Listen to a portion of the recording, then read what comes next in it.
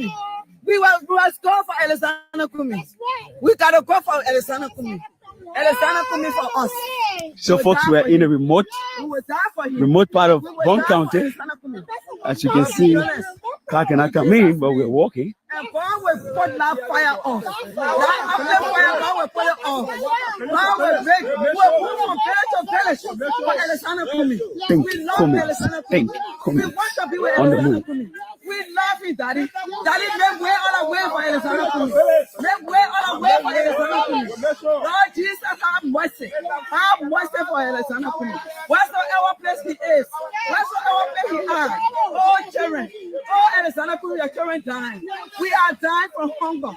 We are dying from motherless. They are killing us, nothing coming from all of this. We want you to make way all the way. Now we come and find character Alexander Kumi. We are dying. We are dying. They just hang a man right in Batala. There's nothing came from all of this. Which way? Straight? Okay. Come for us. Come to our rescue. Recall us and carry to Alexander Kumi. Recall us and carry to Alexander Kumi. Let him come to our rescue.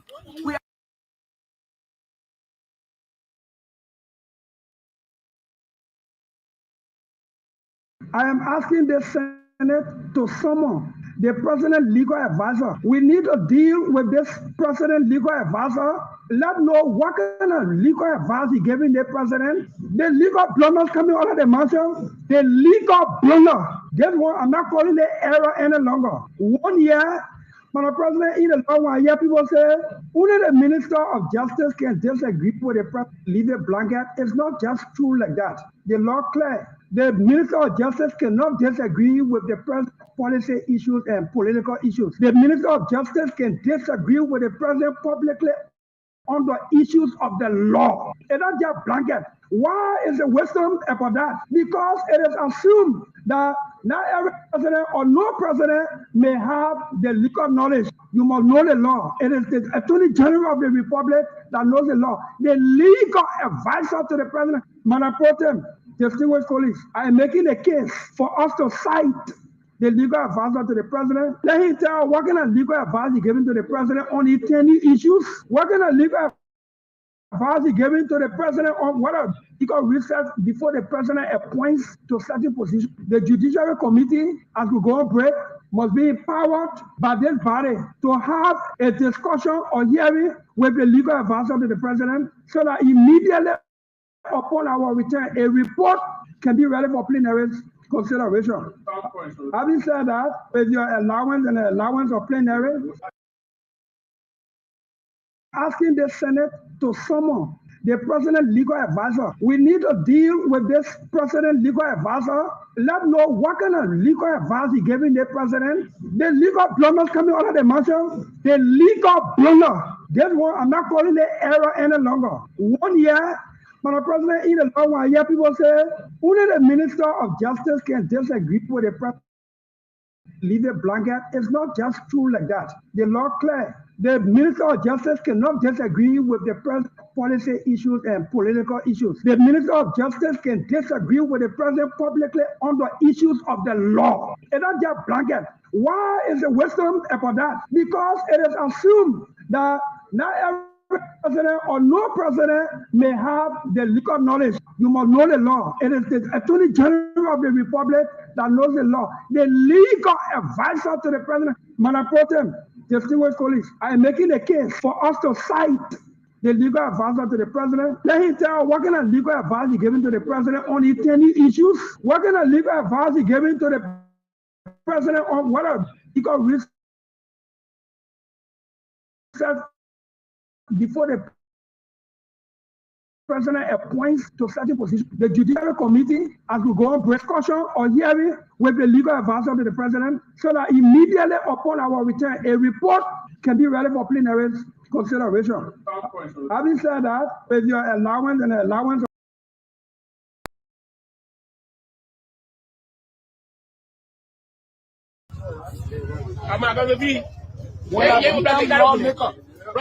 when I become lawmaker, there will be a connection between Israel and Nimba.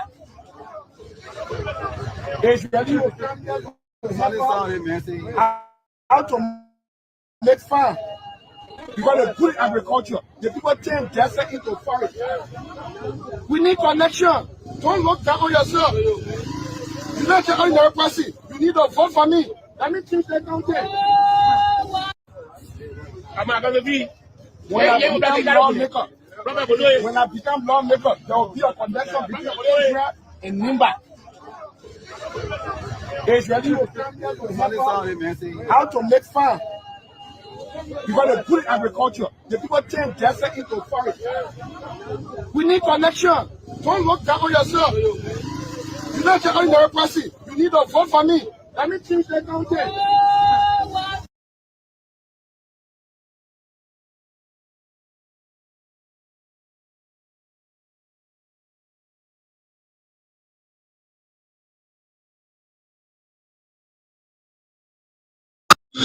But that honorable House of Representatives, we encourage you to desist. We encourage you to desist from entering the premises of the House of Representatives till you can serve your suspension. If you defy and continue to defy plenary mandate, you have plenary to deal with. And it's not that so order. Thank you.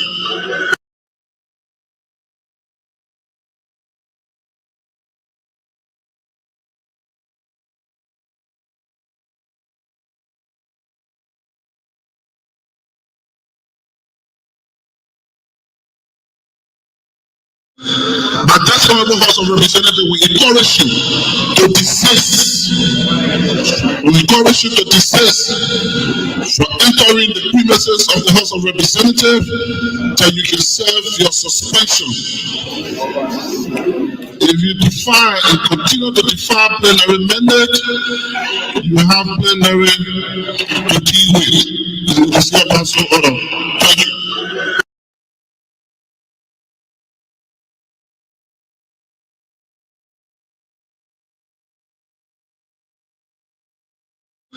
But that honorable House of Representatives, we encourage you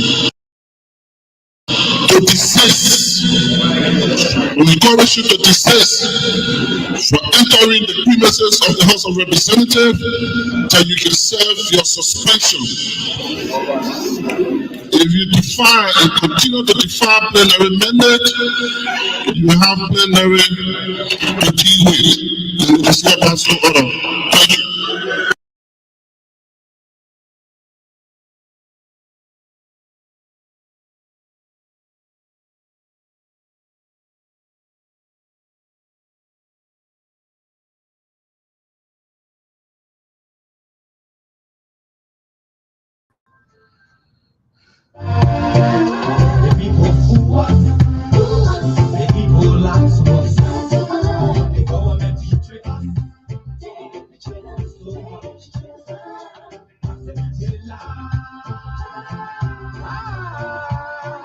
The people fool us, the people lie to us, the government betray us.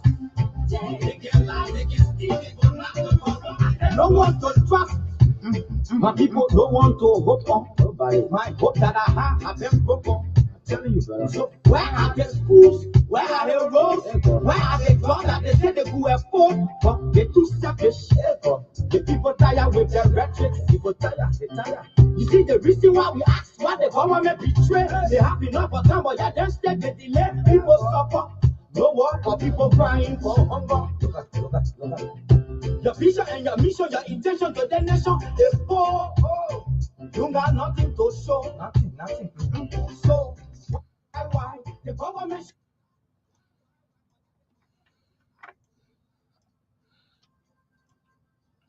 All right, so on the time check on the clock here in Liberia, it is exactly 17 minutes up to 10 o'clock.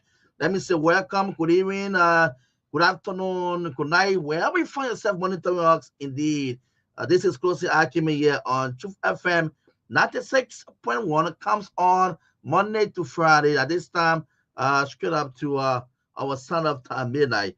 So back home here in Liberia, we start this program between 9:30 up to 10 o'clock. Then by 10 o'clock, our panelists come on, in which we have general discussion and run it straight up to to 12:30, 1 o'clock. You know, sometimes when the argument get interesting, we get close it.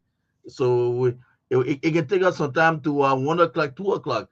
Yeah. So sometime when the argument get very, very important, very, very interesting, back to back argument. So closing arguments so now go as far as 1 o'clock in the morning here in Liberia. Stemsley has some welcome for those of you finding us online. Our viewers on the Closing Argument Facebook page. We see keep sharing the show, keep sharing the program. I don't know which part of the world you are, but I say hats up to you. Good evening to you, good morning to you, good afternoon. Welcome to Closing Argument here on Truth FM. We broadcast live and direct from the nation's largest city here in Liberia, Peabody City. And my name is Ansu K. Salif. I'm always here with the team back home here. Myean is the one making sure that for those of you finding us online, streaming this program live on the Closing Argument a Facebook page indeed. So for those of you finding us online, we say thanks to Myean and Heron is also at the back here. So the both of us we share this platform, this microphone together on Closing Argument. Our party comes on, we then join them to get the show rolling here for you on your number one station. Today's Thursday, mark the 20th day in the month of March, and the year is 2025. That's just what on the calendar day. We're going 20 days already, and the year is 2025. So we say welcome to it. Hats up to you. Those of you celebrating birthday today, we say happy birthday to you. Those of you graduating, we say congratulations. You know that very, very, very special occasion you are carrying on. Maybe you are celebrating, we say hats up to you. Congratulations to you if you are graduating today. Happy birthday to you if you are celebrating your birthday today from the Closing Argument team. So welcome to the program.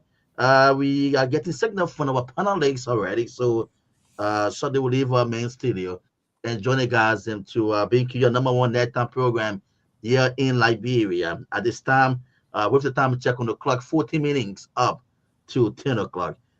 Just what welcome to Truth FM. If you just join us, so folks, welcome to the Closing Argument. Let's join our team of panelists. Where we have Chief Tomalin George and the rest of the guys already waiting, so we can join them. Guys, we say good evening, good afternoon, good morning. Welcome, Chief. Welcome. Thank you, Ansu. Thank you. It's good to be back. Thank you so much. Good to see you, Grace. Good to see you, Mr. Gilman. It's good to see everyone. We happy to be back on the Closing Argument. Today is March 20th, 2025. Just before coming to the show, I just got a confirmation. Mr. Cummings will be our guest on Wednesday, next Wednesday. He'll be our guest on the Closing Argument.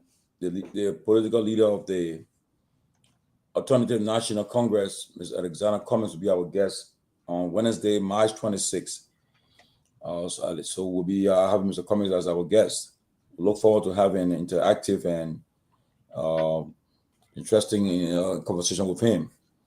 But just to say, it's a bright, sunny day in Reading, where I am, Pennsylvania. Sunny day. The weather is so good.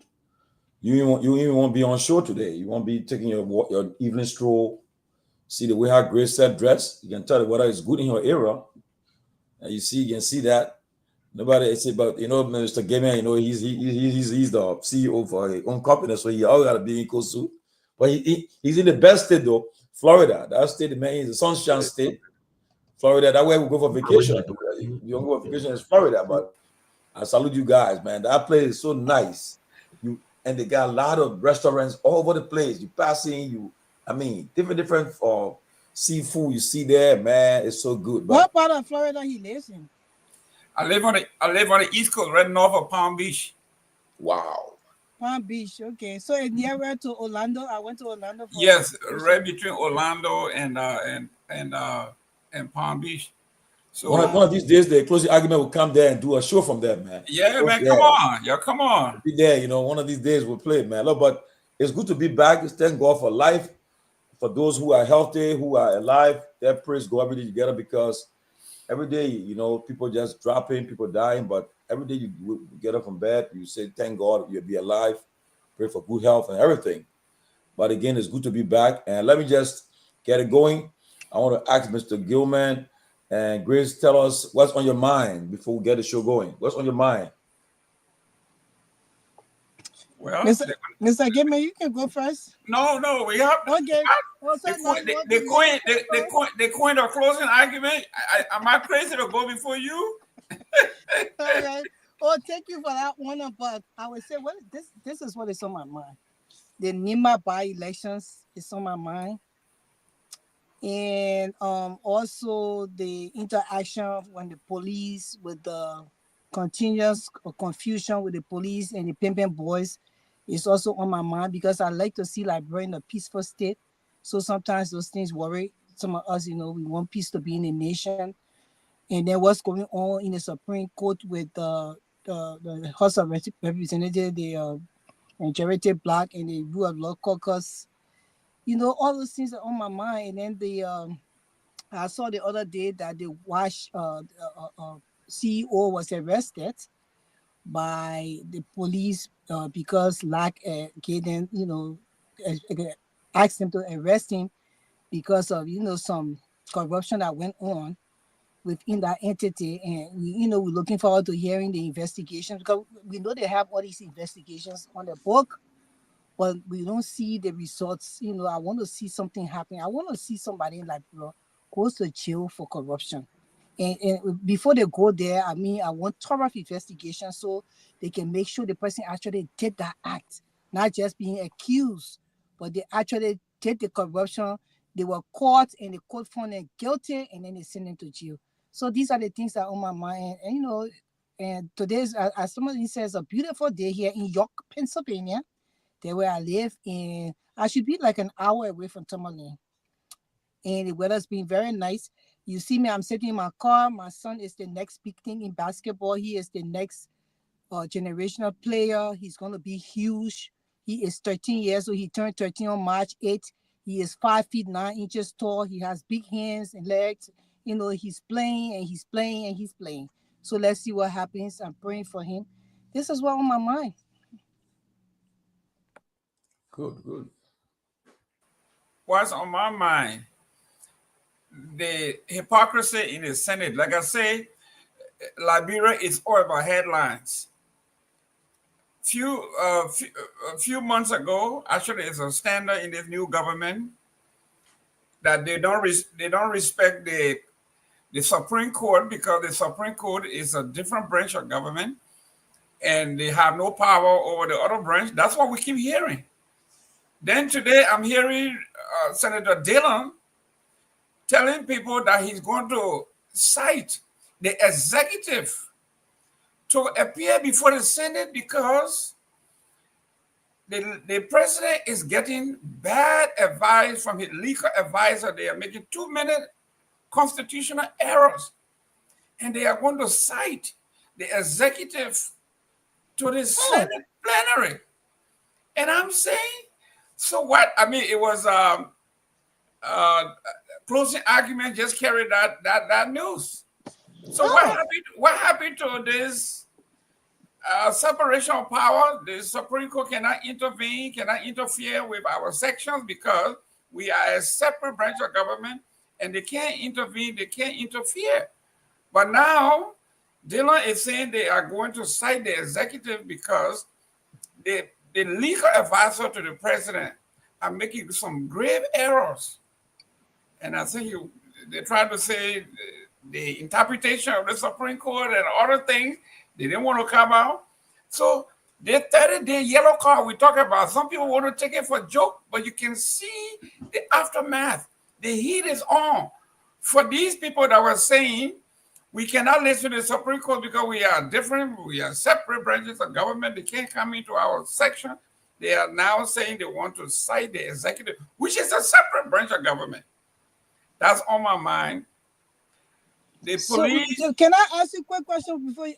So Dillon is saying that they're gonna sack the executive branch of government? That's correct. But Dylan is on the road, though. Dylan says the lawyers that are advising the president are making too many grave errors, and they need to explain.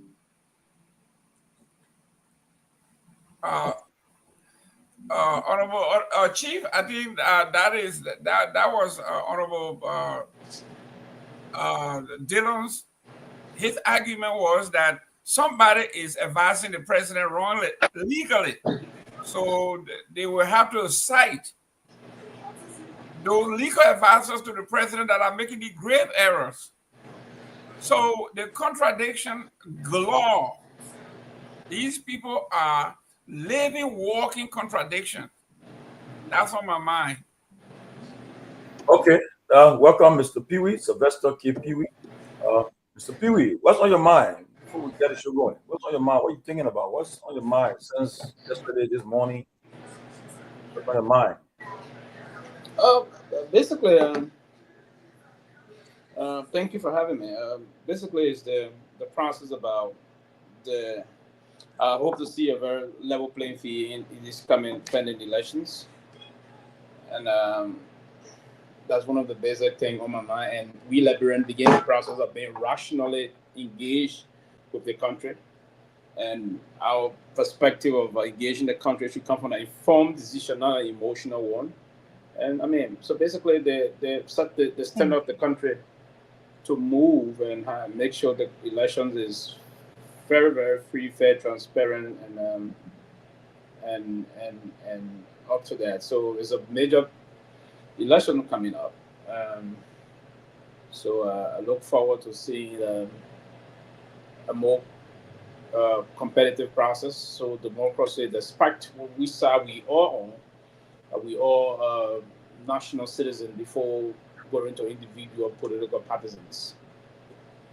So everyone should be very tolerant of the process and allow the electoral process to unfold and the government do for the people. So that's one of the things I just thank the country and try to make sure that we force the country ahead instead of doing things in a more personal way and protecting those that are we refer to in the general context, the destitute that are struggling every day, going through an individual struggle for daily regal and the rest of that. So that's it. But I would love to see Liberia projected very high, and so we all move forward. So that's basically it. But we will look at it and dissect it in different individualistic context. That's all. But I love to see the country forge ahead. Well, what's on my mind is that the Nima elections on my mind. Today, the United States ambassador accredited to Liberia was in Nima. He visited Liberia and Nima County today. He said he was in Liberia before as a Peace Corps volunteer, and he went to Saniquile. He went to he met the superintendent of Nima. They had a very good welcoming for him. And he also talked about the election, the Nima election. So apparently, like Mr. Gibbons said, 2029 is coming sooner than we expect. Everybody's focusing on this Nima election now, and people are asking us to bring the candidates forward, let them come forward, and I hope, Grace, when they come, Grace, I hope it will be a good time for you to engage Prophet Key to question him everything. Ultimately, didn't I tell you? I told you that I said I would like to come on the platform when Prophet Key comes. Very good. I want to be the first person to ask Prophet Key to apologize to the Liberian society and Liberian women for insulting them and their private parts for 6 years straight.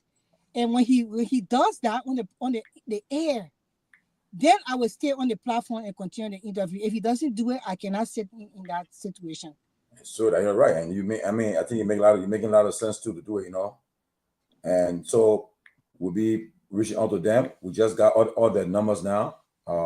In touch with I talked to some of them already, and hopefully what we could do, we have a live thing. Whether we have being named on the stage, and we broadcast it live through our show, and people will ask them questions. We also reached out to the U.S. Embassy, and then the embassy was clear. They said that the time we have our show, at time the ambassador can be sleeping. Right now is almost 10 o'clock in Liberia.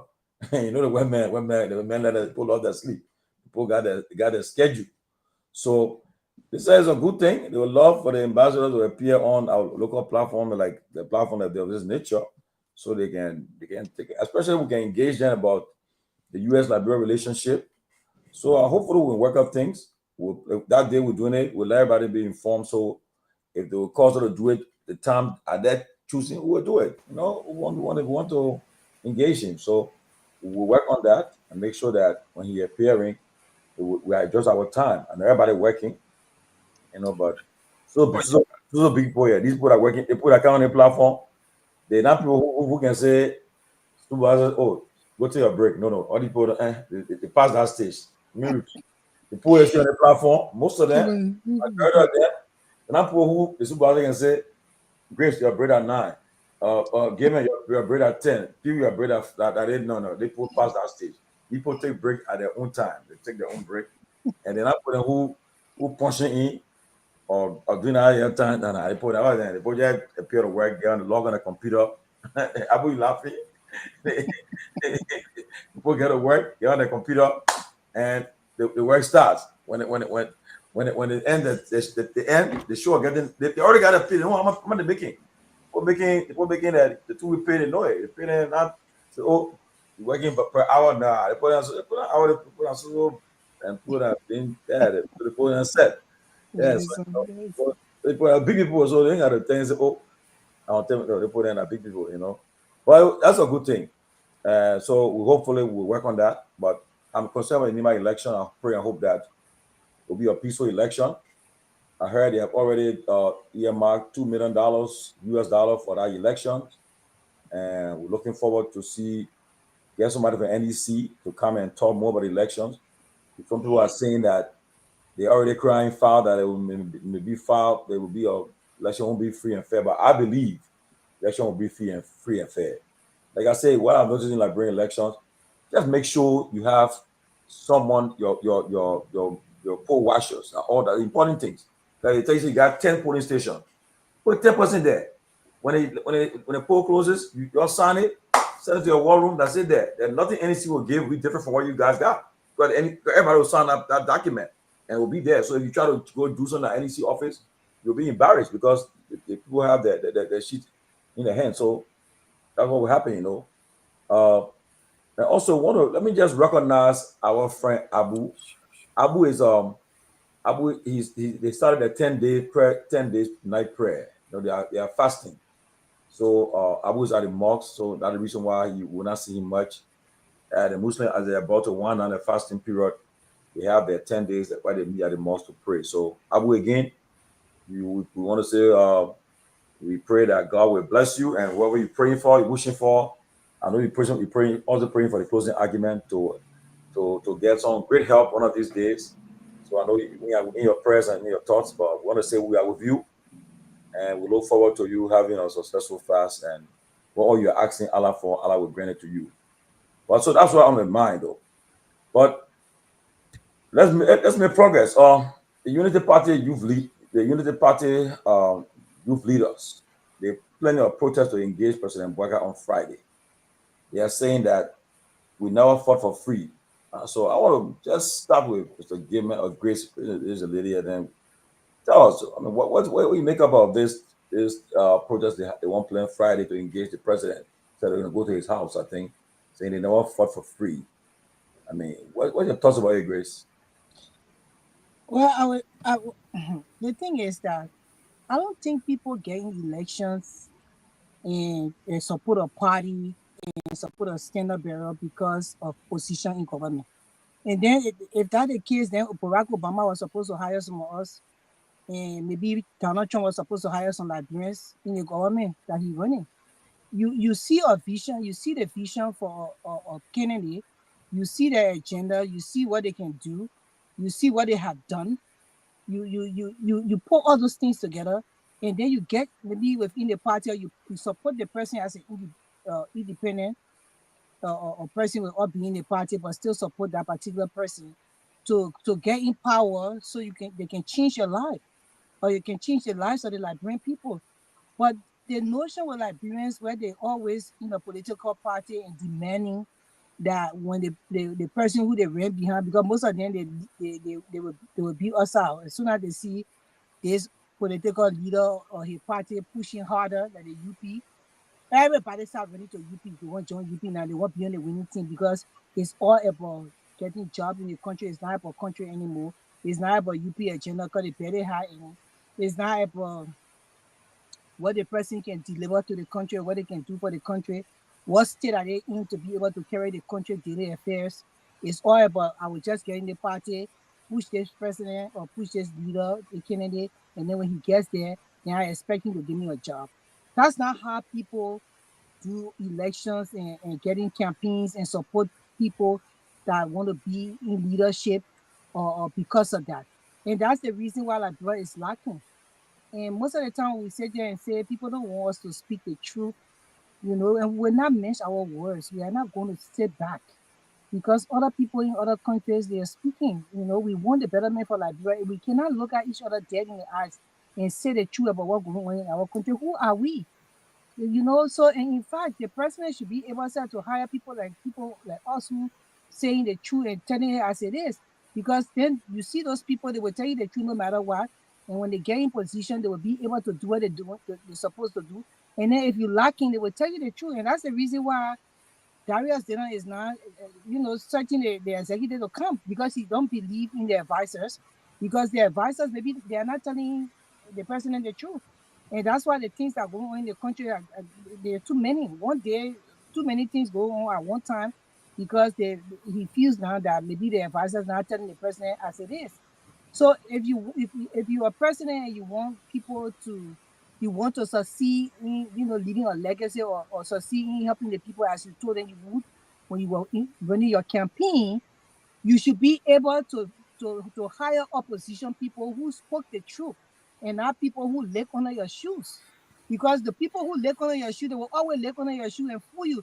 You know that story where they say, oh, the king naked. Nobody in the town could tell the king he was naked. It took somebody, one little boy who just was innocent, would just say the truth and say, but the king ain't got no clothes for the king realized he was naked, but the people were fooling the king. All along telling the king he was looking good and he looked nice. The office is fine, not knowing he was butt naked. So these are the things. We do not go into elections for the president to hire us into position. We go there looking at visions, agenda, and a track record that the person will deliver to the country, and we want the person to be there regardless whether we got in position or not. We want the country to be a better place for everybody, the business people, private sector, public sector. So, and that's the confusion the youth of Liberia have. And this is why now they're gonna they're gonna go in and protest, because they don't understand. And that's what I have to say about this, Tomalin. Forgive me. What you say about the protest by the Unity Party youth leaders planning to protest tomorrow, Friday, right? Yeah, tomorrow. Well, we are our own problems. When we overpromised and we say anything to win, including saying, if I have to dance with the devil, I will dance with the devil to win. This is what happened. In the history of Liberia, from what I understand, what I've been reading, the Liberian government can hire only about 70,000 employees out of 5.5 million people. Out of the 5 million people, maybe 50% of that is of working age. There is no way that the president can hire everybody. And I think politicians should be honest to say, we cannot hire everybody, but if you support the cause, if you believe in the cause, we will bring people forward that will make this thing possible. But if you overpromise, this is what happens. There's no way any president in the Republic of Liberia can hire all the supporters of the party, plus the opposition, plus people who are just professional folks. It's impossible. The young people have to understand it. I think they will do a better job They were asking the president to either make education free, something that would benefit them, but it's impossible. The young people alone, their number is over 70,000. The government no government can absorb everybody, not even a tenth of that. So the young folks, to me, they are in error. They are smart. Most of them are educated. They are in school. They should be able to understand that, listen, this government cannot hire everybody. So if we are making a demand to the president or the government, it should be something plausible, something believable, something that is reasonable. For 10,000 students or young folks to go to the president's house and say, you got to hire all of us, it makes no sense. It's unrealistic and it's unfair to the leadership, to anybody who is in government. There is no way that that can happen. So I think maybe they're trying to leverage their power for some kind of concession in other areas. But the only way we can absorb the young folks is the private sector. If we don't have private investment, and I don't want to hear anybody talk about foreign investment, I'm talking about us, Liberians. If we all got together, if everybody hire 1 or 2 people or 3 people, we would take more people from the government payroll than waiting for foreign investors to come and hire 500 folks, 200 folks. If Mr. Pewee hires 2 people at his house, the security guard and a cook, that 2 people, he has taken all government payroll, and those 2 people are responsible for maybe 5 people each in their family. So now we are talking about 12 people off the government, just off 1 person. So if we all did that, instead of going to Liberia and staying in the high-class hotel and with your white towel on your shoulder and your water bottle in your hand, if you build your little house and you hire police or security, even your own relative, and you hire them to cook and clean and security, that's 3 people you have hired. That's how you help your government. That's what the private sector does. Everybody cannot be employed by the government. It's impossible. It has never happened anywhere. It will never happen anywhere. And the young people need to understand that. Pewee, what do you think about this? The young people want to protest for jobs. You are muted. Thank you, Gaman. Tomalin, we do have a structural problem in the country, and so I will listen to them. I will empathize that condition because it's clear. First and foremost, we have to go back, and that's why I said we have to be a little mindful how to juxtapose the concept of our political process, particularly the African context. Now, if you went to the United Party's own manifesto, they did promise the young people to provide job opportunities. Now, and we have to be very clear first and see the intent of the Youth League of the United Party. The intent of the Youth League is to protest or demonstrate to show their frustration on certain commitment made to them. It's a structural process. Via the manifesto of the United Party, they committed to the young people, via the Youth League, that we're going to create opportunities for most of the young people and the young people in the United Party vis-a-vis the entire country. So, and the young people are looking for opportunistic link, and those linkages will have to be compared and something back to the United Party manifesto. Now, how come people will say no? They are doing that to tell their leaders you are deviating from the commitment you made to us. Now, again, I do agree with you that the civil servant alone is around 75,000. That is excluding those from those enterprises, what have you, the Freeport, LPLC, NASCOP, and the rest of those are not part of the regular civil servants that are on the consolidated DOL payroll. But these young people are not only doing what they're doing because they're doing it based on some of them on the individual basis. They want to seek their personal interest, but it's on commitment. That you listen to what the president said. One of his campaign, I think on the Bourgeois Island, he said that even children that are street peddlers that are in the street 4 months time they want to be in the street. That they are going to create huge job opportunities. So the young people are trying not to tap into this process to remind the president and the United Party that you committed to us that you're going to create this kind of a job. And now, again, the intent of their protestation, their pending protestation, it is not basically about giving them job in the government. It's about creating opportunities. As you say, you get a good example to say, okay, Liberians should be engaged into job creation also. How do we make the private sector a more vibrant and viable area for everyone to do business, to thrive in those areas? And then you create what we call foreign direct investment. Now, we need very opportunity to create foreign direct investment. Though foreign direct investment, according to the Liberia Party own manifesto, going to target young employment.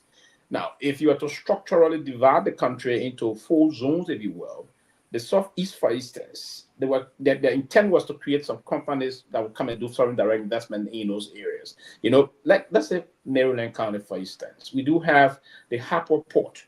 Now, the intent was to, how can we dredge the Harper Port, dredge the port of Greenville, do some work on the port of Buchanan, and you allow investors come and invest on these areas, and they will create job opportunity for the young people. So it is a clear process by the young people reminding their leaders of their commitment made to them. It's just like here in powerful industrial countries, you recall.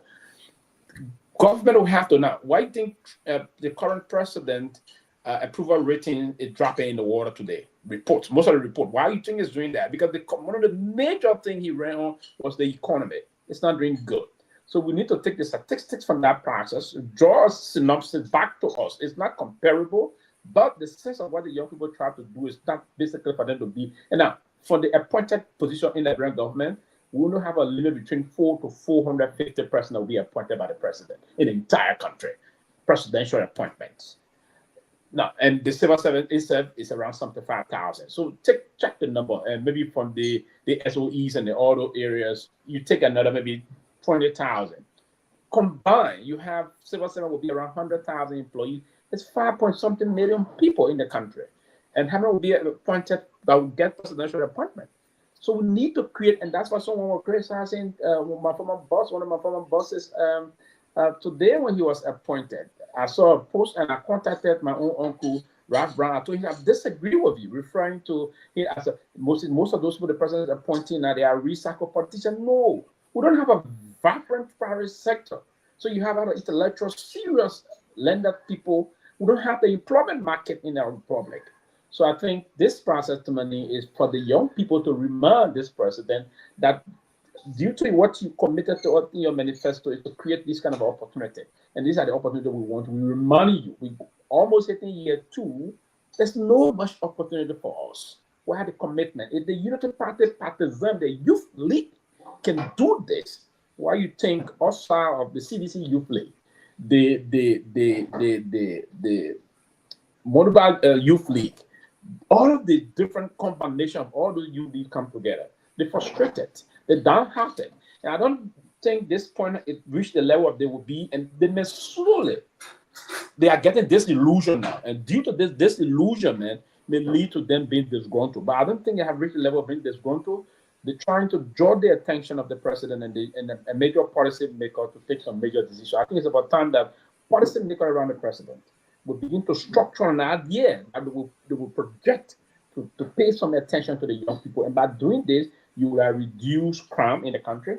By doing this, you will reduce trying to depoliticize the thought process of a lot of young people, because all of the young people are in different attack centers now. Now, if you create job opportunity for them, what you do for that purpose is to reduce the cost of them. That's all what the place, moving here. So if you take some people, send them to Lofa to a company, the Luyaman forest is there. We have some logging company in the Luyaman forest, or deep in part of Lofa, or in Grand Gila. Get money, Putu Mountain, you have to get the Putu Mountain and they do some employment there. Metal Steel has already increased on his investment portfolio to, I think, $1 billion plus, almost hitting $2 billion.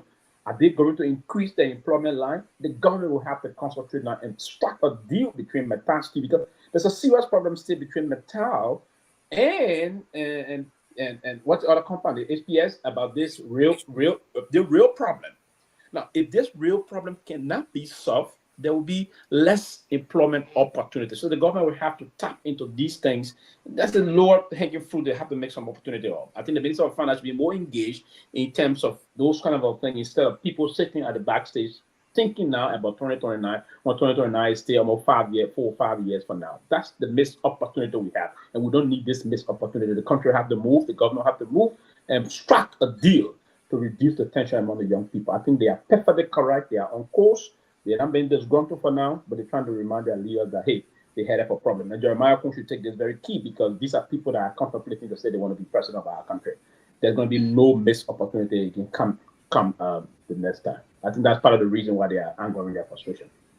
Okay, I got Sarah Dope on the line. She want to contribute to this discussion, So Sarah, go ahead. Yeah, I want to say thank you very much. Can you hear me? Yeah, you're loud and clear. All right, thank you. I want to say thank you very much for the platform. Sorry, I can't be on today. I'm at work. But the topic under discussion is very important. And I 100% agree with Pewee. The young people were promised by this Unity Party government that they will, they'll have some opportunities in this government. And as we all know, government cannot absorb everybody. But at the same time, they can make some bold decisions. They can take some bold steps in order to do something that will, help the lives of the young people. And regardless of whatever party they come from, whether it's CDC, ANC, or whatever, Liberians are Liberians. They are all Liberians. And so their concerns should be a priority for the government in power. And so this Unity Party government needs to step up to the plate. They need to consult with the House and the Senate along the entire government structure. They need to take some bold steps, cut down some of those big salaries they are making, and put some money somewhere where the young people can, have something for themselves. We have the pimping boys that are not in the street anymore. These are people who have families. How are they going to survive? These are some of the things they need to sit down and think about. So 100% I stand with Pewee on that. Everything he said is 100% correct in my view, and I think this government needs to take a big step. And I want to encourage the guys to go tomorrow and be peaceful. If they're going to demonstrate, they should be peaceful about it and make the government to know that they are human beings. They walk in the rain, in the sun for this government, and this government needs to take them seriously and provide opportunities for them. Thank you so much. Thank you. But let me ask the question, right? So with this, but I mean, do you think there's one way they could do things? They could go to work and the government can say, well, that was like honestly, like what we see happening in Burkina Faso, other countries, right? To say like revisit all of these concession agreements. I mean, because look, I'm sure that these concession agreements, if they revisit them, they can find jobs can come from there because I'm sure when people when they did the MDAs, they talk about the whole thing about this concession is to create jobs for the country you are operating in. But how many of these people Liberians? How many Liberians are hired in these with these concessions? In Firestone, I remember Firestone at one point in time. I was born and raised there. Firestone had more than 20,000 Liberians. I mean, 10,000 Liberians, I think, were working with Firestone. At that time, they were the world's largest rubber plantation. But today, they're telling you they're still bringing expatriates from abroad to come and do jobs that Liberians can do. So I think if President Boga is serious, he should revisit all of these concession agreements. The Minister of Labor, the NIC boss, these should get to work and revisit the Senate, the House committees, and the Senate on investments. A concession. They should really try to do it because I'm telling you, I was talking to a former finance minister, and he said the 3 years, next 3 years, the economic outlook for Liberia is bleak. He said it will be tough.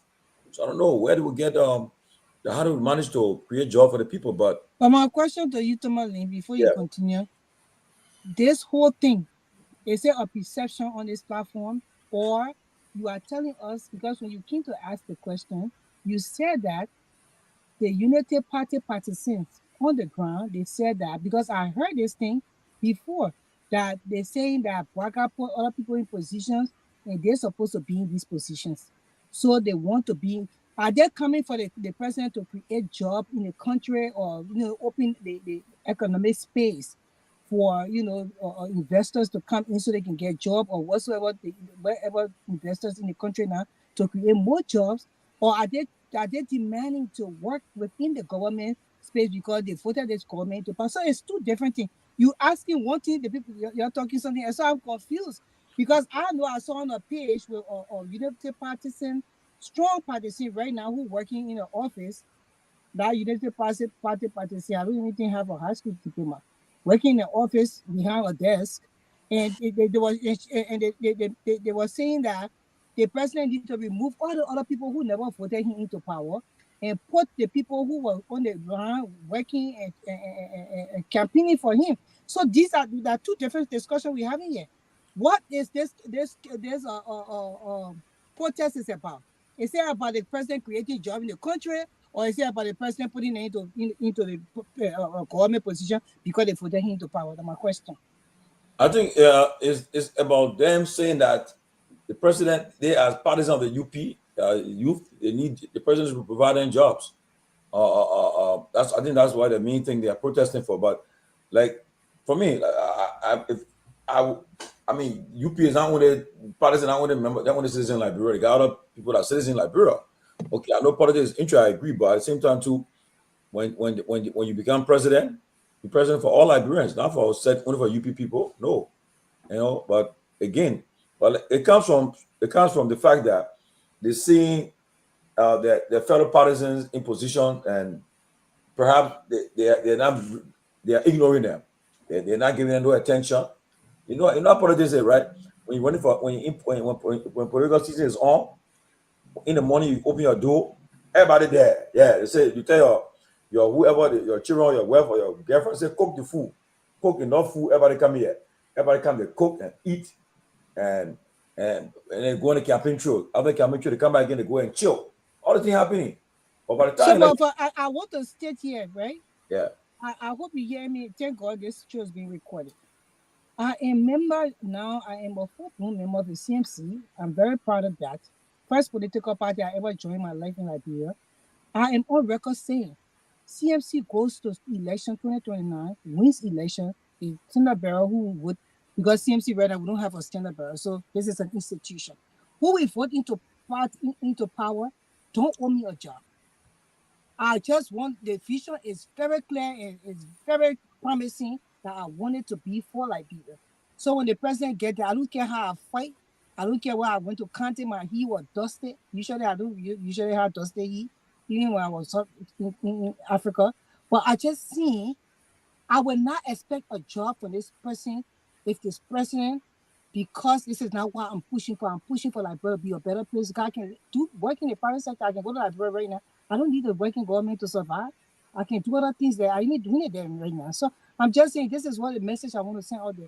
When you are into a political arena and you have a party, you fight with, this is not about job. Your vision is the vision the person's carrying, the agenda, and what they can deliver for the country, what they have been doing. You look at all of that, you say, you know what, that person will change Liberia. Not so much because they will put me in a government position. I just seen that. So my party don't owe me. At least one person they don't owe. Yeah, but Grace, the young people are not asking for job per se. They're asking the president to fulfill his promise. Because he promised. That's why I wanted to distinguish. Tomalin said that. Tomalin saying I have seen on so many platforms that they said that they fought for the government to gain power, because this is not the young people, it's the youth people participation per se. But that's they fought for the government to be in power, so they're saying but that's what they are saying. The reason they will never fought for free. So I mean, that's correct. Yeah, they didn't fight for free. So. That's correct. The reason Joseph Walker said, "Follow me, guys." You remember he said he basically saying that he has unlocked George Weah's secret for keeping the young people around him. People being loyal to President Weah. He says, Madam Salif, after squandering the opportunity, if we have given these people job and made opportunity for them, they will have abandoned President Weah. It's because of our negligence. We now have the young people following Weah. So when he gets there, he was going to create jobs. In fact, he started with 10,000 jobs the first 90 days, whatever that was. So now the young people are coming and saying, We didn't want to come here to fight for free. We fought because you said you were going to give us job. You are going to make the environment pleasant for young folks to be employed. So now live up to your promise. Now, what I'm saying here is the lack of the vision, because we are all here giving ideas. And I always told them, when you look at, we want to mimic the United States in everything we do. And I kept telling them, look at the 1965 Employment Act of the United States. It was put in place to help distressed area create jobs. The president was talking about farming and agriculture. What a better way to create, open 20,000, 100,000 acres of land in Lofa. You will require 10,000 hands to work there. Take young people out there to work. Open another 20,000, 50,000 acres in Grand Basin to grow cassava. Take another 20,000 there and they will work. If you do that, like they did in the United States, they were doing highway, like I said, they were building schools, hospitals, you name it. They were doing it because they wanted to create jobs. It was the civil servant that was doing that, people from the distressed areas. So if we have all of these examples and they are called best practice, why isn't the government, Mr. Garguah that grew up or did something in Philadelphia, in Pennsylvania, in a home of innovation, why isn't he coming up with some of these ideas to hire the young folks in mass? We talk about the least $100, $150, $200 job per month. It won't take anything. But if you turn around, like the president have done, to hire some of his friends, they're 81 years old, 82 years old, and hire them in positions. When does an 18-year-old man ever get the chance? Like the former ambassador to the UN, Mr. Myean, right? Charles Myean was appointed the rice czar in this government. A man who is like 81, 82 years old, he is the rice czar. So when will the young people ever get the chance to get into government to make their own name? Honorable Tomalin, go ahead. No, I said, Charles Myean, Ambassador Myean, he's the rice czar? Yes. Wow. He was appointed the rice czar. Now, I hear what Sarah was saying. Sarah said something. She said the fundamental said today they're praying for the work. So I don't know if there's any hope. Wow. But you know, let me say this though. You know, like one of my big brother in Delaware, he went to Liberia last year. While he was there, his brother passed away, so he couldn't come back to the States right away. So he buried his brother. When he came back, he was on a job. But in less than few days or less than a week, he was back to a different job. So you see, I mean, that's the difference. The job market. Somebody was telling me, they said there was a time in America. I think they said doing bill payment on time. You can tell your bossman, say, look, you can tell your bossman, say, go to hell. I don't want you find job the next day. So because at that time, I think people can still do it. That's why, like some of these children I see you working before, it thinks I will quit. That's what I mean. I quit. I mean, for me, I ain't to that stuff. I think that's if you just get mad, you quit. So no, I'm not gonna deal with that person. I'm quitting. I'm gonna quit. And next thing they say, look, they text you, my 2 weeks ain't already. Give my 2 weeks. I'm done. I mean, people do that, but we can't do it like bro. But again, with like bro, like I said, right? You gotta find some. You gotta have some innovation, some means to provide. Because honestly, now most of our friends are in Liberia now. I was told by some of them were telling me they're in Liberia right now, right? But what they're doing, they're hiding from the people. They say the country rough, so they're hiding.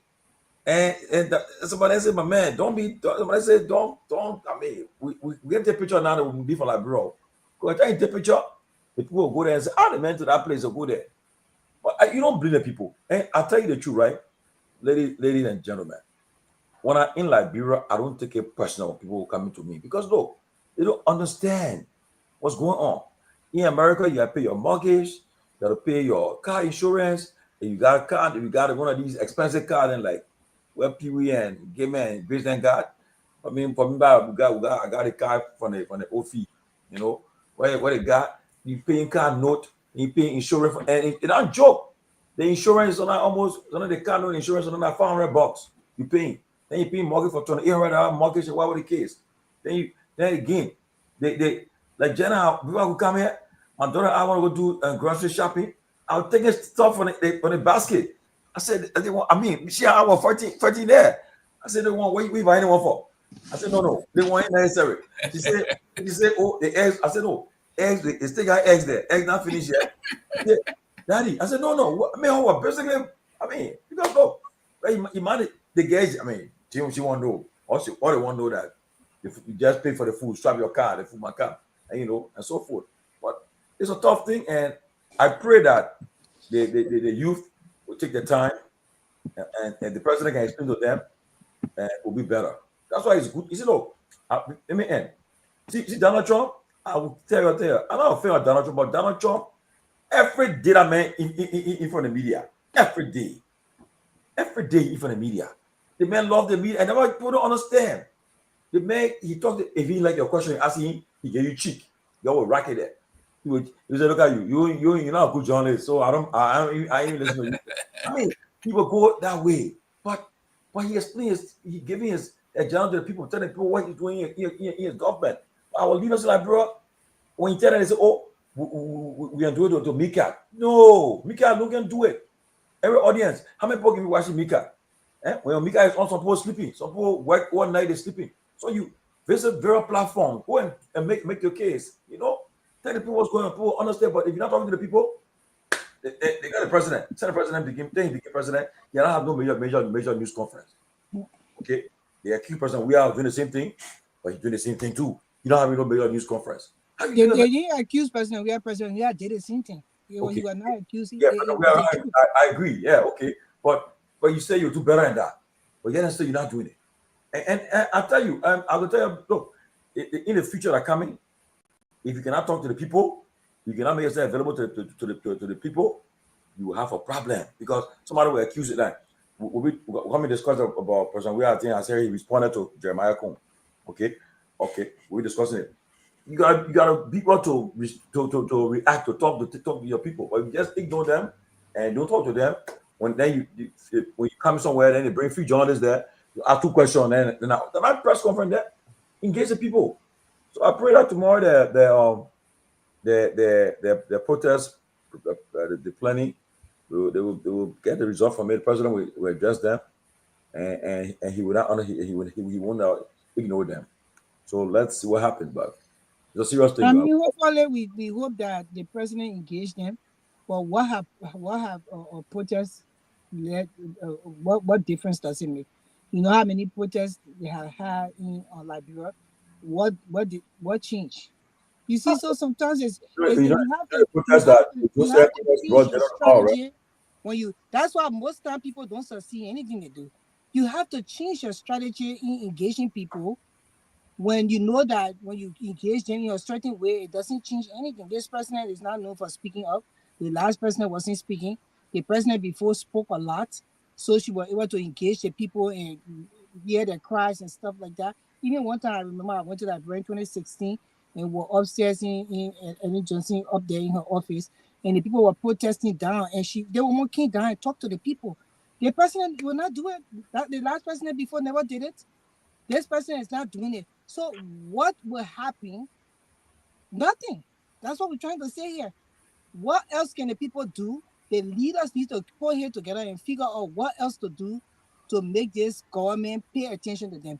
These people feel entitled. The last government felt entitled as well, that they don't owe the people anything. They don't need to speak to them. They're in government. They're in the Tomalin, say they're in high places. They know. So they don't owe the people anything. And it's sad because the people put you in that position. So let's see what happens. We hope that it's peaceful and calm. We hope the police put up protection for the young people because they deserve that. But we also hope that the president come and engage the people and engage the young people that put their necks on the chopping board for him. And all Liberians who never even voted for him will be in that protest tomorrow as well. Since you guys are now saying that they're going to request for job creation, not just to work in the government. So we hope things change. But we hope, and we see nothing change. No changes. So there where we are. Well, we'll see what happens tomorrow. Okay, I got this from I got this from someone in the CDC today. The former President George Weah breaks silence, responds to Vice President Jeremiah Cohen's remarks, where he referred to him as common citizen. President Weah is quoted as saying that history will remember the common people because they are the symbols of peace, humanity, and they have the fear of God. I'm a common citizen from the ghetto of Gibraltar.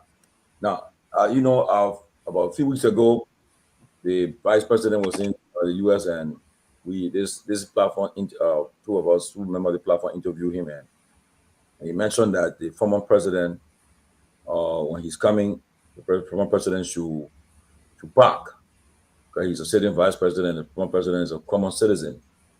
And it was a lot of outrage, depending on which side of the political spectrum you find yourself. If you are from a UP or the member of the Alliance Party, the Alliance, the UP Alliance, you will defend his statement. And you from the CDC, you will react to it. But there have been a lot of mixed reaction. But what do you guys make about the former president saying that he's proud of, that history will forever remember the common people because they are symbols of peace and humanity and have the fear of God? And he's a citizen from this ghetto of Gibraltar. What's your take on that? I think the vice president, it was a gaffe on the vice president's part. No government official, no former government official can ever become common citizen, period. It would never happen.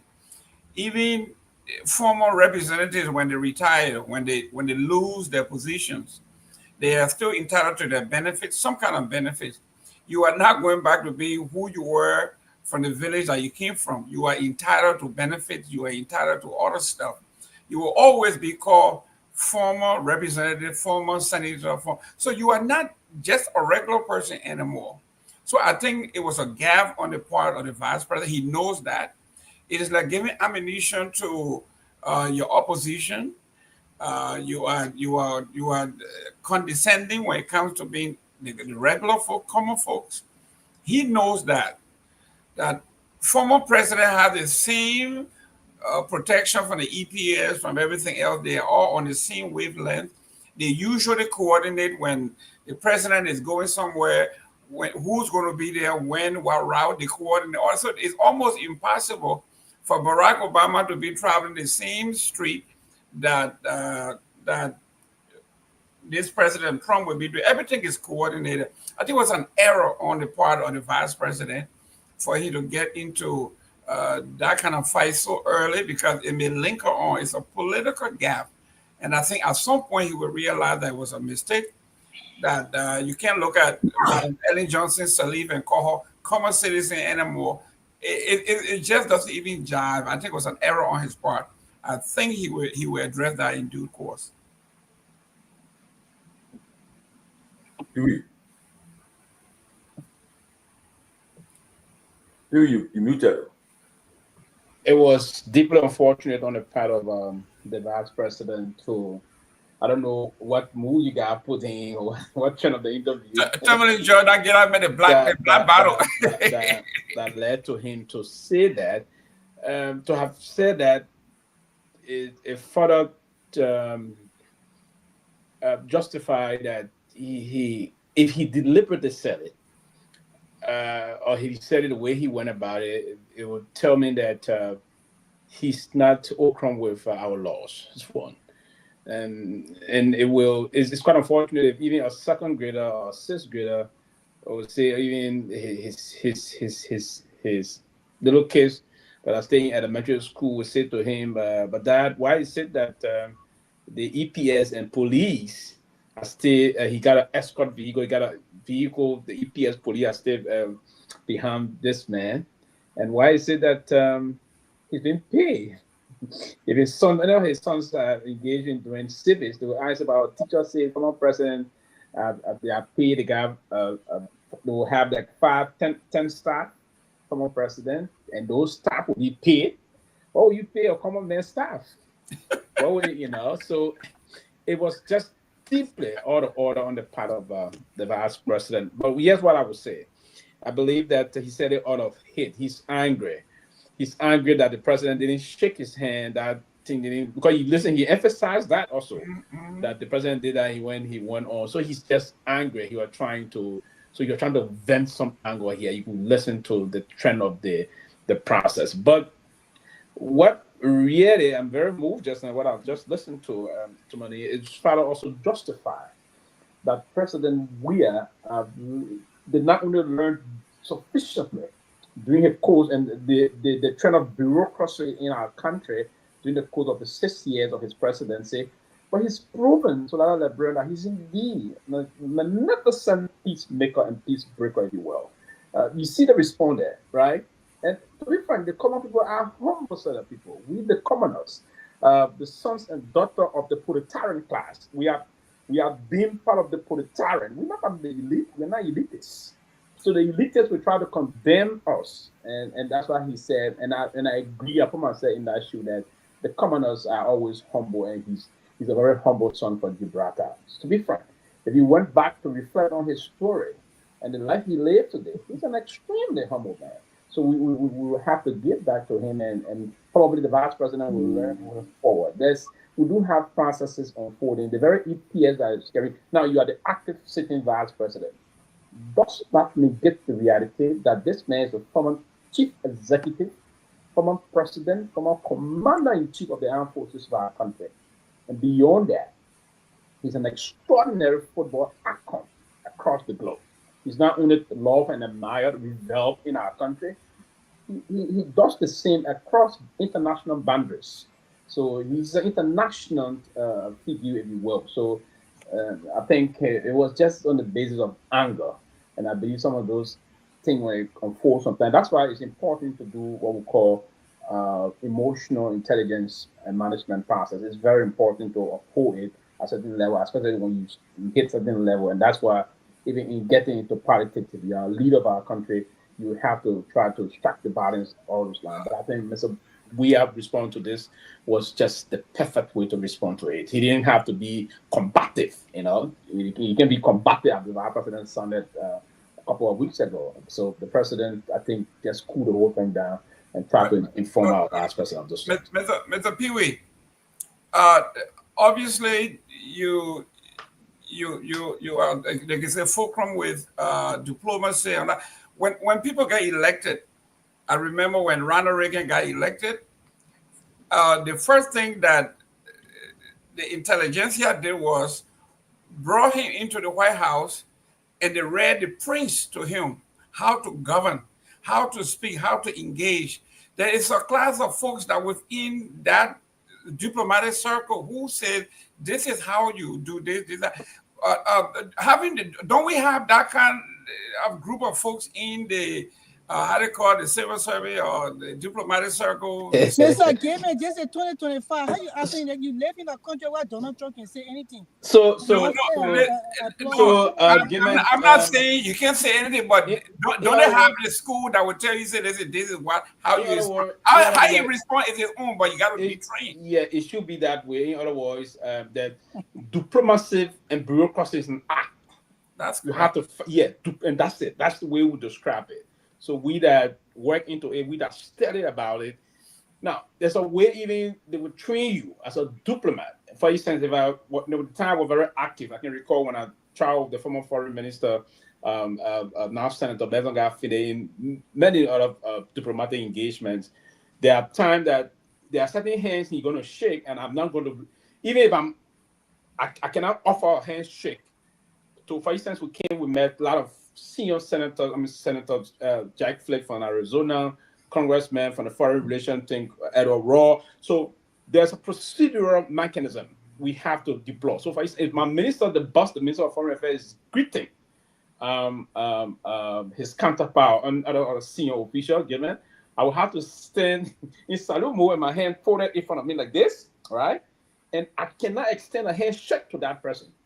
It's diplomacy. The only time I will extend handshake if that senior person extend handshake to you, right? So it's a culture, and you have to be taught it, and that's why every governor will have to have it. Yeah, they got it. In the bureau, we have the Foreign Service Institute that is to teach all about diplomacy and how to behave, how to act, how to even dress, had to sit when the foreign minister is sitting with his counterpart. Had to sit. You don't not going to sit down straight. So I got to blow. You got to put your leg across it and have conversation. The gesturing process, and that's one of the reasons why you see people say, "I want to talk, I do my hand at this," right? So it's cultural, it's diplomacy. So you do that to attract the attention of your counterpart in the engagement mechanism. You are having diplomatic intercourse or intercourses, if you will. So that's the description and the way, all the things you have to learn it. But I think, again, and as Grace said, again, those leaders can depart the script. There are certain leaders who will depart the script, certain leaders will have to, but it's always good to keep to it. You saw how President Macron and President Trump were doing something. Macron didn't want to make him feel bad. Macron corrected him, popping up, and he saw how he went. He didn't notice it, but you saw the difference with he and Zelensky, right? He didn't like what Zelensky was bad. They were just going. Trump didn't like it. The whole place went loose. But you saw what Macron did. Macron corrected him online. Then he allowed him. He said, "No, it's not you." They were laughing at Macron popping up. That's diplomacy. You have to learn it. You can't be so. It's an art that we all have to learn and adjust to. But again, unfortunately, sometimes they say you can take the cow to the water, but what you can do? Make it drink. You can force it to drink. Against some leaders, you would train them to say this. So his statement against President Weah was undiplomatic, unfortunate, and unbureaucratic. That's my description of him. And it's just quite unfortunate that probably Tomalin and the rest of the folks pushing to do that. And again, interviewer skill can let leaders to do this thing sometimes. You get a tough interviewer, then you can push them into the pit sometimes. That's how he fell into the oil pit. The objective of the interview. Yeah, go ahead. Go ahead. Take your time. Go ahead. You're beating on Jeremiah Kun too much. And you know, for me, I'm the fair player on the show because other guys size. But the context. That's you don't let Joe yell out. No. But we're not beating on him. Like you talking about we're not beating. I like Josh Weah as a football star. There you I go. like him as a football star. Grace, you sound like the rednecks over there. Listen, my best friend is black. Then you know they're coming to do something crazy now. I like Joe only as a football player. Now you know she can sneak in. No. I like George as a football star. He is our football star, the most celebrated player ever. I like him as that. Now, as far as president, I think Josh Weah did some good things as president. Don't get me wrong. Some of the things he did, I admire. It's just that I don't think he's presidential, and I just felt that he shouldn't have led the country, and that's my view. So it's nothing against him. But then when it comes to Jeremiah Kun, you know, the context, Tomalin did not push Jeremiah Kun to say that. The VP spoke in a context. The people just ran with certain part that he spoke with, and that's Liberians for you. They would just run with the part that looked bad, but they're not running with the whole entirety of the statement the man made. And it's not fair to him because right now he's the vice president of the country. And I think that, in a sense, people try to look down at him, which is very bad. I don't think it's the right thing to do, but we were speaking on what he said. He maybe he misspoke when he said he's a commoner, he's a common citizen. I think he meant to say that he's a private citizen. What he was saying is that the position I'm in right now, when I'm coming in my car, Josh Weah is supposed to park, and that's the protocol, and he's right. When I was in Liberia with Josh Weah was president, I went to Liberia in 2018. I think he had just become president. We had to park our cars before the man even left his house. Well, at the Capitol building, they told us to park. The men were coming from Tomalin sleeping on level. But I think he's tired. I'm sleeping. I listen to you. Yeah, so we had to park before he even left the place he was living that time. We went to Capitol building, put me out to park. So it's just the protocol, and he was trying to explain that. But I don't think he was trying to look down at the former president because if you see the last interaction they had, I think Kun has love for him.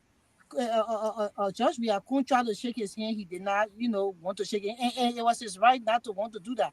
As Pewee said, you have to see, you got to engage the person in a way and feel whether you need to put your hand forward at the point in time or not. You see, so you got to be very strategic in that. So maybe he just never was strategic. He just thought he could shake the president's hand. The president refused the former president refused to shake his hand, and he may have been a little bit salty, but in the context of which he spoke, the people just ran with all and this and that and the other. But at the same time, I like George Weah, his response to that, and he said he's a man from Gibraltar. Brother, did you face Gibraltar when you were president for 6 years? Or Gibraltar still looking the same, Bobby? That's my question. There's significant improvement in Gibraltar. Significant one he did. The first, less than the first 100 days in Gibraltar, what he did was to de-roof all of the houses in Gibraltar, put a new roof on them. Beyond that, around Gibraltar, he did a state-of-the-art sport park there. So that's a reminiscent of where he came from. So yeah, he did extraordinary things there. To be frank, right, he was, and I can always say this, he was the first president of our republic to give some of us the opportunity to serve public service. Beyond that, he's someone that came from. I see why you are doing this much. No, not that. He gave the opportunity to me. And then look at the facts. I come again, man. He's the first leader ever, and that's the reason why everybody that I ever associated with, if you were to go behind me and ask them, all the same people I didn't know will say Sylvester Pewee is a loyal person, and I believe respect, loyalty is one thing I would do. Now, despite being loyal to someone, it doesn't mean if you wrong, I wouldn't say it. But I'm saying that you're the first president. My father always said to me before, my late father said, it's an opportunity for the president of a republic to know you. The reason why we play George Weah president is because he played football before we were president. It's an opportunity. When Torgbean was president, someone would not wash their hands for maybe 1 month if the president wanted to shake their hands. Or Omen told me that someone Torgbean, particularly Torgbean, then Torgbean. These are the guys that really. But Torgbean was a very humble man, though. I was small, but I remember he was very humble. Yeah. So Torgbean and all that kind of stuff. So yeah, it was an opportunity. It's a privilege. Imagine all the people that the president look at you and put you in his cabinet. That's an extraordinary opportunity. But beyond that aside, these are great things. I mean, less than 100 days, he de-roofed all of the homes in Gibraltar because he said the same way he used to sleep there, the water would drip down, soak through. He saw the place, the slum community. He used to go in and St. Gibraltar to take bottles to sell, to get food to eat. So he said he did those things on the basis of that. And that's commendable. He didn't stop that. He paved the road. He paved the road there, going through there, going to Quarter. There too for the people, because people, the toilet business can get in hard time. That's a great thing he did. And there were more plans for Gibraltar for the second term and other thing and other part of Monrovia and linking the community, ensuring that the folks we have, because most of those area folks were just there throwing. There was some whom they broke down. Let's have to construct series of other. There was an area fire water. They reconstructed those areas, started to link the line of people having, because the sanity of the area was not good. It was not good. And he knew that from the time he lived there, probably in the late 70s or in the 80s and all those times. And then he came now, he said he need to give back to the people in Gibraltar. And that's why the reason, if we are to walk to the passing through those community to go that end, you see it's not only young people. You see elderly women in their 60s, women in their 70s, 80s. You see them taking the lap and putting it down. They will get emotional. I saw a woman sob in front of me, saying because she heard that president did that thing, she said, you see. So that's the kind of line. She said, Coconut, at the age of almost 67, they will do those things and other things. So, I mean, he did things. But again, and that's the reason why this will be in the same cycle. If the opportunities are not enormous.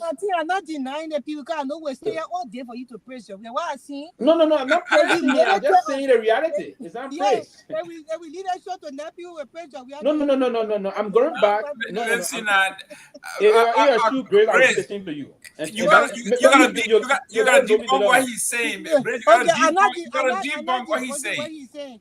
George Weah is a very humble man. We came across George Weah in Ivory Coast during the war, and we saw his humility. He also was being humble as a president. He lacking certain things because he did not engage the people. We don't have problem with him as a person. We don't have problem with him with his humility. We don't have problem with none of that. We just saying when it comes to Liberia and the way his presidency went, we have problem with that. So we will not take away that he was president of Liberia. We're not going to take away that from him. We're not going to take away any of those things from him.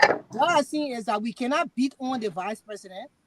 as well, because I don't think Jeremiah Kun meant to say what the people, the sentiments of reactions and the sedition and running away. Jeremiah Kun was only saying that I'm in a position now where he has to park his car for my car to go when I'm coming, because that's the protocol. I don't think Jeremiah Kun meant it in a way that he was trying to demean the former president. I don't believe that.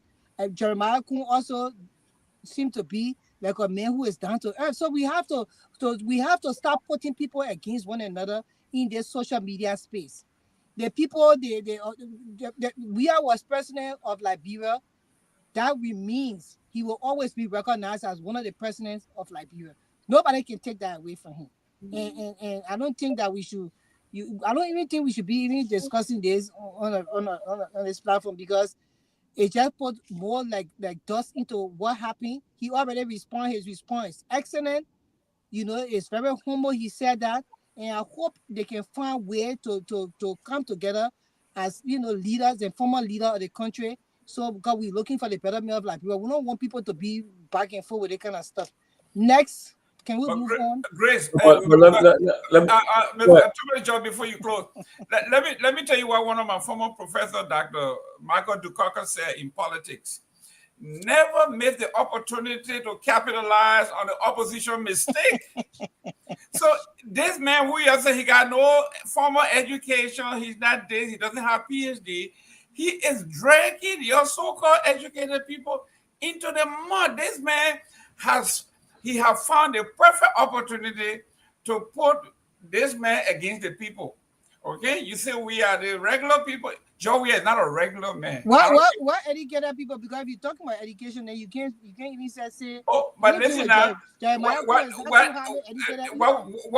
the mantra of the Unity Party? The sedition, they are uneducated, they are unsophisticated, they don't know anything, and all of that, right? So if this is the case, that was the mantra of UP. Yeah, UP. That was it. They wanted to bring in knowledgeable, qualified people and all of that. So here we are. This man is taking advantage of the error or grave mistake by the opposition. And I'm talking about capitalizing in a major way. Can you imagine us? I'm printing a t-shirt now that will say, come on, man, come on, woman. I'm going to make my own money out of this thing now. Okay? George Weah have the typical politician never at all time take advantage or gain the opposition or break. Never let it slide. He's now taking maximum advantage of this man Gaff, and now he's putting the man against the regular folks. So Joe Weah, who is not a regular person now, is claiming now we are the regular folk from Gibraltar. Kun, who is the regular guy from Nima County, from a regular place like you and myself, is now being portrayed as the elitist. Can you imagine how sophisticated this thing is? It's a great thing.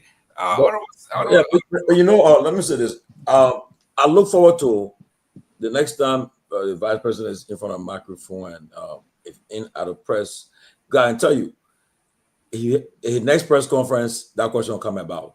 People, the journalists will ask him. They will ask him, what you meant. Do you regret what you said about the former president, or you stand by what you said? I'm sure it will come about because, like people said, everybody is saying, there's no secret, there's no rocket science. President Weah is not a common citizen. He have a security detail for life, for lifetime. The Liberian taxpayer will pay for and pay some of his staff, and the Liberian taxpayer will pay some of his staff for the rest of his life. A security detail he has for the rest of his life, and they are being paid by, and no common citizen. Every 3 years, we're buying 2 sets of vehicles. No common citizen. Somebody. In a proper poor country that is the poorest country. No, but that one was put into law. This they put into law. It's in the law. They need to change the law. Well, yeah. So the former president can walk. So and also too, he what they call them eminent citizens. They are called eminent citizens, eminent person. That's why. Even when they're having national programs, they will tell you they invite them, and when the president is addressing, they say, they call the former president, recognize them in the speech, And then besides that too, he entitled the diplomatic passport for the rest of his life. So wherever he's traveling, diplomatic passport is given. It's just that the way in which.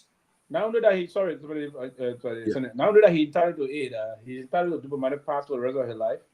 His wife is entitled to diplomatic passport for the rest of her life. and any of his children, if you will, that are under the age 18, will carry diplomatic passport until they turn in that land. But his wife will carry, himself will carry, and his staff going to be paid, and that's just the process. Like for instance, in a great country, the most powerful country on earth, they got holiday for them. They call it President Day, right? So the people for us here, we're not sending on that land, so they really respect their former leaders. Despite you saw the recently when the man that set the stage for a lot of things across the world in this country, he only ruled this country for 4 years. When he died at the age of 100. He lived for 1 century, right? I know, century, 100 years, right? I'm not mistaken. He lived for 1 century. When he died, you saw how he was honored here, and the rest of that. So those that are alive. So the day you see Bali, Uncle Bali moving to, that scene where they were treating. The scene where despite how people say will try your income, there's still something here. There's no common citizen that have security. But I think. But the thing is, how they call him said Joe Biden, the security detail was just stripped for him. No, not straight for him. What was straight for him was to receive intelligence. That's right. The briefing. Yeah, he still got his secret service detail. That one I like. Nobody was taking from him. I like, but I took from the children. The security briefing. National security briefing was. All what Tom is doing and Grace. The constitution that could rip stuff from former presidents in Liberia as well. You never know. Depends on the person who take position. No, but what about everything is saying we're passing the law that is in the law. So that means you have to go to the legislature and say we want to repeal it. That's correct. Law. But come on, so. But everything that we're passing the law, like brother, any kind of country for you to add, I don't think they can. Oh, come on now, Grace. The thing that happened in the hospital. Grace, you told the thing that happened. Your party. What to do? People can't find no common ground. Grace, if Pastor will come to power tomorrow, and all you do want to enjoy it, so everybody can enjoy it. For everybody. People are just asking for the lay point of view. Yeah, but everybody will enjoy it. You know, and that's the reason why I can be saying. Yeah, that's the reason why I can be saying too money for me. I can't pretend that I am. Right now. When I come to power myself, I want to enjoy it. I like what you said because honestly, I come to power, I want to enjoy it. If I tell you to I want to enjoy it. Somebody haunt you. You say, so that's just what things. No, but what you're asking, the way you're acting like Liberia is some country that everything is taken stone. Look what happened in the House of Representatives for almost 8 months. These people are going through rigmarole road. They cannot even abide by the law. They're changing and flipping the law and taking salary from their fellow colleagues and also suspending them from their position, which is against the law. So when you're talking like, okay, this is it means that's like the question I'm asking you.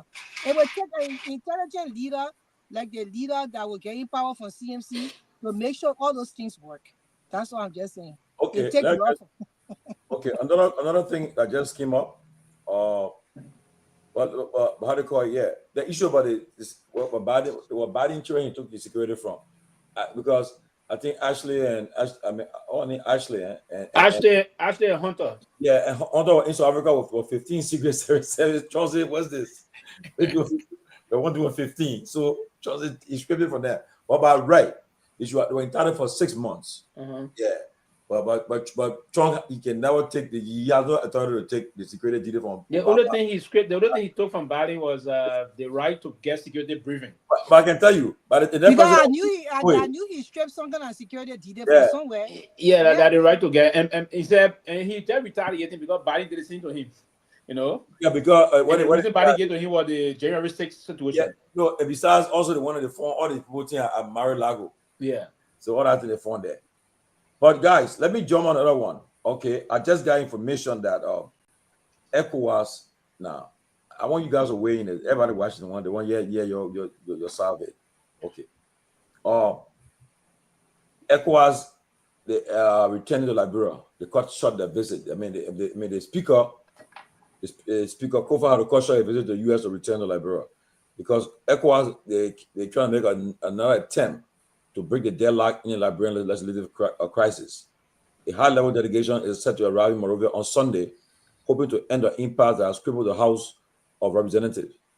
So Speaker Kofi had to caution a visit to the U.S. to go there, and the Speaker of the ECOWAS Parliament, and they're all involved in this one. But here's the thing, though. I believe that the majority of black realize that because Joe Burger told them and said, look, if the Supreme Court rule and say, look, you guys are not recognized as speaker, he said we're gonna post support. We're not gonna work with y'all. We're gonna say no. That means you're not speaker. We're not accepting as speaker. So you are trying to end this thing. So what I see he's doing, but I think he's doing more harm for himself because he suspended Luther Collins today again. How can he be trying to seek for peace, but you suspending people still? Now he making some overtures to the other guys, telling them that I will share committees with you guys. Your who was suspended in December, you'll get your pay. The people are saying no. The real law caucus led by Musa Bede saying no. Waiting for the Supreme Court decision. The Supreme Court right now, they were watching them. They honor pressure. They honor pressure to act according to the law, interpret the law. Because when is Supreme Court responding? Politician says the Supreme Court, the legislature makes the law, the executive enforce the law, and the judiciary interprets the law. So what they are trying to do now, they'll be interpreting the law through the opinion rendered. They'll be rendering. On March 26th, the two sides will be going arguing with the Supreme Court. So I believe that the majority of black now realize that they're out of luck. But what your take on it? That they come to realize that with this ECOWAS intervention, you think it will make any difference? ECOWAS coming down to ECOWAS came first, they snubbed them. I mean, if at the time Burger said he don't met the people either. You see, he won't see them. So now you think what will happen now? What do you think ECOWAS will do when they come now? The weekend. You think they will break the impasse? Do you think they will be able to bring the two sides together and end this impasse that has been on since October? What your take on it?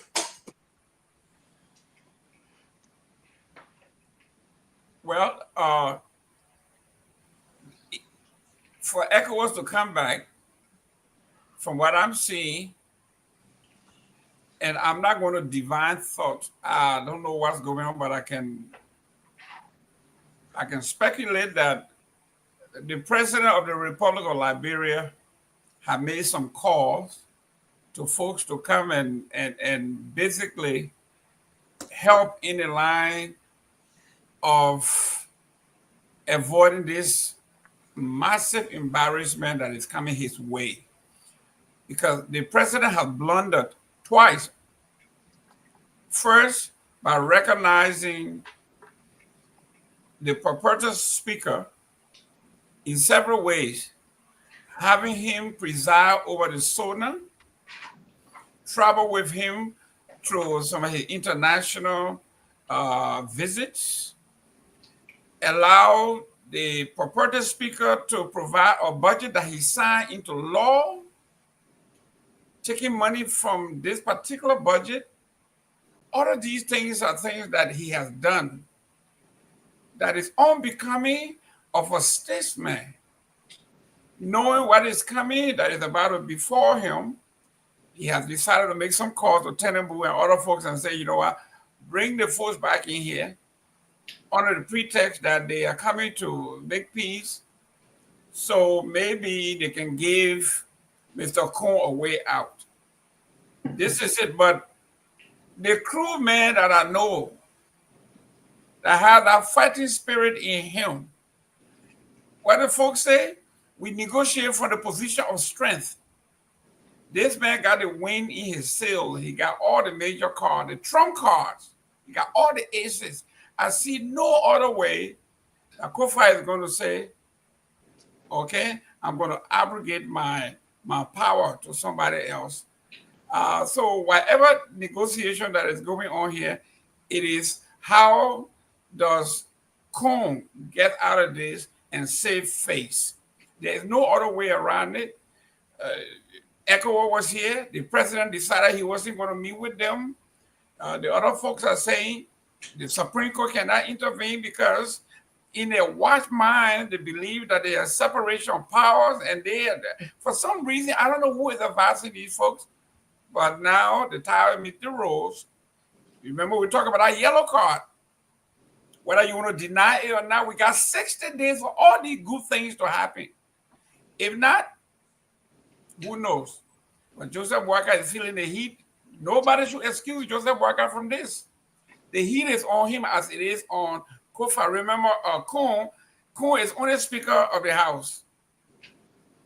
Boakai is the president of the entire nation, our representative to the international community, our face to the UN. This embarrassment is coming on him and not on Kun. Kun can go to district number 70 and sit there, don't even come and still get his pay. Nobody says anything, but the president has to go to the UNGA. The president has to interact with other international players. So I think this is an attempt to save face when it comes to what's happening in the House. Well, but when you're having confusion, when you're into a problem, it's not good to just be if let's say we're having this agreement amongst us, we should be civil, because we'll come to the point where when come to negotiation, we need to talk to one another. The problem that suffering Richard Kun is good now is that he thought he had it in his box already. Now he desperately, if he had his own way, he desperately need Musa Abedi and the caucus and I'll read the law caucus to talk to them now.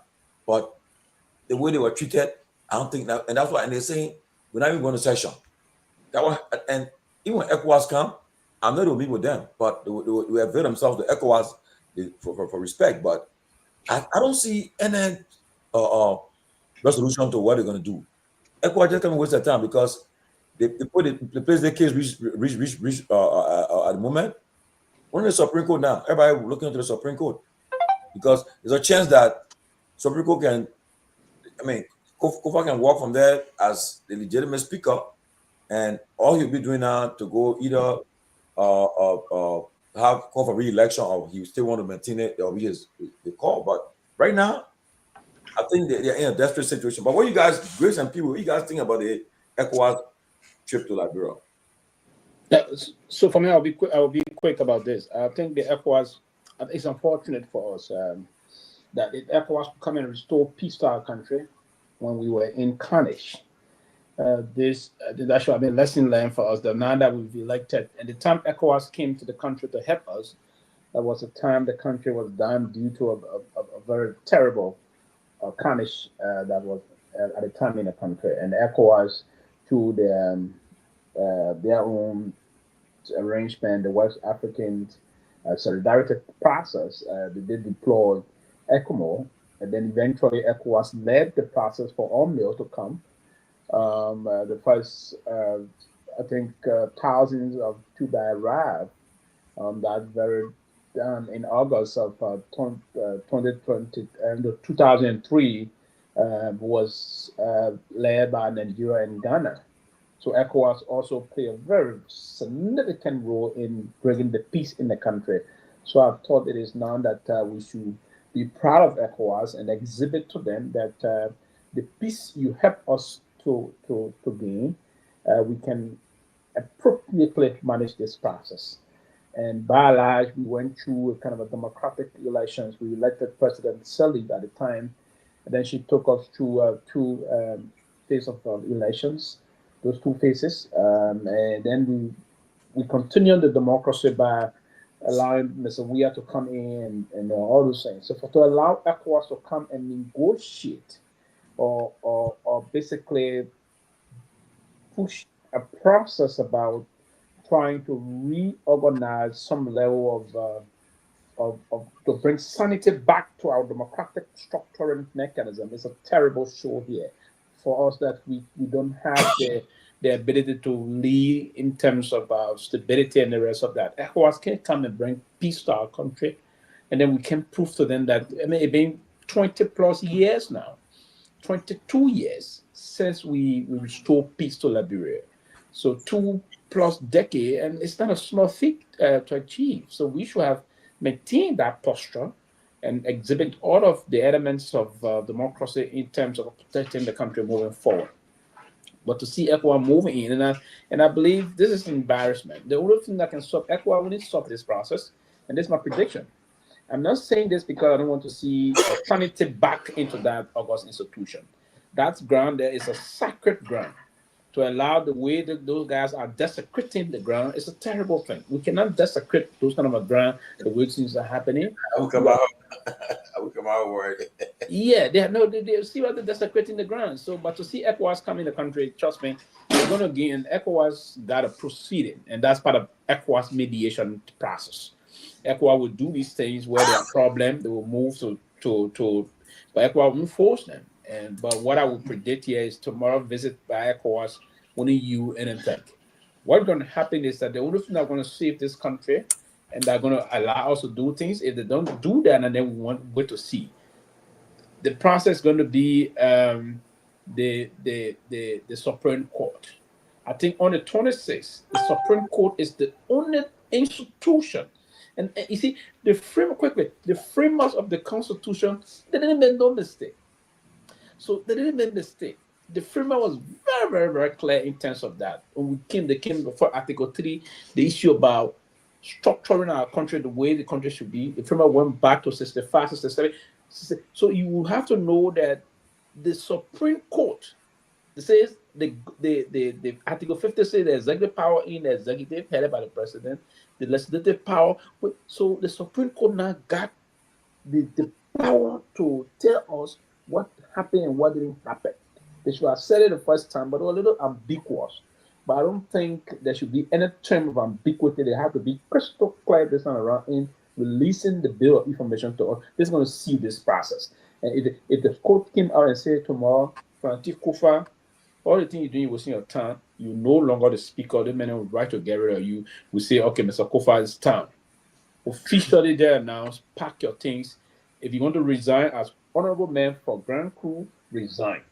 If the court came out and said to us that everything those guys did as the Myean ultra-virus is still the same, they're wrong, hey, the first thing we're going to do, we're going to call on the government. If President Boaka and his government and the same Minister of Justice that came with that premature analysis and terrible analysis, we have to come and tell the people now, hey, we cannot operate with you no more.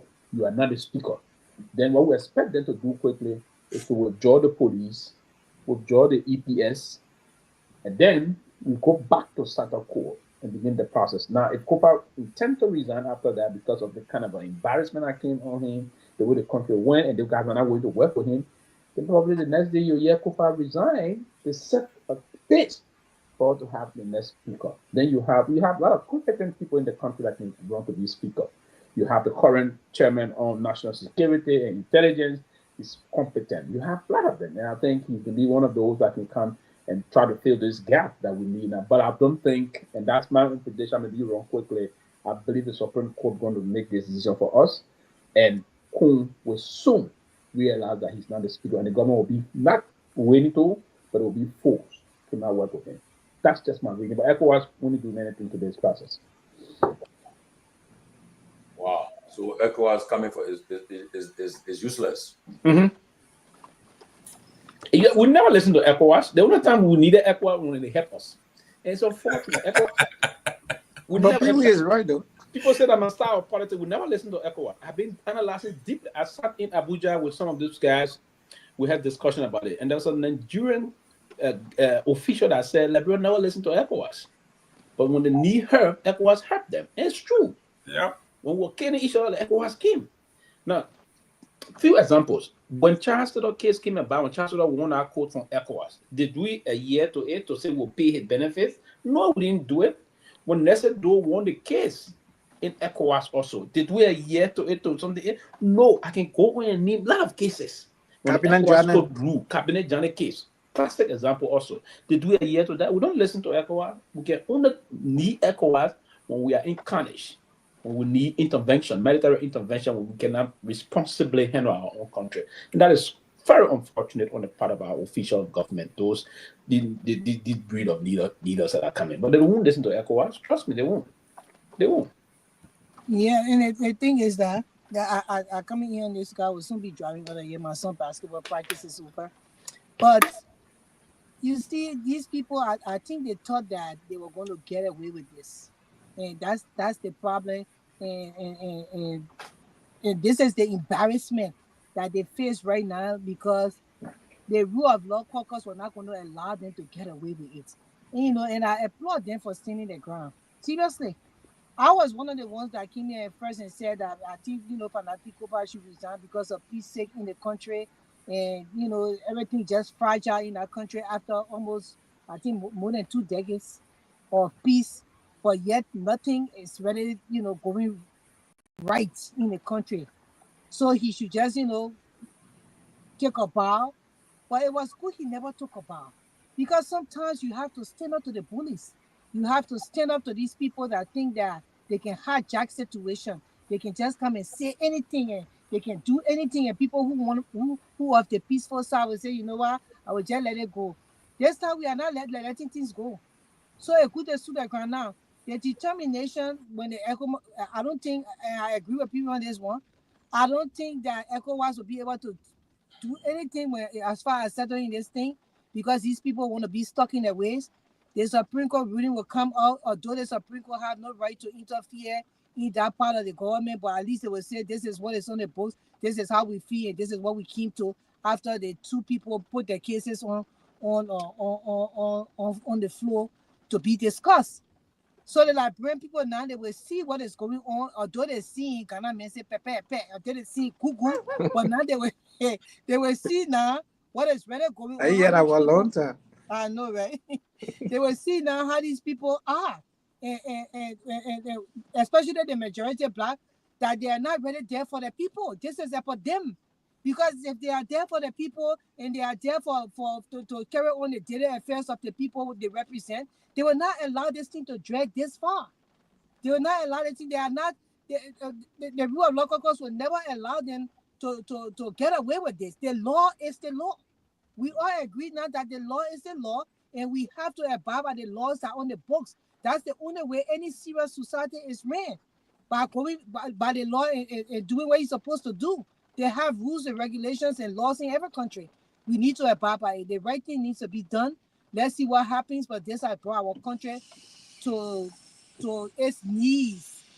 And the world is watching, and the people are embarrassed of us. And because of that, the country has remained stagnant. Nothing is going on. That's why these young youth of Liberia, these young children, are about to protest tomorrow, telling that you need to do something. All this time being wasted and money being changing here and bribing there just for Richard Kun to remain Speaker of the House. It's not going to work. It's not going to work. So y'all do the right thing by the people and by the country, and y'all do the right thing by the law, so everything can be settled and we move on from there. But as far as the ECOWAS coming in, I don't think they will even listen to ECOWAS, to tell you the truth. That's where I am. But yeah. Anybody want to talk about the ECOWAS before we move on? Yeah, I just came in, so if I may. Yeah. I've been following the show, been watching on the other side. Yeah, great discussion. I mean, Pewee, right? You prepared to do. Shoot, Pewee very sharp. All joke aside, look, Tomalin, we said this before. Richard Kun himself have done a lot of damage to himself. The individual on the very first day, quote unquote, he got elected as speaker. His utterance alone kind of, push people to the side and say, what? Is this guy we want to make speaker? When he was going to Ghana, the pre-interview to Ghana, the inauguration that he attended, that interview at the airport again made people to scratch their hair. The man is just raw. He doesn't understand. Thank God that people on this platform today talking about diplomacy and protocols and all that different thing. There is an institution specifically for this kind of thing. You don't just say anything you want to say. You don't just do anything you want to do when you're in government office. And unfortunately, these guys don't go through the onboarding processes to be able to handle themselves. The law is the law. The Supreme Court has one function. I know sometimes people get confused and say, oh, the Supreme Court not supposed to meddle into this decision. But people, you do yourself a favor and read Article 26. If a lawmaker or any Liberian citizen feel as though they were not treated accordingly, they can take that case to the court. That's how Speaker Kofa took his case to the court. He felt as though he was not treated fairly by his colleague. And that's the reason why he did what he did. So, yes, there are separate branches of government, operate independently, but there are times where the Supreme Court has to act on behalf of every Liberian citizen. In this particular case, COFA rights were violated.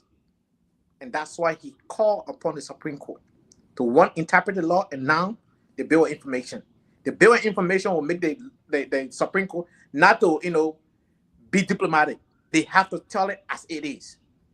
And ECOWAS coming to Liberia, you got to understand politics now.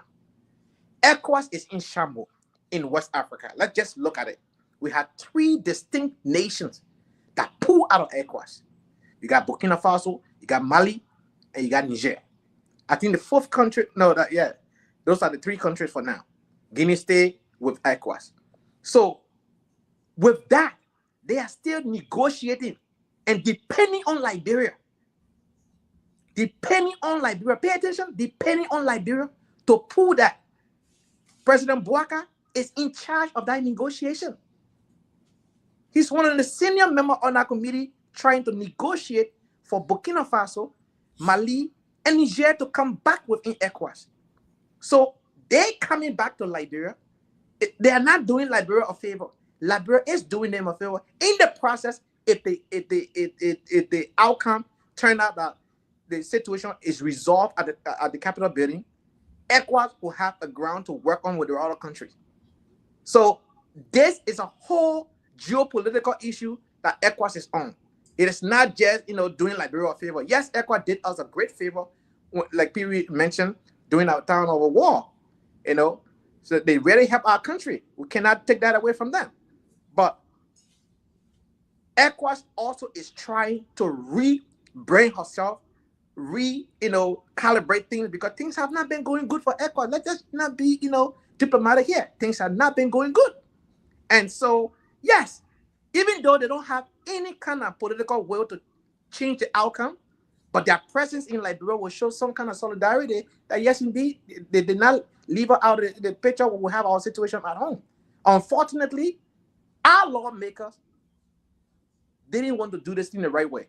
They tried to cut corners because in the past, other lawmakers, other speakers, and one Senate pro tem was arbitrarily removed in the same form and manner.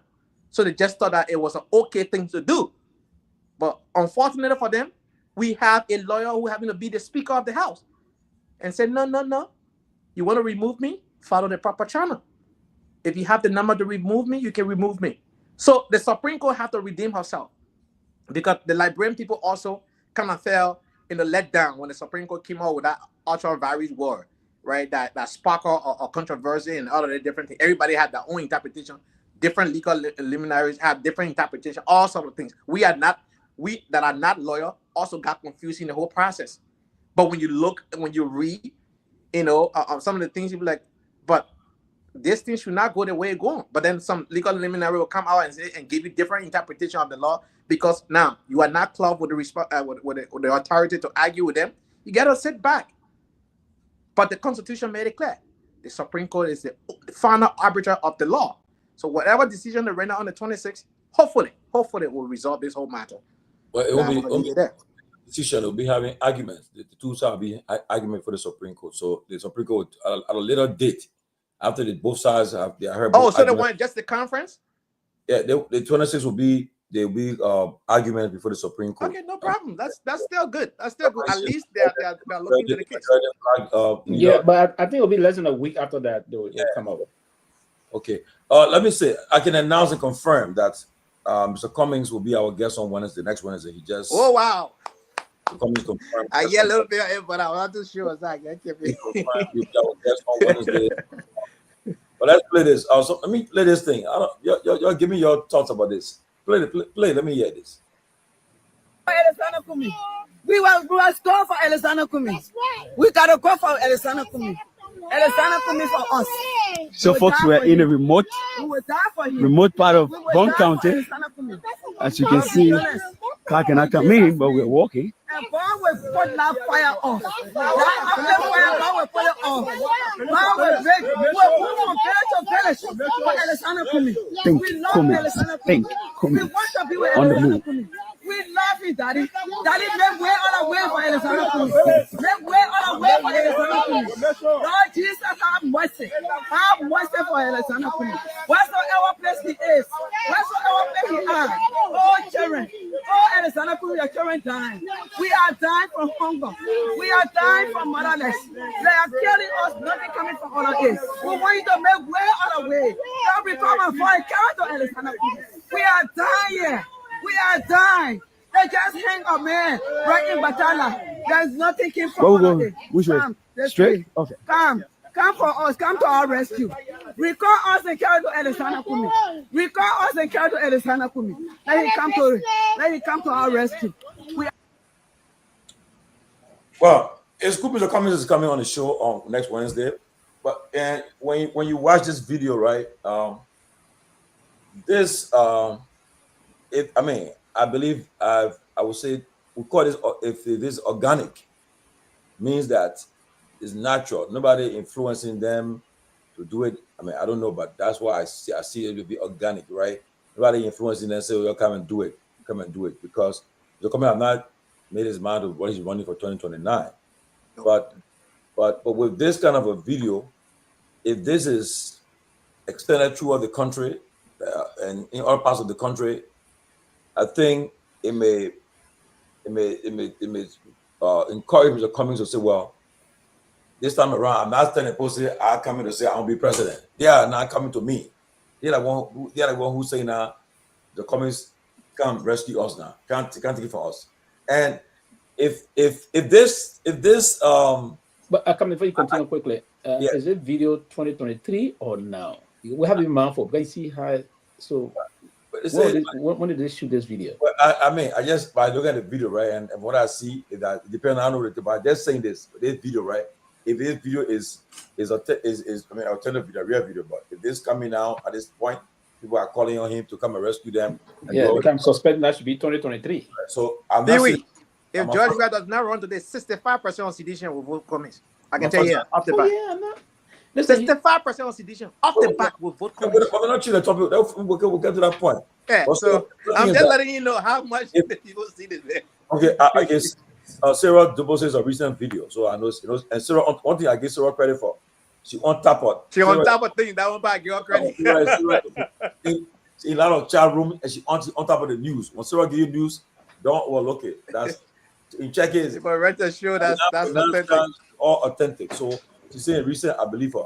But look, what I'm trying to say is that if that video should start spreading, and other people doing it, start to adapt the same thing. People in Basel doing it too. People in Nima doing it too. And now that will encourage them to come because it's organic now. I mean to say, people say now, look, the two parties now, we don't try the two parties now. I think it's your time now.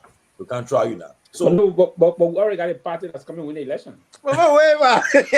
Nobody even know you here. Well, let's see. But you know, Mr. Coming back to the trenches and stay in the country. Since 2015, I want you guys to weigh on it. 15 minutes that weigh on it quickly. That's not left, baby. Let me correct you. What's going wrong here? Pewee, you being the political player. I know you got a party too, but what do you think about it, Pewee? Yeah. So two things, and again, let me be very frank here. To revive Mr. Cummings' political figure back in the country, it would take Jesus Christ to come down a campaign for him, and I'd love to be very clear on this one. To revive his political process, it would take Jesus. I'm glad on the staff to respond to you, and he'll have to bring some of his strategic disciples to be deployed in critical areas in the country to do that process. And since that is somehow impossible, so I don't see Mr. Cummings' chances to the Liberian presidency. That it's going to be a very key tax, more than claiming the Mount Everest mountain to get that process consummated. And that's one of the things I'm saying. Now, Sarah is confirming that the video is true. Only Sarah confirmation is not sufficient I gave Sarah. So Pewee, since you're not close to Jesus Christ, not Jesus Christ's first son, we are all on the same level with Jesus Christ. Guess what? Cummings is on the same level with Jesus Christ. Cummings have done something in Liberia that the Liberian people have seen. Consistency. Okay, too many other men continue. When you finish, I will end. Go ahead. The man talking. No, join for the man. No. My apologies. I thought you were done. No, go ahead. When you go ahead, then no. My apologies, sir. Okay. So you see what I'm saying. The reason I'm saying that is that Cummings' recent performance in the elections, And you need to understand it clearly. Even the ANC, the ANC in the US is now already in tatars. It's completely disintegrated. And most of the ANC members are leaving, moving over to the CMC and the new some other process in the world. Where is the man leaving for CMC? Tell me, most of the ANC members leaving coming. Dr. Richardson. No, but she was not even. You're not active member of the ANC like that. Now you're going to disown her now? No. She is a member. She was a member of ANC, but she was very. She was very, a person who used to contribute and show up. But she was not holding. Yeah, she was not advocating for ANC. She on a bigger platform. How many times you talking for ANC? I thought you asked me a very important question, right? Go ahead. Yeah, but you're not a spokesperson for ANC. We do have. Actually, food and chill, my man, chill. If I were to pull my phone, and we'll meet soon, Tomalin, I will show you. We do have both WhatsApp Messenger through the Facebook page, what have you. My phone now being inundated with thousands of calls as to the mechanism by which most of those people would join the institution. And then the online process that is trying to be set up and all of things. And most of them will say to me, people Pewee or Pewee of this, that. We are member of from the Banasville area, from all the counties across. We set the structure of the new progressive that we come in to also sprinkle up in the country. They say, we want to be part of it. As minimum, I was coming supporter of ANC, I'm ready to move on because we know coming down when no elections. Right, so that's what I'm saying. The reason why I brought it was just the fun part of it that I brought the Jesus Christ issue, but it's going to be a very difficult task. It's like when something is difficult to happen at the time, we say, this thing will come down to do that, right? So, and that's what Mr. Taylor said during the campaign of 1997. He said only the angel will come down to protect G. Heron Andrew, where the election to be tampered with. No, but Pewee, let me say this. So my point is that most of these partisans, frustrated partisans, downhearted that they didn't perform well in the past. Look at the rating of the ANC the past election. It was terrible. Then the ANC was CPP, right? It was CPP. Who are the head? What the head of the CPP? What the face? And it was because of him as a face, and that will reflect on his political institution. Your political leader was it? Don't leave that one alone. I just said to you just now, who was the head? So again, they got something we call possible deniability. Who was the head? Right? Your political leader is CPP. So if anything were to go wrong in the structural process, if anything were to go wrong, who always attack here on this program about Liberia being as the manager of Liberia? Who is currently superintendent? Who is currently superintending? Who is currently superintending the affairs of our country? It's the president. That's correct. Whenever anything goes wrong, we hit hard the president. Mr. Cummings and the ANC will have to claim Mount Everest. And it's good that you say he's coming up. I see no chance whatsoever to revive his political possibilities. No chance. And I'm not saying that's a dumb sale. You have to take now for Mr. Cummings to win election. You have to do. I'm not saying the space. One, Mr. Cummings is not waiting. Mr. Cummings is still ambivalent, and that's the point here. He is still ambivalent. This one. And the structure of that, and the reason why he's still ambivalent, he's not sure he can win election. He's not sure he want to put money into it. And politics is expensive, particularly if you're doing politics in Liberia now. It's very expensive. I hope, my dear brother, Mr. Gay, you understand this process. And if you are taking those kind of ambivalent stand in terms of you are not sure of your quest to get into something, then that's where it can be more catastrophic, because the process about it is that I'm not sure I'm not going to do this, and you want to be lukewarm in the process, and it doesn't add to anything. So my process here is that I'm a political person. I wouldn't say this is going to be this way, but it's going to be difficult. Now, the best way for Mr. Cummings to do is to come and be a running mate to the ANC, to the CMC, coming stand-up bearer. That will be a way that can also help the process that we can bring this change, right? So that's my only issue. But we need to change the nomenclature now. The ANC, I mean, I don't think they're going to get revived. Absolutely no. So we have to focus here and see how we can structure the process moving forward. But that video, look at how dark the video is. It seems to be 2023. That video is not a recent video. But let me. That's a 2023 video. Can I respond before you come in, please? Yeah, despite of that call quickly, I will end here. I don't see his chances on a serious note. But I look forward to having a very wonderful show with him on Wednesday. And then so we can interact and ask him hard question. Who knows? Okay. But let me say this though. Honestly, right? As you and I, we go in places, go to funerals, go to parties, and so forth. Today's the first day of spring. Today's the first day of spring. We're out of winter now, so weather coming change. And most of the time, you go to the places, Mr. Gaiman, when you're having these social gatherings, even at funerals, at repasts and so forth, when you're having these things there, okay, where you found out is that people talk about politics, right? Up to our politics now. They talk about these things now. Let me say this though: if that video that I'm seeing, if that video starts to go to other counties, like other people pick it up, start to carry the Baza people pick it up to say, oh, it's out to come. Don't call the Baza people in here.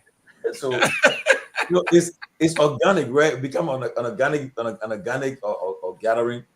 We should pay attention now, because while I'm watching the ANC, the global, they're having a convention in the USA, I think in April. Yeah, in April or so. Let's see what comes out of that convention. Let's see how they turn out. And lastly, when I will come back to this thing again. You see CDC today, right? When we started our CDC Bennett, after that Minnesota stuff, we were few. There were James Colley, there were Piso, 12, myself, the late Patrick Sawyer. We started in Minnesota one night. We spent the whole night that weekend together. From there, boom, we open it up. And every weekend, we're in another state. When 12 go to Rhode Island, where they want to establish Massachusetts. I mean, we start gaining that momentum. Everybody was like, wow. I'm still to say that the CMC, if you want to, people take message from the diaspora first. I want to see your first gathering in the diaspora. I want to see it. I want to see when you call your first gathering. I want to see. I'm watching to see it. Maybe your gathering, if people gravitate to the party there, I mean, it makes some noise. We'll see. I want to see it, and I want to see it. Then I will start to be able to find out what's going to happen a little bit. But for now, I won't give up on it. They say I will just throw the comments away. Coming Wednesday, and then with all things that are happening, we engage him. But to say we just dismiss him, and I repeat, election 2019 election, we're not free and fair. So I don't get that. Money start taking that narrative, man. Start hearing that. No, we're not free and fair. But let's hear from Anthony Gay. Chairman Ben Sanvee, welcome, man. Somebody here, Christian Bone. I'm glad you joined. Who, me? Yeah, you somebody like your Christian Bone. You keep back. So Sylvester and the I rest say of we'll the take team, Jesus and welcome Christ Ben. can be for coming to read. So let me respond to Pewee. Let me respond to Pewee. First and foremost, Pewee is intimidated, but the presence. I mean, you don't attack each other now. CMC. No, hold on. I'm not attacking him. I'm just saying it straightforward. Pewee is intimidated, but the presence of the likes of Honorable Alexander Benedict Cummings. Yes, what? 1.1%. That won't intimidate me. Can you allow me to speak? Go ahead. Sorry, brother. Sorry. Good. I mean, we'll find you. So here's the thing. Cummings accumulated 7% in 2017 on the ANC level. All right? 7% on the ANC level. The CPP was a formidable political party. A collaboration, not a merger like the CDC.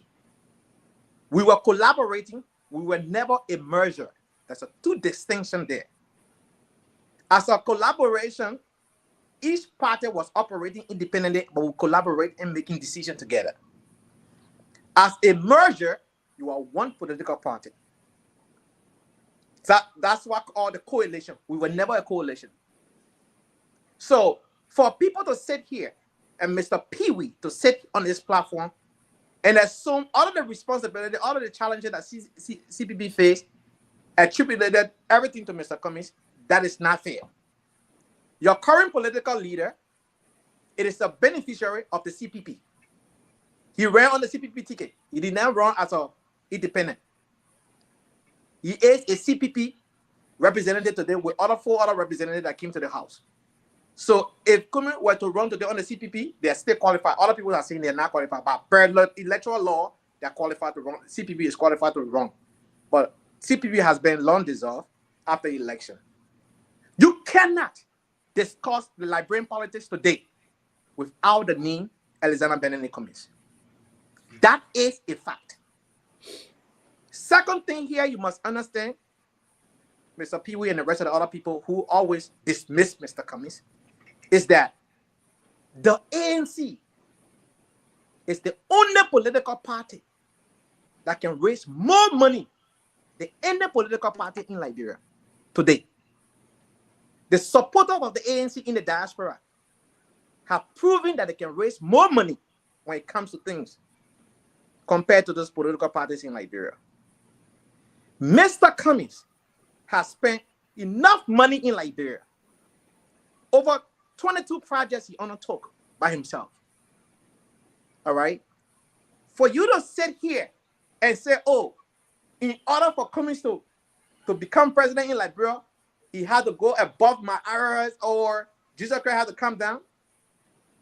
Yes, in your mind, you are afraid for him to even be considered because you know if it's push comes to shove, if the choice is between your candidate and my candidate, presidentially, my candidate will win.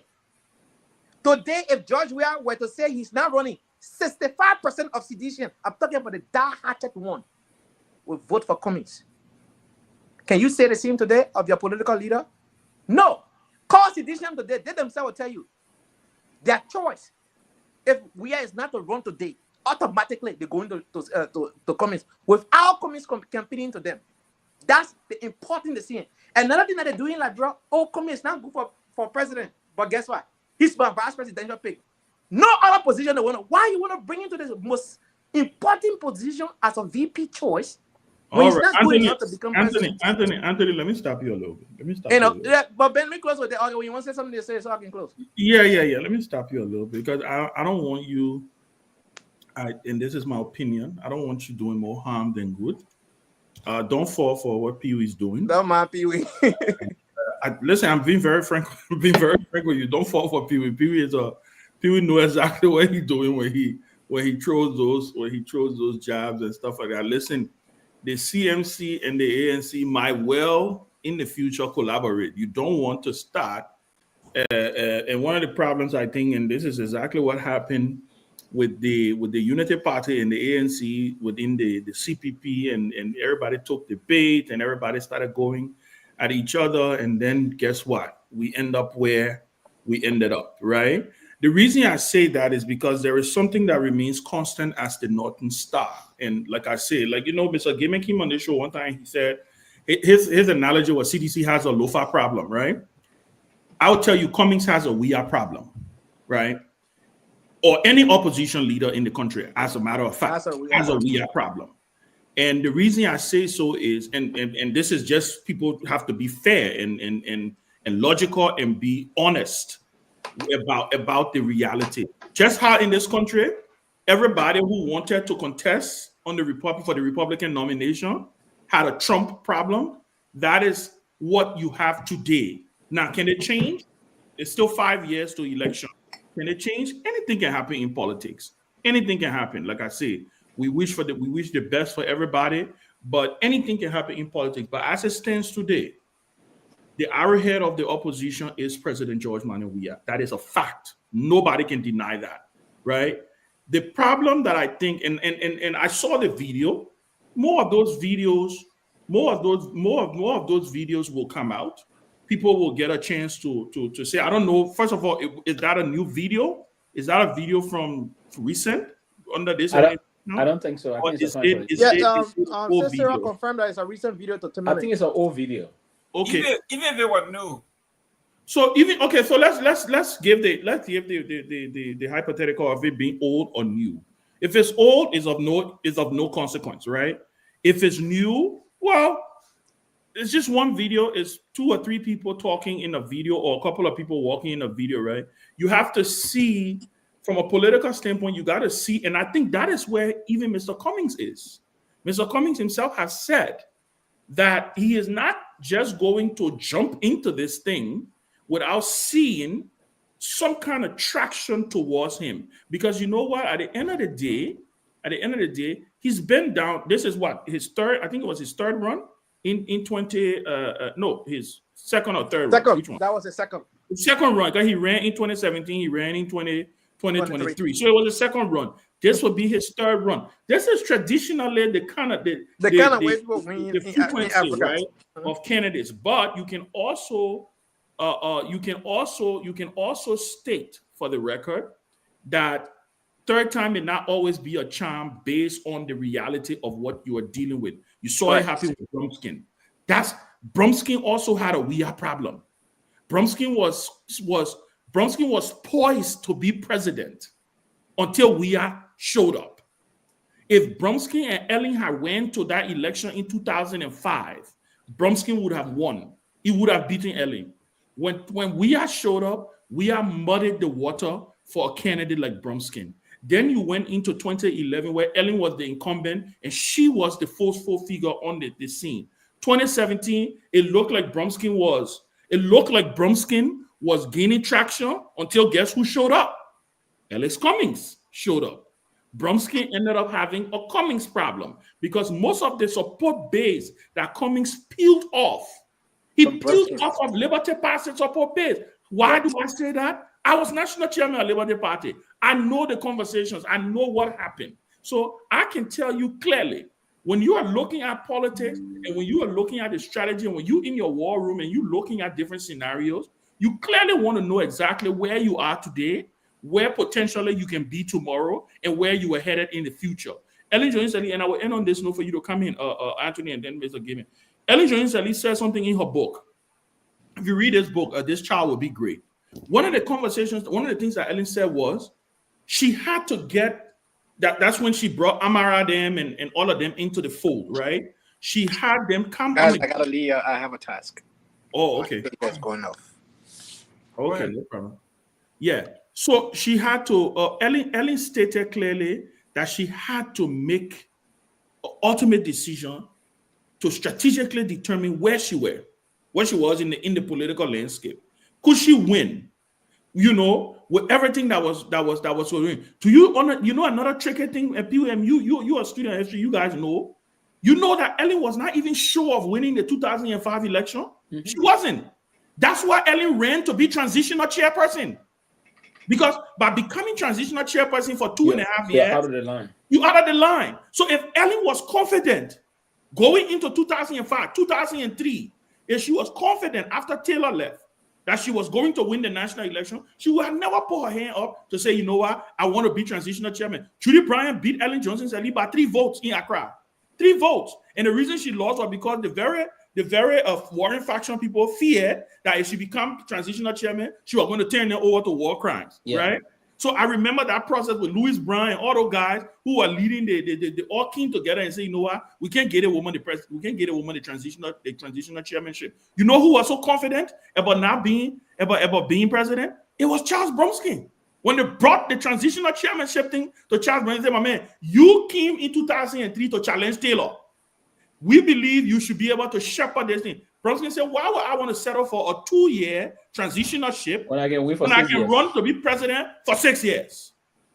So again, that's why I'm listening to my people. Most of the folks, and I keep telling my friends in the ANC, and those who love Mr. Cummings like I do, right? Many people don't even know the relationship. It goes way back. The initial conversations about Cummings running for president, we all had those conversations, right? But I can tell you something, Mr. Gibbon. Whether we agree or not, And I think Mr. Cummings is fully cognizant of this reality. That there's the elephant, the 300-pound gorilla that is in the room. That man happens to be George Manneh Weah. What he does will determine the way and how the entire opposition community tilts. If George Weah decides that he's going to put his hand in the air, it makes the road muddy for even a third option. The third option may just come in, and guess what? In the end, the third option may have to strike a deal in a runoff scenario, right? Again, anything is possible. I am not a prophet. I don't know. I don't have a crystal ball. But from our experience, right? From our experience, you can see this thing clearly, and you can predict and say, you know what? With the way things are going right now, just like how you said, Mr. Gimme, if you don't deal with your Lofa problem, you may have a problem, right? There's a reason why you're saying those things, because there's experience, and you can look into it and say, you know what? There's a possibility here that something could be in the works. But this is what. Look, get something quick. You know, when I'm looking at the Musability thing, is a serious stuff. Mm-hmm. When you look at the Musability strategy, right? He following the same format as President Weah. Okay, you say all these things about me, that's fine. You say you don't want me to be president now. You want me to start somewhere. Fine. Musability can now say something that nobody else besides George Weah can say. You told me to go to be, basically to be vetted by my people. I was duly elected. The people gave me power in District 7 in Nima County. And as far as they are concerned, we all know he is performing, actually overperforming. The difference between he and Cummings made this a zero-sum game, and you are a politician, you know in politics, we never venture into that water zero-sum game when you say, I cannot be representative, I cannot be senator, I can only be president of the country. That makes the opposition, someone like you, will eat it up and throw him out and say, it is the elitist idea. This is a man who would, if you gave him a chance, he will put you in a hammock and he will have you towing him all over the country. You know where that's going. So I think Cummings' chances of becoming president in Liberia, to be honest with you, it is 0.00001%. Because how do you now do a makeover when you say categorically, I am not with those people, representative position is beneath me, senatorial position is beneath me, vice presidential position is beneath me, I only have to be the arrowhead. I only want to be, only one position that I crave for is where I have the panacea to cure everything. It is the presidency. And like you say, he has a Weah problem. It's even double because Weah is so young that even if he loses the next 6 years, okay, what is he now, 58? He'd be 64. Cummings, while he's close to 68, 69, he'd be 75, going 80. So he does have a double whammy. You see, the zero-sum game, this is why politicians don't play this. And I'm saying to these folks, how does he now cure this?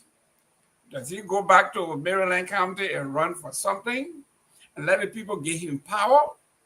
And then he can catapult himself into the realm of leadership? Or do you go from not even being on the bench, I'm using a basketball scenario now, not even sitting on the bench to being a starting five? So Cummings has a serious issue. This is why when you see some of the well-learned folks, some of the critical thinkers that I know of politically, kind of jumping ship, abandoning the ship, they know he has extricated himself to the point where he's divorced from the people, from the reality on the ground. Ain't no video of 10 people walking around saying he's coming to save us will do it. This thing is a movement. When we have started, okay, and I will tell you briefly before I get off, 2004, Jacqueline and I was at the old German embassy, and I left to go to lunch. And I went to T.C. Gou's office. And as I was talking to T.C. Gou, the taxi pulled up, and this guy looked at Sam Njoma, got out. It was Marcus Matthews. His beard had grown, it was white. And Marcus, we went to him, shook his hand, and after speaking a little bit, I said, Chief, are you running? Because we had a UPP folk, you running. He said, no, I'm not running. And everybody stood. He said, but I have somebody that will run, that will take us to the promised land. Then I turned to T.C. Gou. I said, you might be the man that he's talking about. He said, no, my man, that's not me. He's talking about some guy called George Weah. So this is how I got introduced to the George Weah phenomena. And once the chairman emeritus of UPP said, this is the man that will take us, we all went towards George Weah. So you see, when I say movement from the ground level, there has to be that groundswell. I'm not seeing that with Cummings. Cummings is like a flying saucer. It's in the air. It's a pie in the sky. You have to be on the ground at the level of a movement. You know what I'm talking about. When Liberty Party gets to Grand Bassa County, there's no space. We are talking about the groundswell. That's what we are talking about. So anybody who comes from the ANC wing, I just can't see it, and I have to be honest. I just can't see it. Okay, Pewee, you muted, Pewee. You said something just now, Gaiman. Cummings is not 66. Cummings is already in his 70s. No, is he? No, he's not. Is he? No. Of course. He's late 60s. Late 60s. Let me check it out. Let me check. You can check. You can Google it. He's a public figure. Yeah, I don't do it, but he's not 66. No. He's late 60s though. He's not 66. So if this election were to pass, 68. He's 68. 68. This election pass, he'll be 74. Yeah, he's 68. No, by the election, he will be 73. Yeah, he will be 73.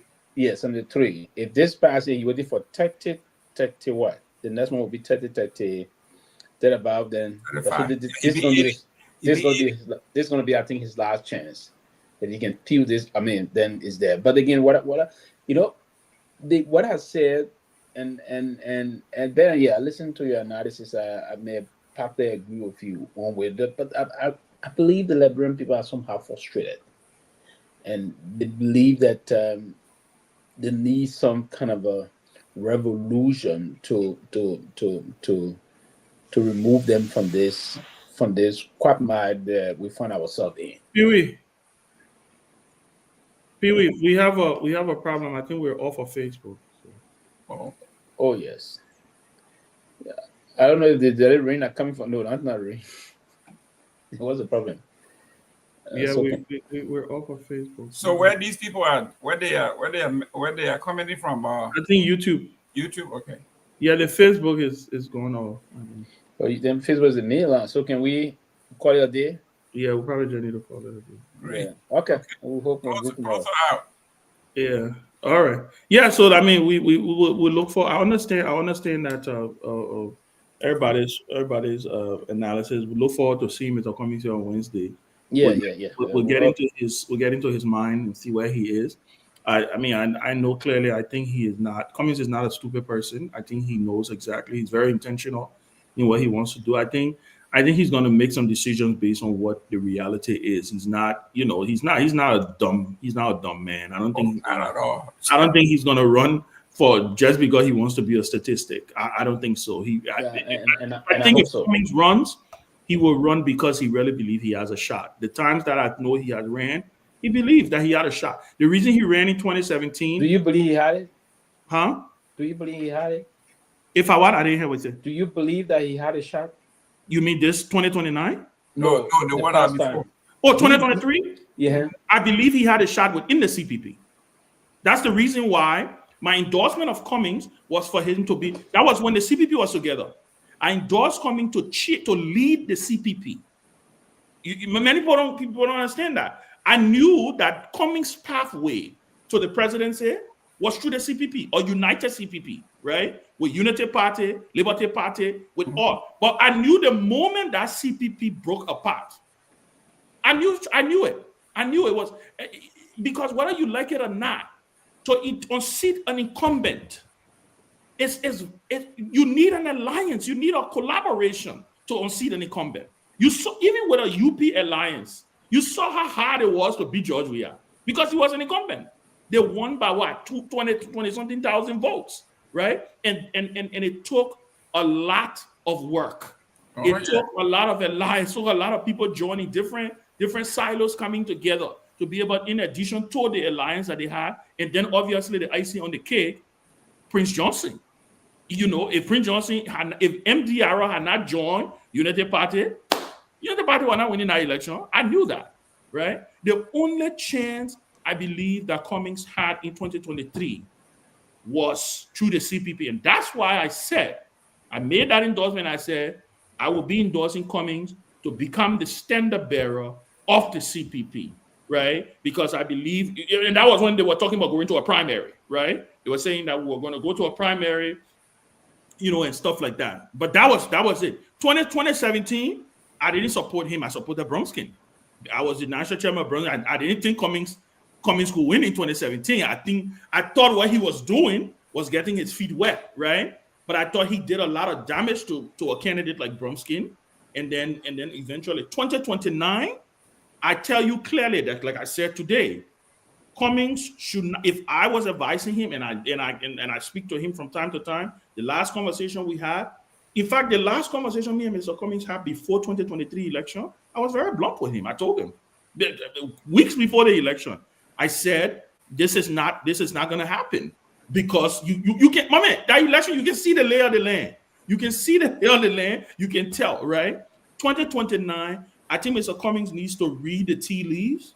He needs to see what is there. I don't think he's the guy who you're going to find that's going to run for representative. I don't think he's the guy that's going to run for senator because you know why? I don't think he's desperate to be president. That's just my thought. I don't think he is desperate to be Weah was desperate to be president. Weah wanted to be president. I think Cummings wants to be president. I think he's desperate to bring his expertise, but I don't think he's willing to do whatever it takes. Like, you know what I'm saying? I don't think he's willing to let Boyka say, oh, I would dance with the devil. That's not Cummings. That's not your guy. Cummings is going to stick by the book. He's going to believe that, listen, I will put myself out there. You guys will have to make a determination and pick, you know, and pick from me, you know, but 2029, I think, and let's also not to do, I'm getting word that we are on YouTube and the YouTube numbers, I think people are transferring to YouTube. So we'll still call it a night, but I just wanted to put that out there to you guys. But people, you can also discount the fact that there are new players coming. Your party. But that's what I'm saying. Shut up, right? You got people like Edwin Snow saying he intends to run for president. Now, Edwin Snow may not run. Maybe Edwin Snow may end up, but Edwin Snow is saying, Edwin Snow announced the other day that he is contemplating seriously running for president. You got all these new players. You got a new kid on the block called Jeremiah Cone, who is the vice president of the country, right? The dynamics have changed. And some of these things in politics, Facebook is live now. Okay, good. Once these things happen, Pewee, right? Once these things happen, once that shift happened, you, Sylvester Pewee, you in 2023 or 2017, you may have had a soft spot for Cummings. 2024, 2025, you are a member of the CMC. Electioneering politics is not static, it's dynamics. It continues to change. Only candidates like Weah, Taylor, those kind of candidates who got emotional following, right? Who their followings don't, for lack of a better word, don't make sense, right? Like, whether you like it or not, the people just there with them. True believers. True believers, forget it, they are there with them, right? Only people like that you can say, okay, you know what, even we are. I think the only person to be in office, to be fair with our political dispensation, the only person who did not have to navigate other elected political office to win an election in Liberia was Charles Taylor. Even Ellen Johnson Sirleaf. Ellen Johnson Sirleaf ran to be senator. She won the senatorial seat. She just declined it in 1985. Right? She was pathing her way through the national legislature also. Right? And then in 2005. So I think, look, guys, I think we have Cummings he has his work cut out for him. But like I said, knowing the man, right? Knowing the man, he's not stupid. I don't think Alex Cummings is going to jump into a political race just because he believes he wants to be a statistic. I don't think he's going to jump into a race knowing that, you know what, I'm not going to win. So, you know what, I'm just going to run because I want to run. Alex Cummings, if it becomes clear to Alex that there is not a pathway for him, Alex will leverage the opportunity to fall back and be a major player in the Kingmaker. He would, and he could still wield significant power with that way, right? But from what I understand, he is actively engaging. He is actively exploring the possibilities. They're trying to figure out how they can do what they need as far as their party and stuff like that. And let's see where it goes. But I don't think we should discount it from the mindset because, again, like you said, you know. But I don't envisage seeing Cummings running for representative. I can tell you that clearly. I don't think Cummings is going to run for senator. I don't think Cummings believes that's his pathway. I don't think. A question for you, real quick. If Alexander Cummings were to end his political ambition today, what would be his legacy? I can say anything about Bronski. I can't even close my eye. I can say 1,000 things. That would be Bronski's legacy. Pewee, and now also for you, what would you consider now is Cummings' legacy that someone can just, any Liberian, anybody who is non-political, politician, religious people can say, this is his legacy. What would be his legacy in your if for me, quickly, I won't stay on that. If you had to throw in the tower today, the legacy would be this great Liberian son left from Liberia, went in corporate America and did extremely well. But that would be the legacy. And I don't know legacy he'll leave because he didn't do anything political in the country to say he will leave this political legacy there. So, I mean, for that, I wouldn't want to even waste more time on that. And as Ben is trying to say, for me, I see it very still difficult. Something dramatic will have to happen in the country to see Cummings trying to factor into the process. Ben, somebody's on the phone, please. Trying to factor quickly. Trying to factor into this kind of thing. But go ahead, your name and where you calling from? Thank you, my dear brother Jerome. This is Colin, man. This is Abraham calling from New Jersey. Listen, man, guys, fascinating topic. You know, Ben is a tactician. He's a political tactician. He might look like a young boy. He's been in the trenches with this kind of politics. You know, I used to tell some other members of the opposition bloc, I said the best thing that should have happened, they should have consolidated and allow Mr. Weah to win his second term and go away. Thank you. Take it from me, But to have a Weah in an opposition, because you know, by President Weah winning, you know what would have happened? You would have been killing two stones with one. I mean, you would have been killing two birds with one stone. Reason being, Joseph Boakai would have automatically outlived political usefulness. That's one. He would have gone away automatically because definitely there's no way that Joseph Boakai was going to be thinking about coming back, to run in 2029.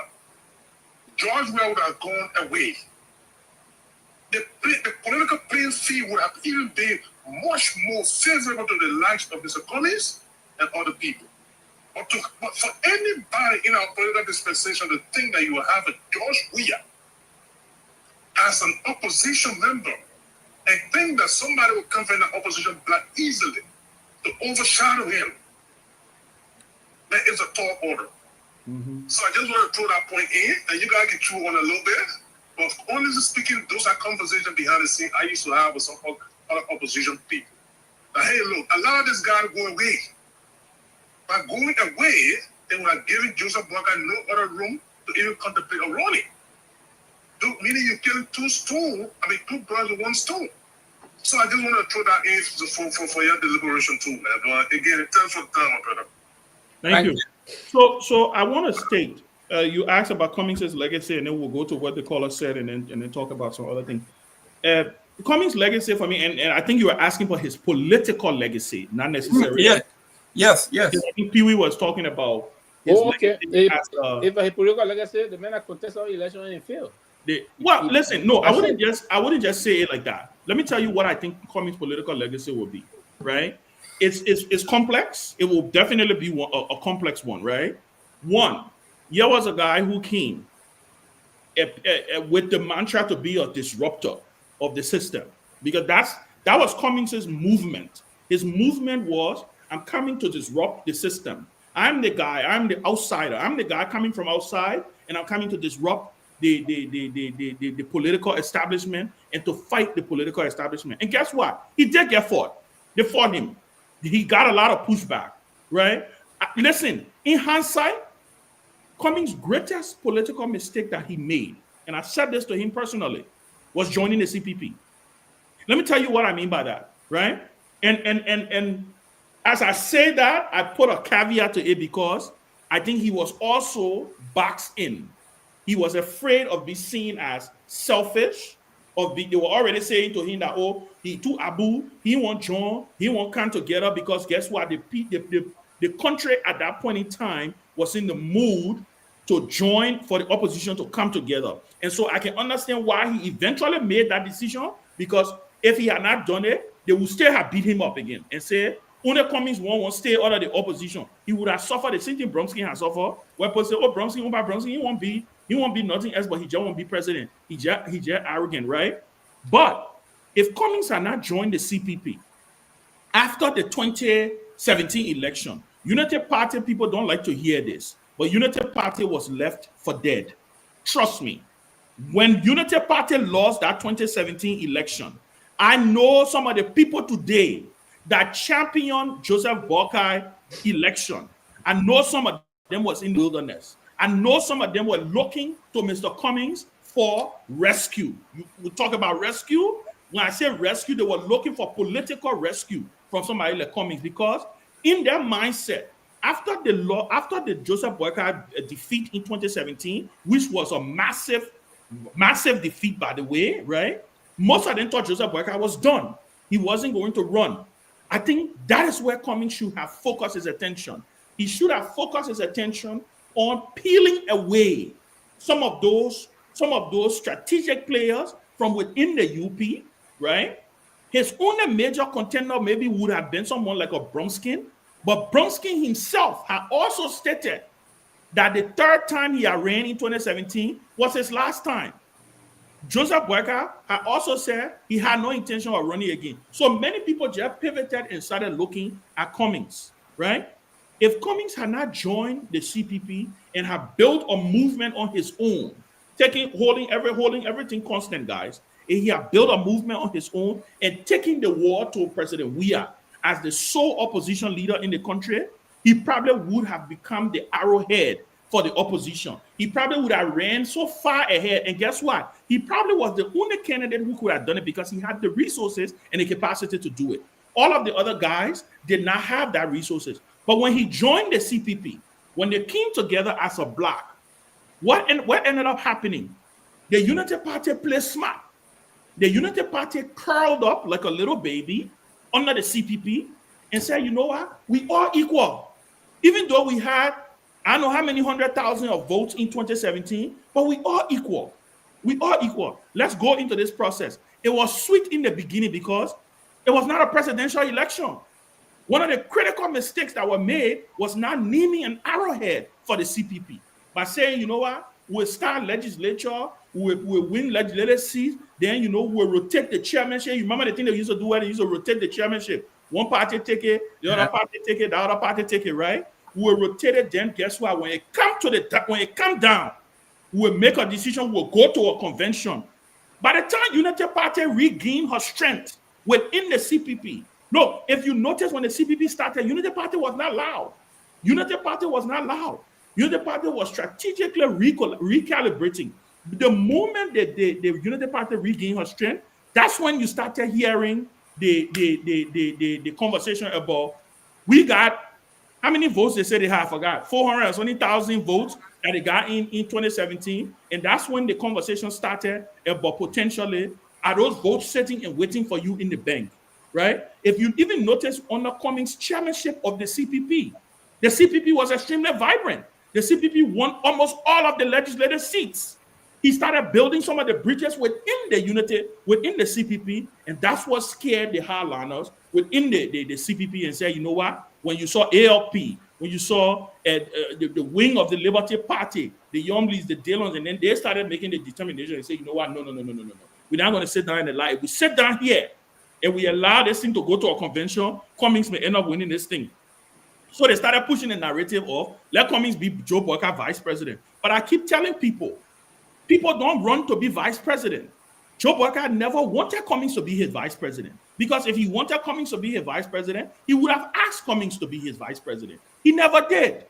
So I don't buy this notion that people say, oh, Cummings should have been Joe Boyka vice president. How do you be somebody vice president? The person have to ask you to be the vice president. Jeremiah Kun just did not become Joe Boyka's vice president. Jeremiah Kun was asked by Joe Boyka to come and join his ticket. So I think if you were to ask me what Cummings' legacy, his political legacy, it would be a complex and complicated one of a guy, right, who came to disrupt the status quo.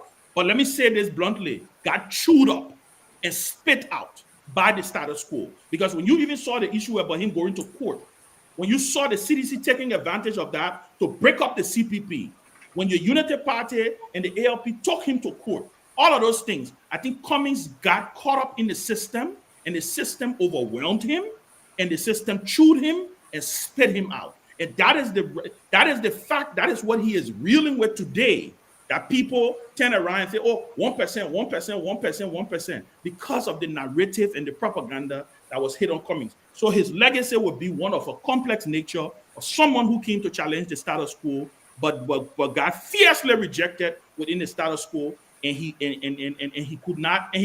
just could not survive. That's just my thought. Good. Pewee. No. Listen, I listened to the big brother when he called just now. First, I'll start from there. The issue was not about we were not selecting president to say it was selection and other things to say they should have allowed. No, it was a process. And some of the mistake was that I think the CDC itself and the president didn't do well in terms of how the whole campaign process. We need to be strategic, big brother. Yeah, there's not an issue to allow him to get up. No, it's not an issue to say to allow. You have to play the role, right? And again, even with the comeback 2029, if the appropriate thing is not done, he's not going to win, right? So it was an open process for him to win this election. But himself, he will look at it. He felt that this is just about agape love. I don't know agape, how to call it, kind of love. So no, it's not about that. It's about, if you know the president of a country is critical, you need to put something into place, some strategic process to protect your presidency, or you want to win the presidency to move on. So I mean, we passed this stage, but I don't believe that. I mean, in that analogy that if they allow him, he's going to be. Yeah, he will always be. But if you don't play the role again, we'll still come back to the same replay of that. But one thing I believe here is that the Cummings issue, and that's what I just said, it's going to be a very difficult process for Cummings to come back. And I agree, Ben, that yeah, you can run to be a vice president, but if you know that if you assess your process, you don't want to go, you can have a conversation. If you sit with Boyka, you say, hey. No, but let me push back on that. How does he have a conversation?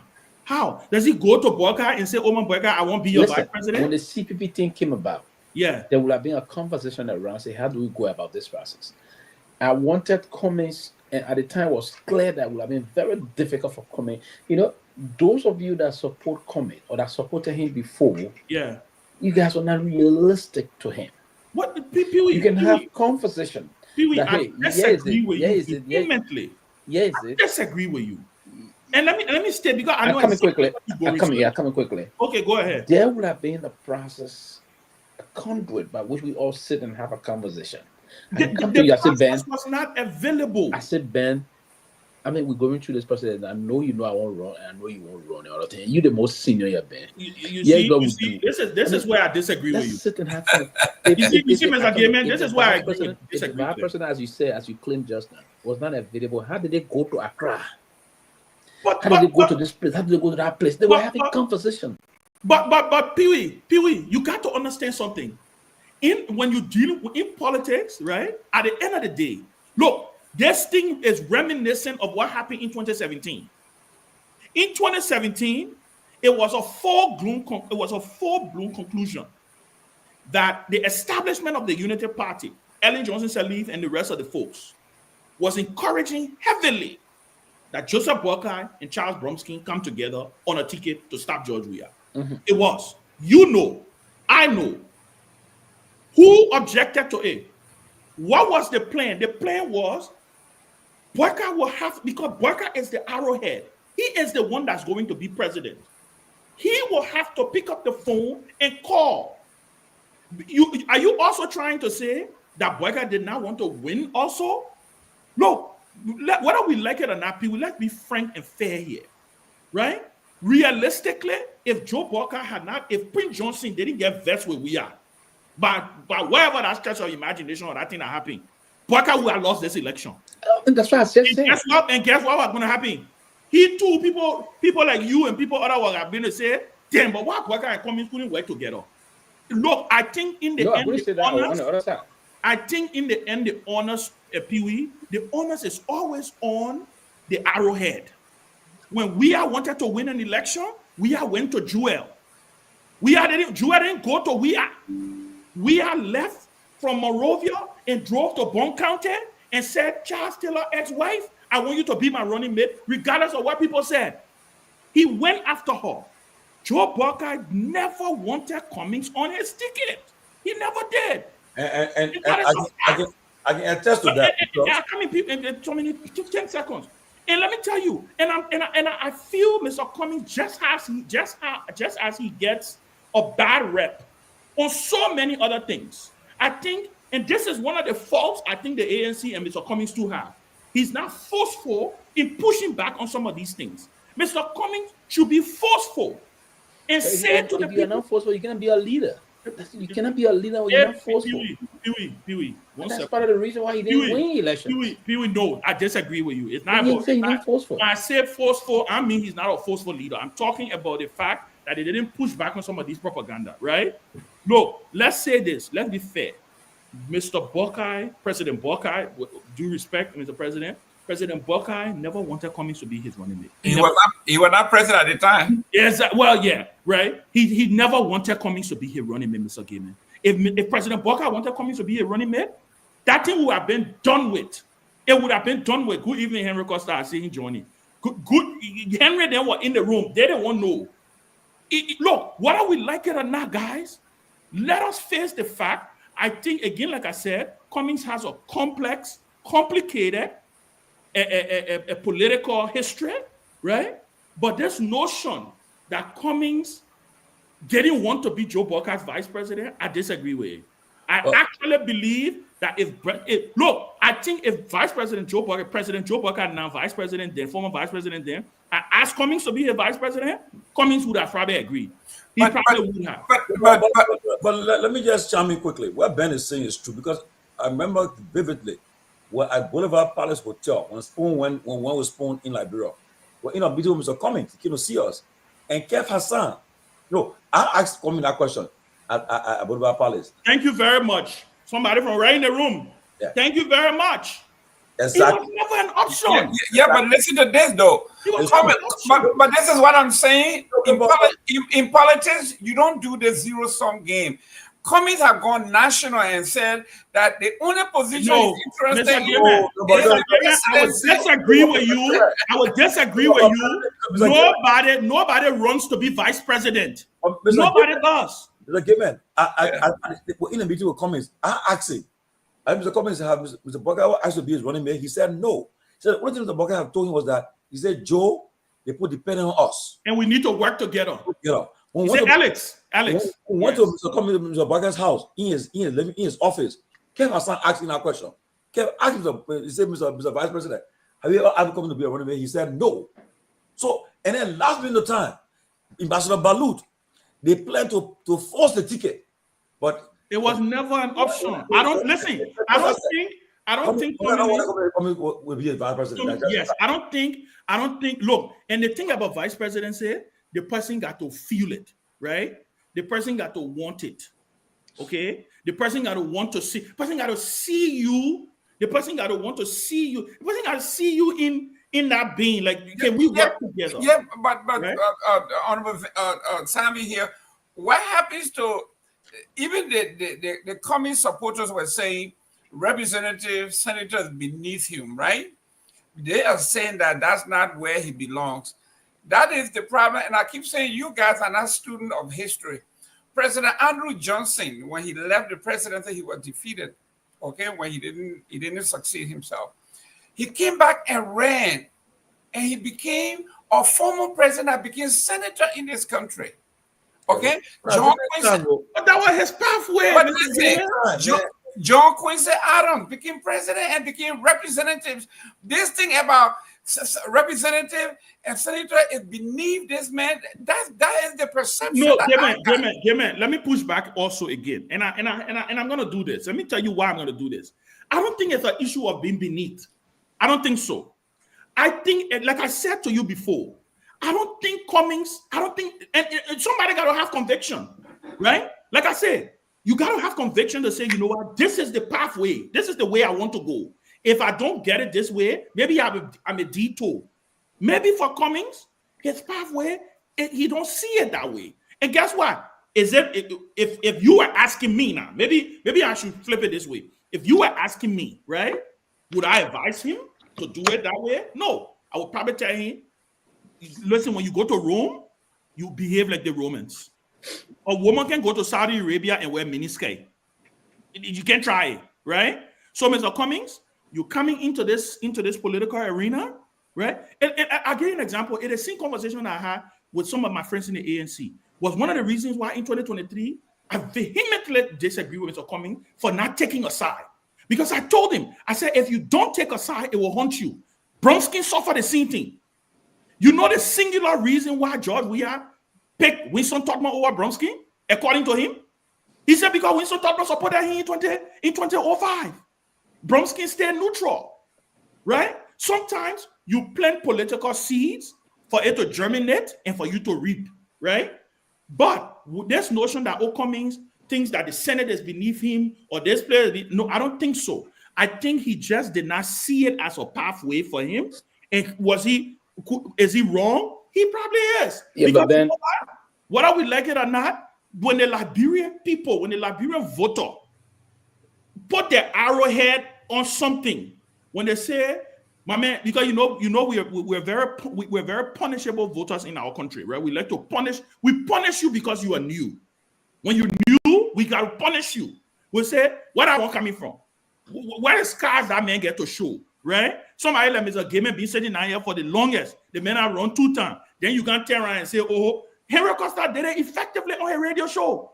Henry Costa used to say it. He used to say, Joe Walker has paid his debt. He has paid his dues. Right? Cummings, where are you coming from? You pay he used to use someone's story he used to give on his show. Where he said, well, the new man kind in the town, when the new man want to, I forgot actually. I wish Costa could maybe call in and chime in for a minute or so. Let me try to see. We can try to see if we can get. But I remember very vividly. At the end of the day, I really believe that that's not an exact science, right? Costa played to that at the time because it played to the Liberian people. They bought into that process, but it's not already going to be like the exact same thing. It unfolded, right? So yes, I agree that. Listen. A very smart propagandist will play into certain situations. You have to be a situational individual to understand the tactics unfolding at the time so that you merge yourself with that thought process and you run with it. So now it pay off very well. And it did play out at the time, right? He set the stage. He set the stage. The stranger who wants to become town chief. Yeah, he set the stage. He set the stage. And that is a very great traditional proverb in our country. Yeah. No stranger whatsoever will leave enter a village. No matter when a stranger enter a village, particularly from the traditional place in Lofa, right? The post side will look at you from a different perspective. I mean, a stranger. You can be stranger. Even to give you water side, will have a man for to understand if he's passing through or what he's doing. So it played a lot, very well. And he was very clinical in terms of the propaganda machinery he deployed at the time on behalf of the old man. We give that to him. Unfortunately, he cooked the soup very well on the top of soya or what. But again, at the end, we put more soda in the soup. and it just diluted the whole process. But we gave that to him, and then that is a very perfect scenario you gave. But it's not going to work time to time the same in the country political history. Now things are going to change, and it is possible that someone can get erupt at this stage and win the next election. You don't have to be someone who have to pay his due. Won't have to wait, no. You see, Pewee, no. Wait. I got to arrest Pewee. You see, Pewee is being hypocritical. Pewee is being hypocritical. No, Pewee, you were hold on. That CMC thing you doing, you won't be hypocritical.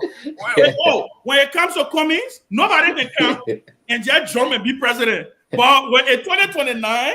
There's somebody new who is a stranger can come and be town chief. And who that person? Who that person? No, I'm talking to you. Who that person? You talking to me? Yeah. No, I don't buy into that. No. I don't. Listen, the town chief. No, this person is not a stranger. No, this person is the son of the chief that have been around. Wait. Let me ask you. I want to ask you one direct question. Is Musa Belete running for president? Musa Belete has been pushed to run to be president of the country. Is he running for president? I say we got 5 years. Is Musa running to be president? I want to know because he tell me he's running to be president. My friend, he got 5 years. You said he got 5 years to think about it. Quickly, give me 1 minute, please. I want us to remove this thought process of a friendship thing here. I'm saying to you, we're not counting to the friendship thing. But wait. The man is my friend. I'm telling you, my friend have not told me he's running to be president. No, listen. Maybe he has told you who is in his political party. No, listen. I want to ask you direct. Ben, I'm saying to you, it's not going to be business as usual in terms of we want to have to pay dues, right? Yeah. Now you need to set a so it doesn't matter. So that analogy don't work no more. It absolutely is out of okay. So it was for coming, but it don't work no more. The reason why coming didn't understand the political landscape of our country. Now, what I expected communists to have done at the time in the country was to politically merge himself with individuals that do understand the political landscape. And he did. Clement brought divisive element, very, very much toxic. What are you talking about? Pewee, I would defend Cummings. Don't do that. No. Yeah, Pewee, I would defend Cummings. Listen, it's a responsibility to defend him. Cummings brought folks that handle his affairs at a time that spend a lot of time on social media debating useless issues instead of focusing on the more very important issue about messaging. They were poor on that process. There was those people that were in this war of war with other folks. Even Costa is telling me not today that I'm funny, but his approach, and this is no fun. And the most serious. Thank you. Let Henry Costa here. Very good. Come in. He doesn't sound funny. Listen. Part of the process, and that's what I say today. And it was good the last time I listened to his last message to the Liberian people, where he said, if Costa himself had behaved like the real traditional grandson, right? All of the olive branches and all of things that have been unfolding, we will have bypassed those things. Do you know why I said traditional strangers? There are strangers that enter our time, change the landscape of that. The stranger can come and be on the ground. Be direct. I'm coming to you. Pewee, can I come in 1 minute? I'm coming. Yeah, be direct. What are you alluding to here? Cummings came from exile, not exile, but from the diaspora, right? That's all propaganda. And let a master propaganda. Let a master propaganda who destroyed the message was a slip of a tongue. Go ahead. No, whether we like it or not, like I said, Cummings came into the system. He came into the system. He got chewed up and he got spit out. He made some fundamental mistakes. He should have been tactical. He made some yes, I believe there was some arrogance by some of the folks around him, but I would not put it all on Cummings. I think when it finally got, my brother Henry Costa, the only difference between me and the man, we come from the same womb, but he knows the disagreement we used to have on the Cummings and Porky thing. Listen, Ben, one second, please. Costa himself, and most of those people engaged in better war of. I mean, he will allude to that. Most of them, listen, to win an election in Liberia, you need to put strategic people around you that will spread the message. I don't disagree with that. I don't disagree with that. Let us say one or two. Ben, I don't disagree. Ben, listen to this. When I was working on the Obama 2008 campaign on the local level, the first one was the first election was how do we deal with Mitt Romney, right? Okay, so Mitt Romney now falls in the same category as Cummings. We will make him this rich white boy, very privileged. He has money. He has nothing in common with you, right? So this guy they call David Fluff, and then there's a lady, Anita Dunn. These people, I am telling you, when you talk about political tactician and brilliant people, when we came to John McCain, they said this guy is a war veteran. There's no way you can attack him. But we can go after his VP pick. And Sarah Palin came in and they went after her. Okay. So what I'm saying here is the objective here is to actually brand the opposition. Well, your opposition, you gotta define him. Okay. Mr. Comey allowed the opposition to define who he is, and they put a cement block around his feet, and he has not been able to get out since. Okay, I agree with you on that. But Costa, I want you to come in, and it's good to see you. Welcome back. And this I'm sure you've been following the conversation, so I don't have to rehash it, right? Yeah. The issue here has to do with Cummings being Joe Buckeye vice president. I believe it was never going to happen. I don't think Joe Buckeye ever wanted Cummings on his ticket. I don't think he felt that Cummings was supposed to, to help him become president. When you pick somebody to be, going to overshadow him. That's it. When somebody pick you to be vice president for two reasons. One, they see you as somebody who they can work with as a partner. Two, they want you because of politics. They think you can get them across the hump. That's why we have picked Joel. That's why Buckeye picked and Jeremiah Cohn. Let's be frank, right? Jeremiah Cohn wasn't picked because of governance. No, he wasn't. He was picked because they needed Nimba to win. So I want you to talk about that. You were there. You were in the room. A lot of these things. You were very fierce against the ANC and within the CPP. Talk about this notion about Cummings being Buckeye vice president. What would be Cummings' legacy, right? If Cummings were to drop the ball right now and say, you know what, I'm done with Liberian politics. I'm to do, what would be his political legacy, right? Can you talk about that? And welcome to the show. Thank you very much, Ben. Thank you very much. And thank you very much, Guy. It's a very interesting conversation, as you rightly said. I've been following. And I completely agree with you, Ben, that Alex Cummings is a man for whom I personally have a great deal of respect and admiration. He accomplished a lot in corporate America, reached the pinnacle, something which most Liberians would only dream of. However, he's not a politician. He made some very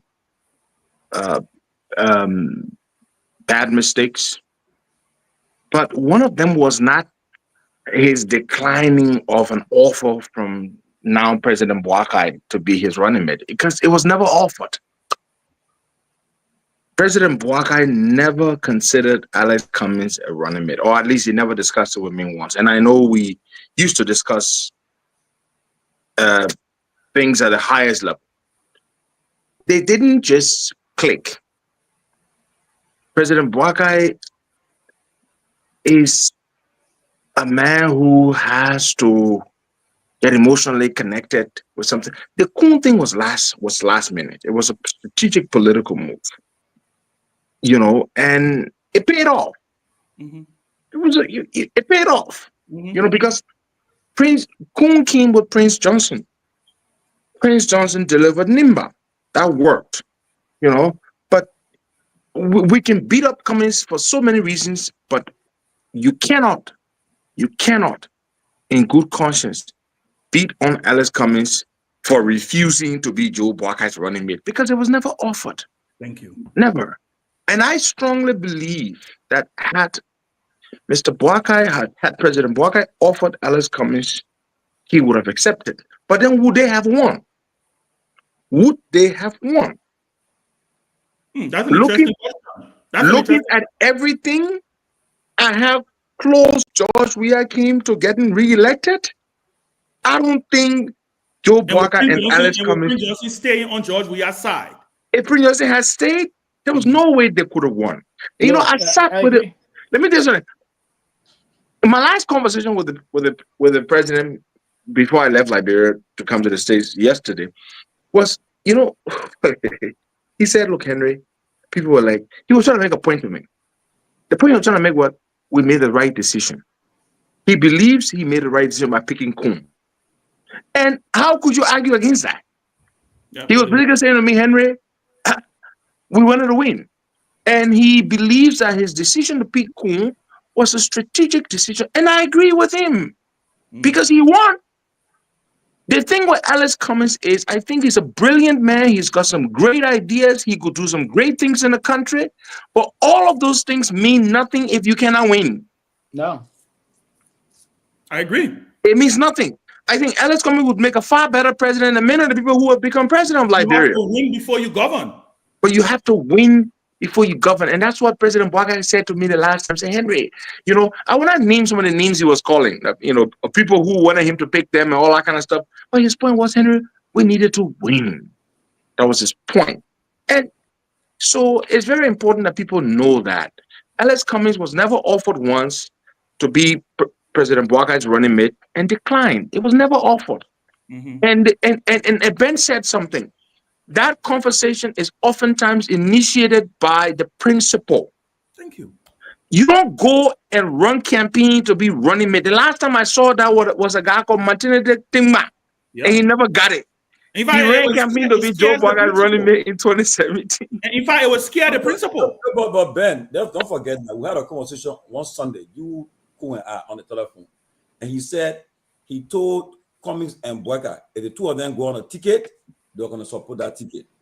Yeah, but that's what everybody outside wanted. He said. Yeah, he said if the two of them go on the same ticket, we'll support that ticket. So that means had Cummings and Boakai been a ticket with the support of Kun and Prince Johnson, perhaps they would have won. Yeah, but will you pick a vice president that will overshadow you, that will be supreme? I mean, you gotta look at some of these He will not overshadow Boakai because of course. No, he wouldn't. Oh, let's welcome Lloyd. Lloyd Scott, Lloyd, another political strategist. Y'all know how we can do on this show here in the night. It gets you happy. It gets you happy naturally, right? And Henry, please make sure you share this show, yeah, so your people can know you online, so we can bring some news tomorrow. Lloyd, it don't say nothing controversial, by the way. I will be monitoring. Lloyd, your light is on. You're doing good. But thank you, sir. No, don't. Yeah, man, you're trying to wish me. You gotta stop it. Who put the oil in your generator? Your generator good. Henry, you saw Lloyd when you were in Monrovia. Lloyd said he's not in Monrovia there. No, we talked, but then we were supposed to link up, but we didn't get to it. Then I had to make this quick trip. Yeah. But let me say this. I want to bring something in here. And Henry, thank you for that. Maybe we should let Lloyd chime in on it quickly. We'll come back to the legacy and the potential. Somebody got something on. Yeah, please. When you're not talking, let's mute. Yeah. So we'll come back to the 2029, right? Is it possible? Is there a pathway for Cummings? Is somebody going to, in Pewee's word, right? Because I want to ask Pewee directly, is my friend Musa Belete running for president? Because I don't know if he is, right? He is the political leader of the CMC. Obviously, when you're political leader, eventually you want to be president. So Pewee believes that somebody new will going to come, and the person is the grandson or the son. In his word, I'm taking his word. He said the grandson of the political doyen in the country or something. He said, right? Listen, I am still of the belief that at the end of the day, there is a possibility in anything. Nothing is impossible. I would never say anything is impossible, right? But let's look at that. I want Lloyd to take on this Cummings Boakai VP thing, if you have anything to say on it. And then let's have a general discussion about 2029 and the uptakes and what will happen. And then also maybe chime in with Nimba and what's going on in Nimba also. Hey, fellas, good evening. I think Henry and I have been crisscrossing, but eventually we'll get together. Henry and I go way back. We cut our political teeth together back in 2004. We come from the Tubman tree of politics in the new dispensation. Damn, I gave all that. Libwin, Liberians for Winston. Libwin. You know, and Henry Costa being all the group that Libwin, he started ANC. Now Henry Costa started ANC. Yeah, but ANC was an offshoot after that fight in Tottenberg. It was Costa. Oh, when they changed y'all with the cutlass and the hose. Yeah, when they were at the time I had left, but I was saying us because I was when they changed Henry there. And so I remember talking to Horatio at the time and talking to Henry. And in 2 separate conversations, both of them said, my man, we need an alternative, to this thing. We can't allow George to keep doing this thing. And the next thing I know, the ANC was birthed, But let's go to this Cummings and Mr. Boyka thing. Costa and I talked about that many, many times over. During that whole process, we'll meet in Delaware, we'll meet in Maryland, we'll have many phone conversations. Costa, I have a friendship, a brotherhood. Then we do business, and then of course, the politics is there. And he said, I can always boast. I said, every one of y'all, when y'all piss Costa or either deal with y'all, even when I'm pissing off, a certain bodies it remains buried. He's never done that to me, and so because of the strength of the friendship. But I do believe, and I would differ with him slightly yet. Had Joe Boyka carried Alexander Cummings, that's what most of the people wanted. I think that ticket would have won. Exactly. What Boyka didn't do in Maserati, he would have done it with Cummings on the ticket in Maserati. They would have clean clocked in Maserati. And I think that would have made a difference, right? It would have made up for potential losses. And I still think it would have gotten Prince Johnson and them support. But even if they didn't, if they had, they would have cleaned Maserati and probably cleaned Western Liberia. Okay. They would have done better in Bong. I don't think they would have lost Bassa. And they certainly, so people wanted that ticket. But I think that ticket did not come together because Oman Boyka did not want it. He was not comfortable for whatever reason. I don't think Cummings could have overshadowed him. A lot of times I remind people that, look, when you're the principal, nobody can overshadow the president. Power comes to you. You can take your driver today. You can take the person who comes to do your grass. Today, you make that person leader when you see the kind of oath that they will start paying to that person. Okay, so power, so I don't believe that. I think the old man was not comfortable for whatever reason, whether it was the handlers or himself. And I believe if he wanted, it would have happened. So I'm not going to blame handlers. I've been a handler before, and I know when certain principles are stuck in a way. Old man Boyka doesn't seem like somebody who, once he makes up his mind, it can be easily changed. In fact, he will hold it to his vest until he's ready to announce it. So I think that ticket would have had a real fighting chance. Okay. I think the challenges the UP had going in was after the CPP broke apart, people got a bit disillusioned, and then at the end, the coalesced around the UP again. Yeah. All right. Thank you, Lloyd. Henry, I want you to come in. What are your thoughts on 2029? It's very early. It's a lifetime away. Plenty of things can happen, but let's speak hypothetically, right? Let's form some opinions here. Play with some hypotheses here around the table and say, listen, 2029, right? We heard the president come out the other day and say, you thinking about 2029, get out of my government.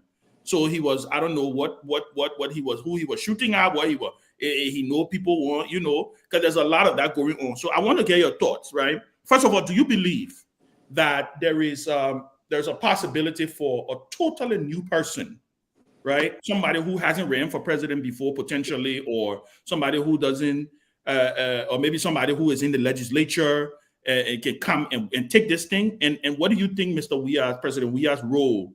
I believe he's still the 300-pound gorilla in the room from the opposition perspective.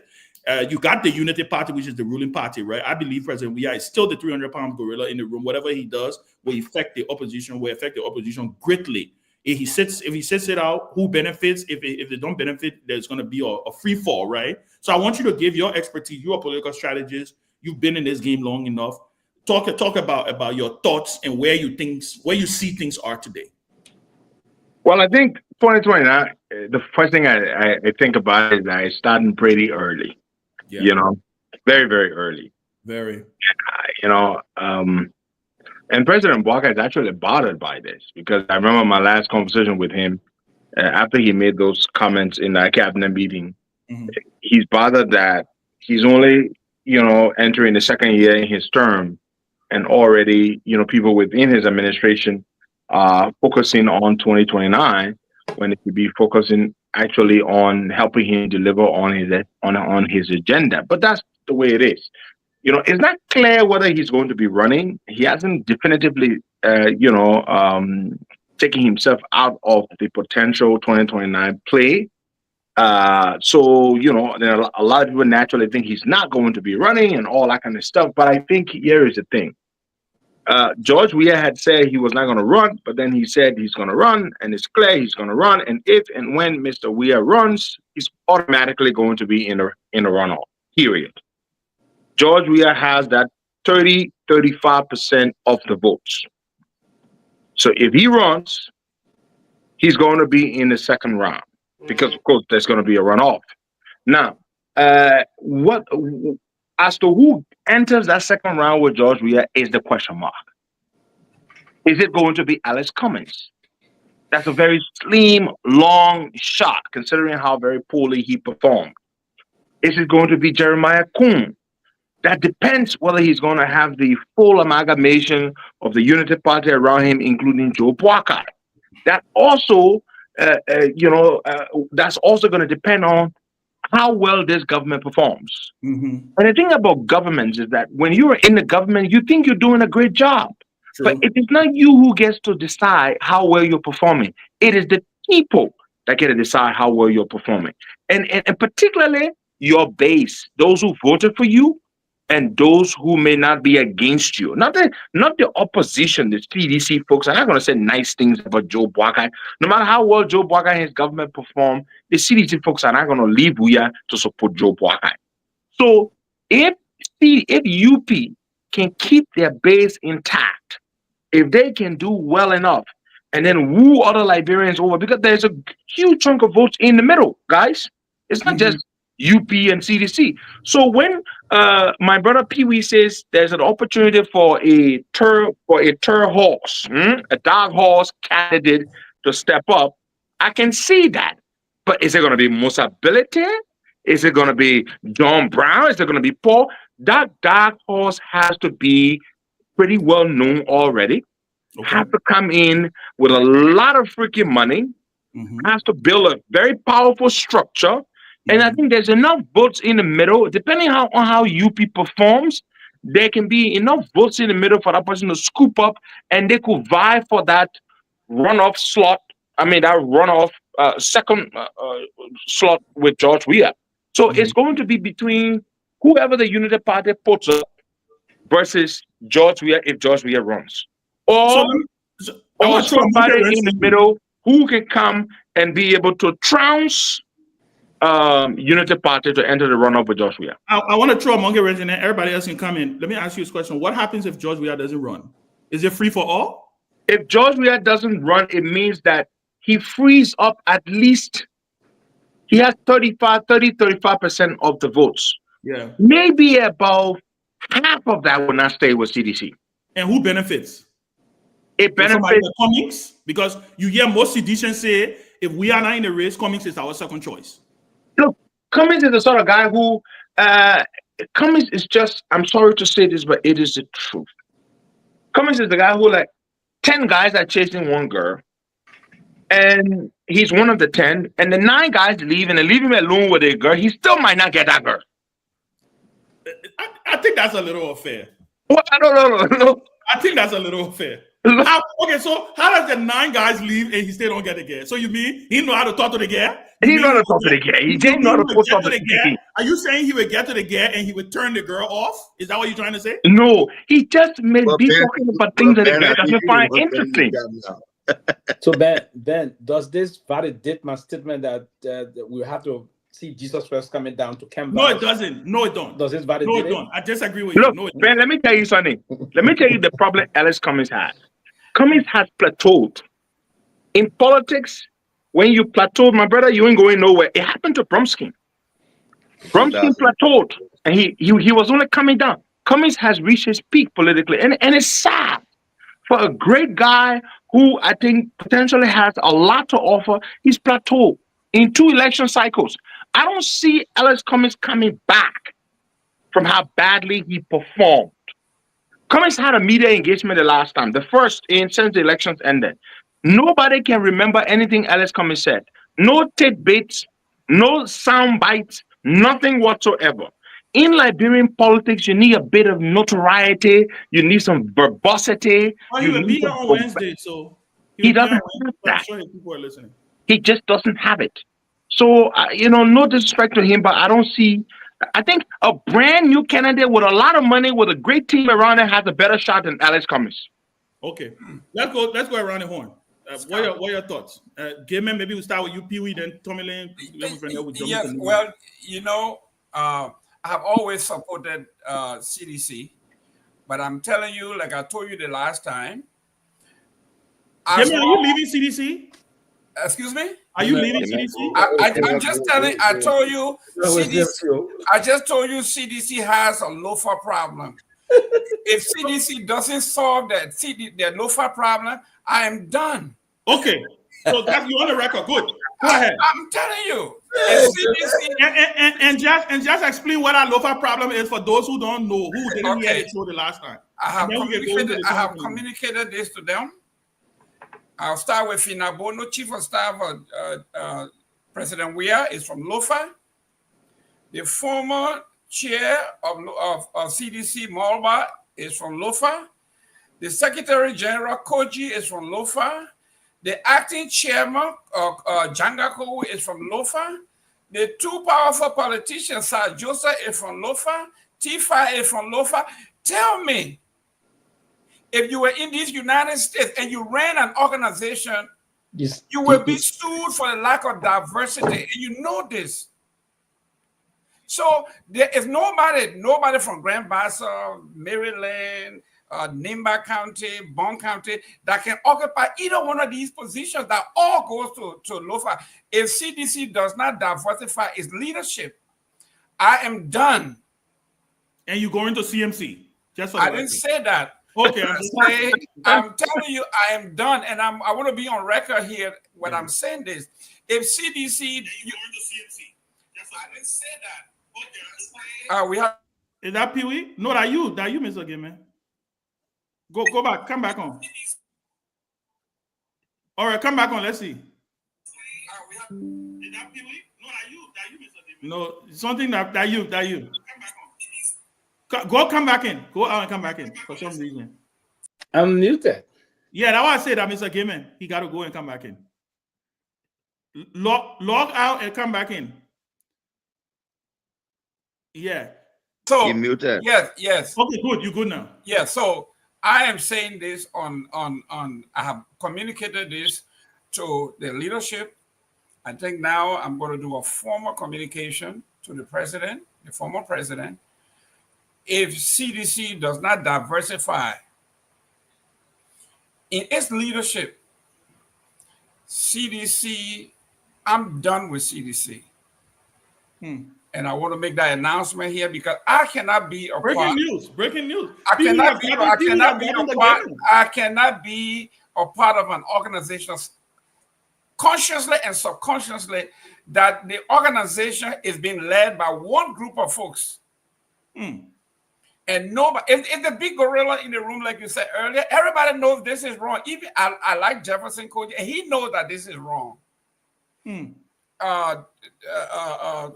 Cole Janga knows that, listen, this is a Lofa affair. They all know this, but nobody wants to address this.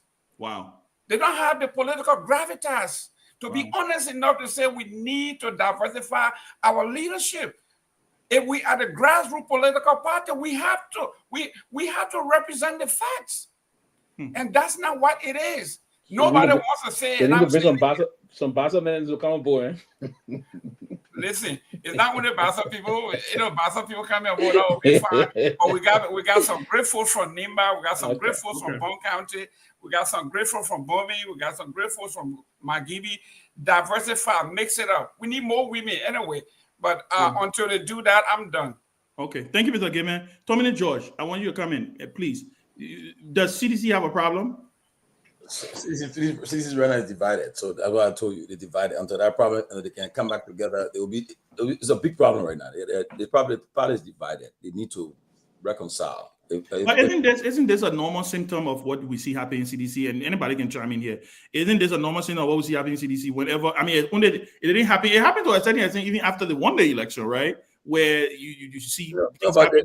Then when you're getting close to election, they all come back home. Don't you think? The best thing that can happen right now, if President we really want to get on top of things, you got to reach out to these guys, the guys who feeding the dissatisfied. Reach out to them, take them somewhere, y'all talk. But I'm asking you about the Lofa problem. Do you agree with Gaiman? Yeah, the problem. I mean, I won't say it because the leading. No, I won't say that because most of the people from Lofa, they are the ones who are not in the ministry of the party right now. They're the ones who on AWOL right now. They are out. Okay. The problem. But Ben, quick, I want to say, what if we are in Baga is not in the race? What happens in 2029? That's an interesting dynamic. Because what will happen in 2029? We are in Baga is not in the race. What happens? But that's what Costa said, right? That's what we talk about. Take we are in Baga out. What happened? You mean both we are and Bokai? You said communists have no chance. So let me go to Lloyd. Let Lloyd chime in, then we'll come back to Costa. I mean to Pewee and then go back to Costa. Lloyd, what happened with Bokai and we are not in the race? Now, obviously, we have a president not named Bokai. We are. Yeah, we know that. That's obvious. That's obvious. We know that. That's a good one. Look, what will happen if Bokai and we are not in the race? Who does George Weah endorse? Who does he campaign for? Interesting. Okay, whose hand does he pick up? That person then has street cred, right? Street credibility. And then they can ride their own gravitas, riding the coattails of George Weah. The guy is the singular most magnetic politician in the country, by far, right now. And so if he were to endorse somebody and went out of his way to campaign and say, this is the person I trust. In fact, there are people who respect George who may not vote for him, but who will follow that candidate because now he's magnanimous. He's no longer by self. He's doing it for somebody else. And that will make a difference. It will make a big difference. And why it comes then may become an interesting factor because can he get his money to buy the support from the people around George to encourage George to go there, right? Because he needs the attention. He needs that political validation. Old man Boyka may get to the point where he can establish political coattails. Right now, it's not there. It doesn't mean that people may not follow him. Let's see what happens in the next couple of years. He has another year and a half. Otherwise, he's an effective lame duck, at least for this term, right? And so that's interesting. But if we are runs, right now, it will be very hard to see CDC and UP not being in a second round, UP being a ruling establishment, and we are being a guy who, still has that base. So, and that's where, this third party thing we'll all talk about, right? And we really want to see a third way. That's where a lot of gamesmanship will come, a lot of configurations will come where you will go to strengthen one side versus the other.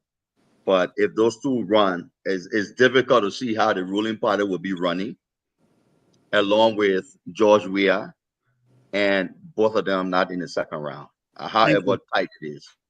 Thank you, Lloyd. Pewee, if President Weah and President Bokai are not in the race, is political leader Musa ability you want to hear, and let me. I'm listening just now to Gaiman. He reminded me of the late foreign president Samuel Doe when he went to Ganta during the civil crisis. He said, "What can I do for the neighbor people?" He said, 4 cabinet ministers, if for neighbor, that's how you're saying. Is this if for neighbor, that if for neighbor, and other things. Yeah, Gaiman, listen. All these things you just talked about just I don't think it got anything to do with the main issue relative to the Liberian presidency in 2029. All of the things, the internal problem of AIM, CDC. Listen, for instance, Finabono, she's not a party executive, so leave her from the process about the party executive issue. But Costa says something very profound. You would defend Lofa tonight. Let me reiterate what he said. This 33% base we have got. That's the main line there. It's not about the party structure. Those individuals from Lofa, they don't do nothing about it when we have to push that. I think Gaiman want John CMC. Listen, Pewee. I mean, I think when Musa came here and I think Musa mesmerized Gay Man, and Gay Man is trying to find an out. No. He's trying to find an out. Listen to this. And that's what Musa. Sanvee, listen to this. Costa, let's talk about when the power of politics and who has the president's ears, right? They say the closeness to the proximity to power. If you have someone who is the chief of staff of the president, somebody who is close to George Weah as the chief of staff, you cannot discount the power of Finabono since she's not in a political structure. She is. So let me just conclude quickly. Conclude and then we'll get Ben, the issue is Weah and the current president, both men, they're out of the process come 2029. Here's what's going to happen. The appropriate political forces going to align, and that alignment is going to be spearheaded by. And the last time before I left Monrovia, right after the election, I met Costa to the parliament, and Costa was trying to bring a debate about. I didn't know it's just so nice. We need to have some conversation, you know. But I thought, and that's what's going to happen. That there have to be an appropriate individual, those kind of. We need this alignment, this appropriate alignment that will begin the process of shifting the next course of the elections come 2029. And it's possible, and that's a very good question, Ben. It's possible that Mr. Weah may not contest these elections. That's your possible. That's possible. And it's a very, very good. It's possible. And it's also very clear. It's clear now. I can say everything. I didn't meet Uncle Joe yesterday. I think Costa did. Costa is smelling those things. I mean, it's increasingly possible to he may not contest. Wait.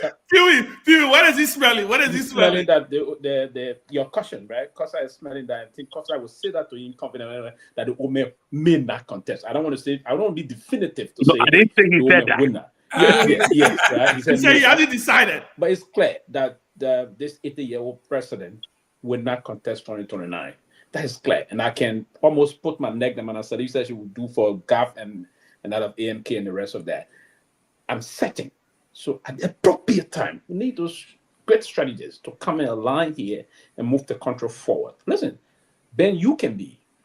Scott, Scott been a strategy for a long time. Are you making a pitch for us to join the CMC? For instance, the system in this country, in Liberia, probably people like us will sit there and do analysis and be paid. But unfortunately, I'm asking you now, are you making a pitch for us to join the CMC? Is that what you're doing? That's what I'm saying. The appropriate individuals have to align with the CNC to bring the third wave to fruition. The grace of Sylvester Pewee. For the third wave will come to so Pewee, let me ask you what Costa kind. Are you identifying as neo-progressive CNC or just CMC Pewee? Because for long you have been neo-progressive. So neo-progressive is in your blood. The neo-progressives are thought every Liberian citizen is a neo-progressive.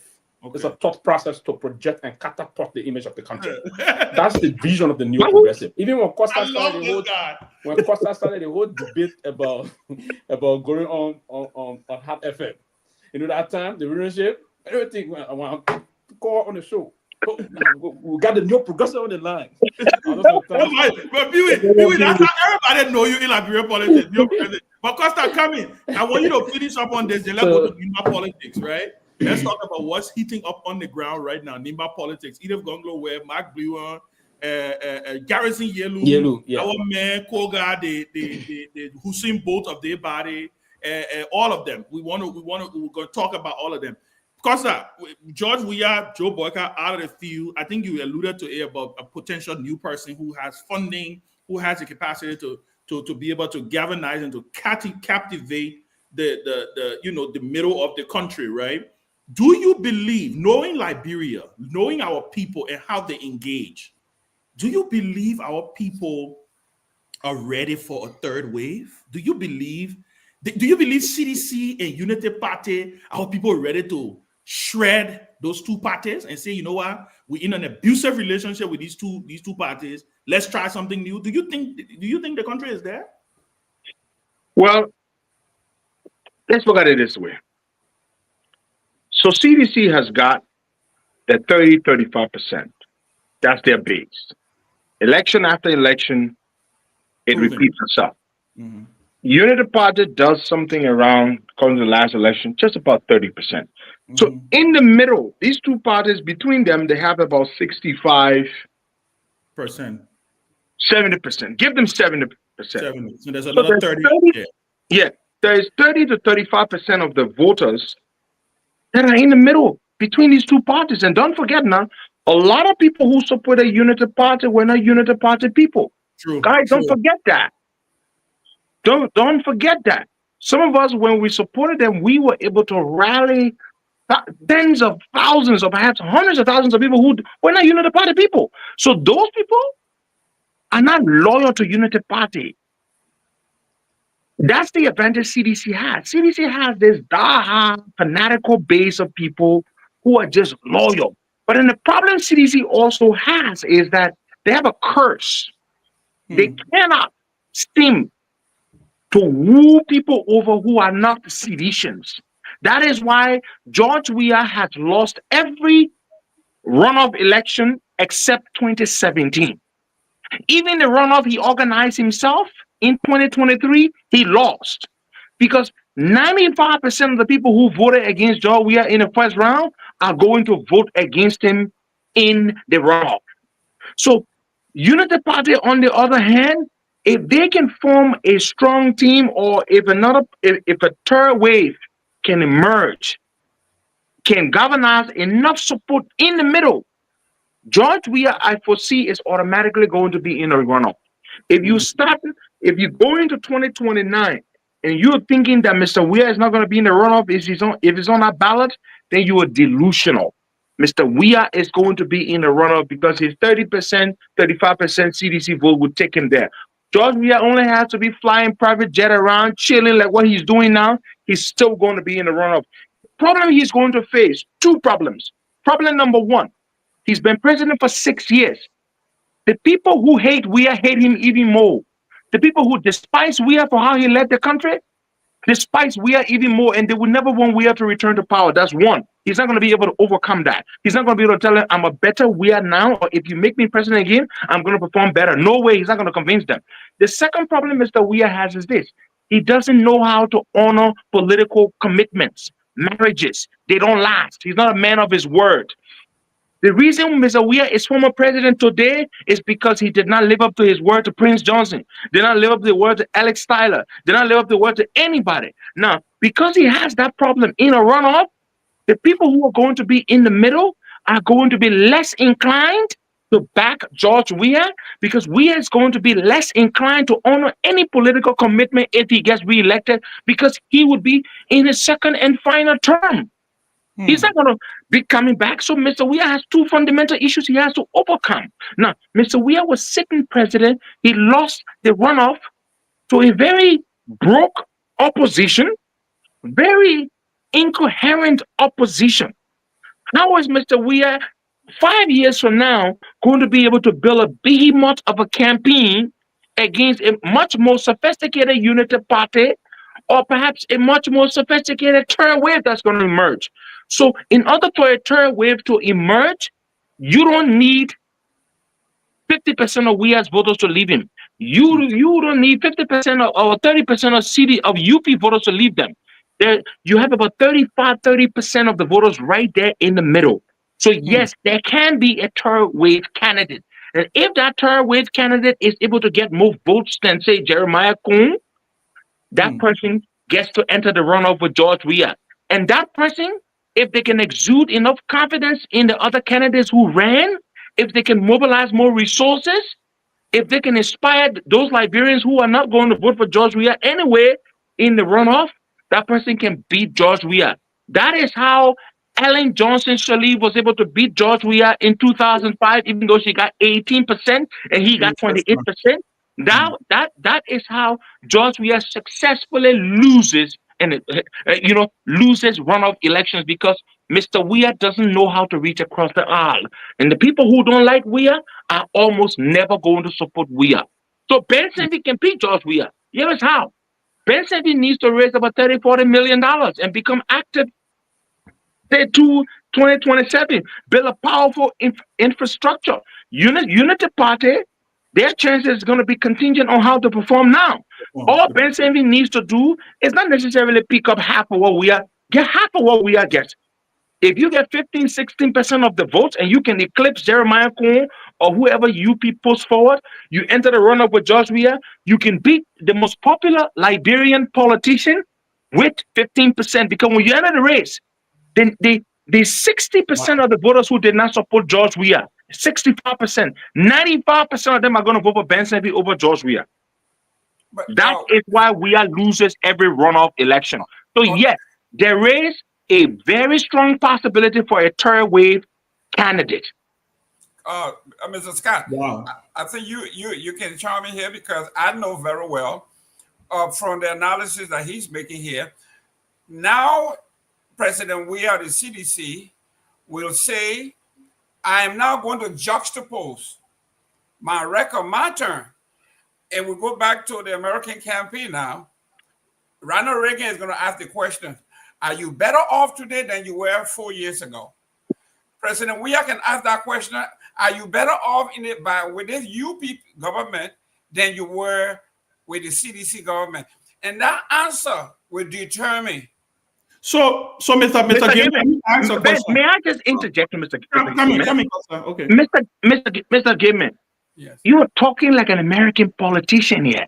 I understand. You have a candidate, George Weah, who doesn't talk. He wins votes because of his charisma.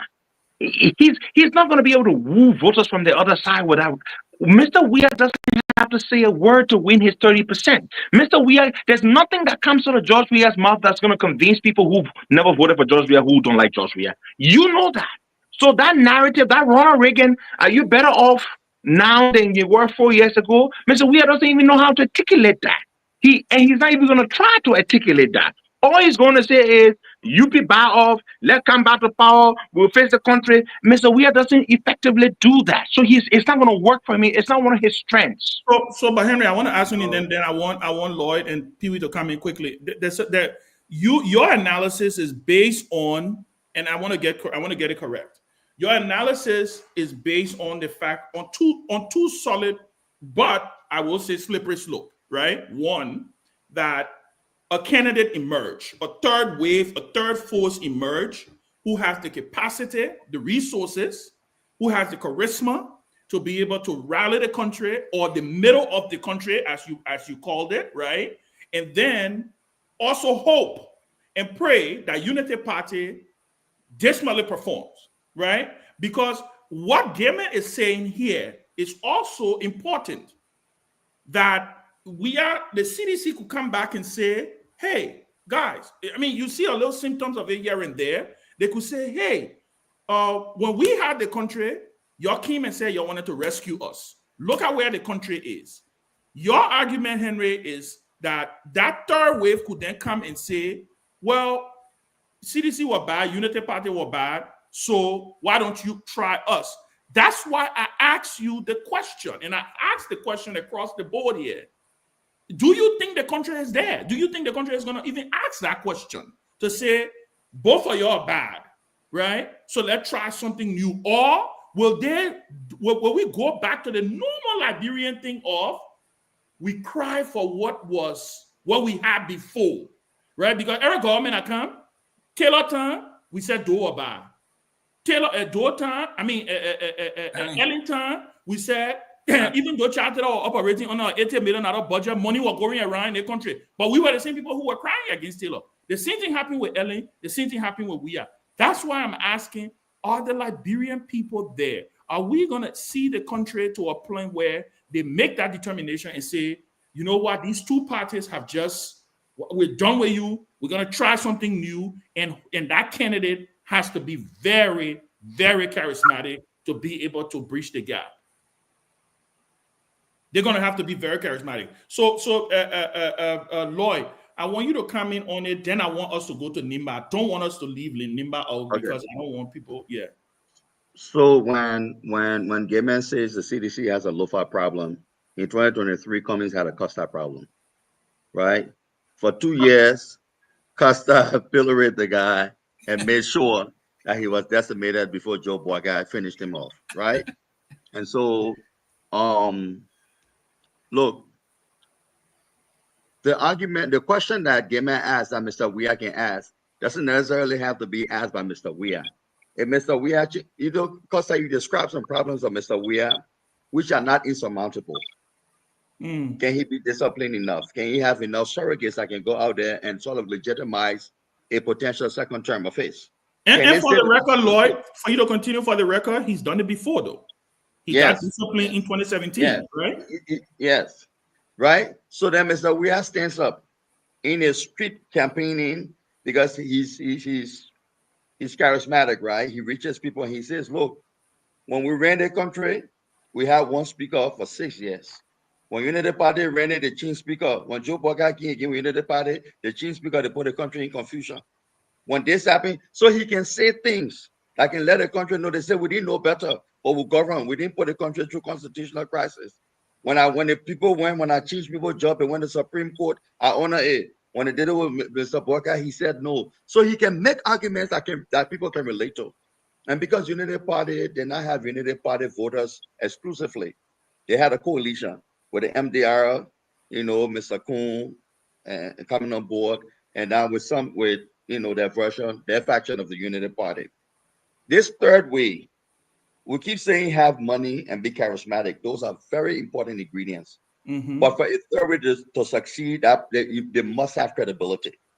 The captain of that vehicle, that presidential candidate, needs to be charismatic, needs to be telegenic, needs to be a proven administrator, but also we're not going to replace 2 steamed vehicles with another steamed one. So the third way has that burden. Can you come together and can you bring somebody? Now, we're not going to get a perfect horse, but somebody with the credibility.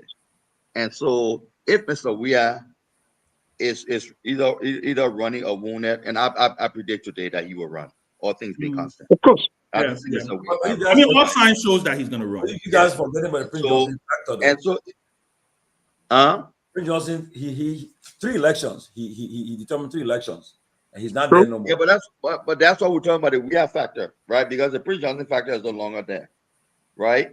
So, but Weah's base is still his base. Yeah. He may attract a few here and there. Josh Weah's Weah almost won the election. He almost won the election with Onimba.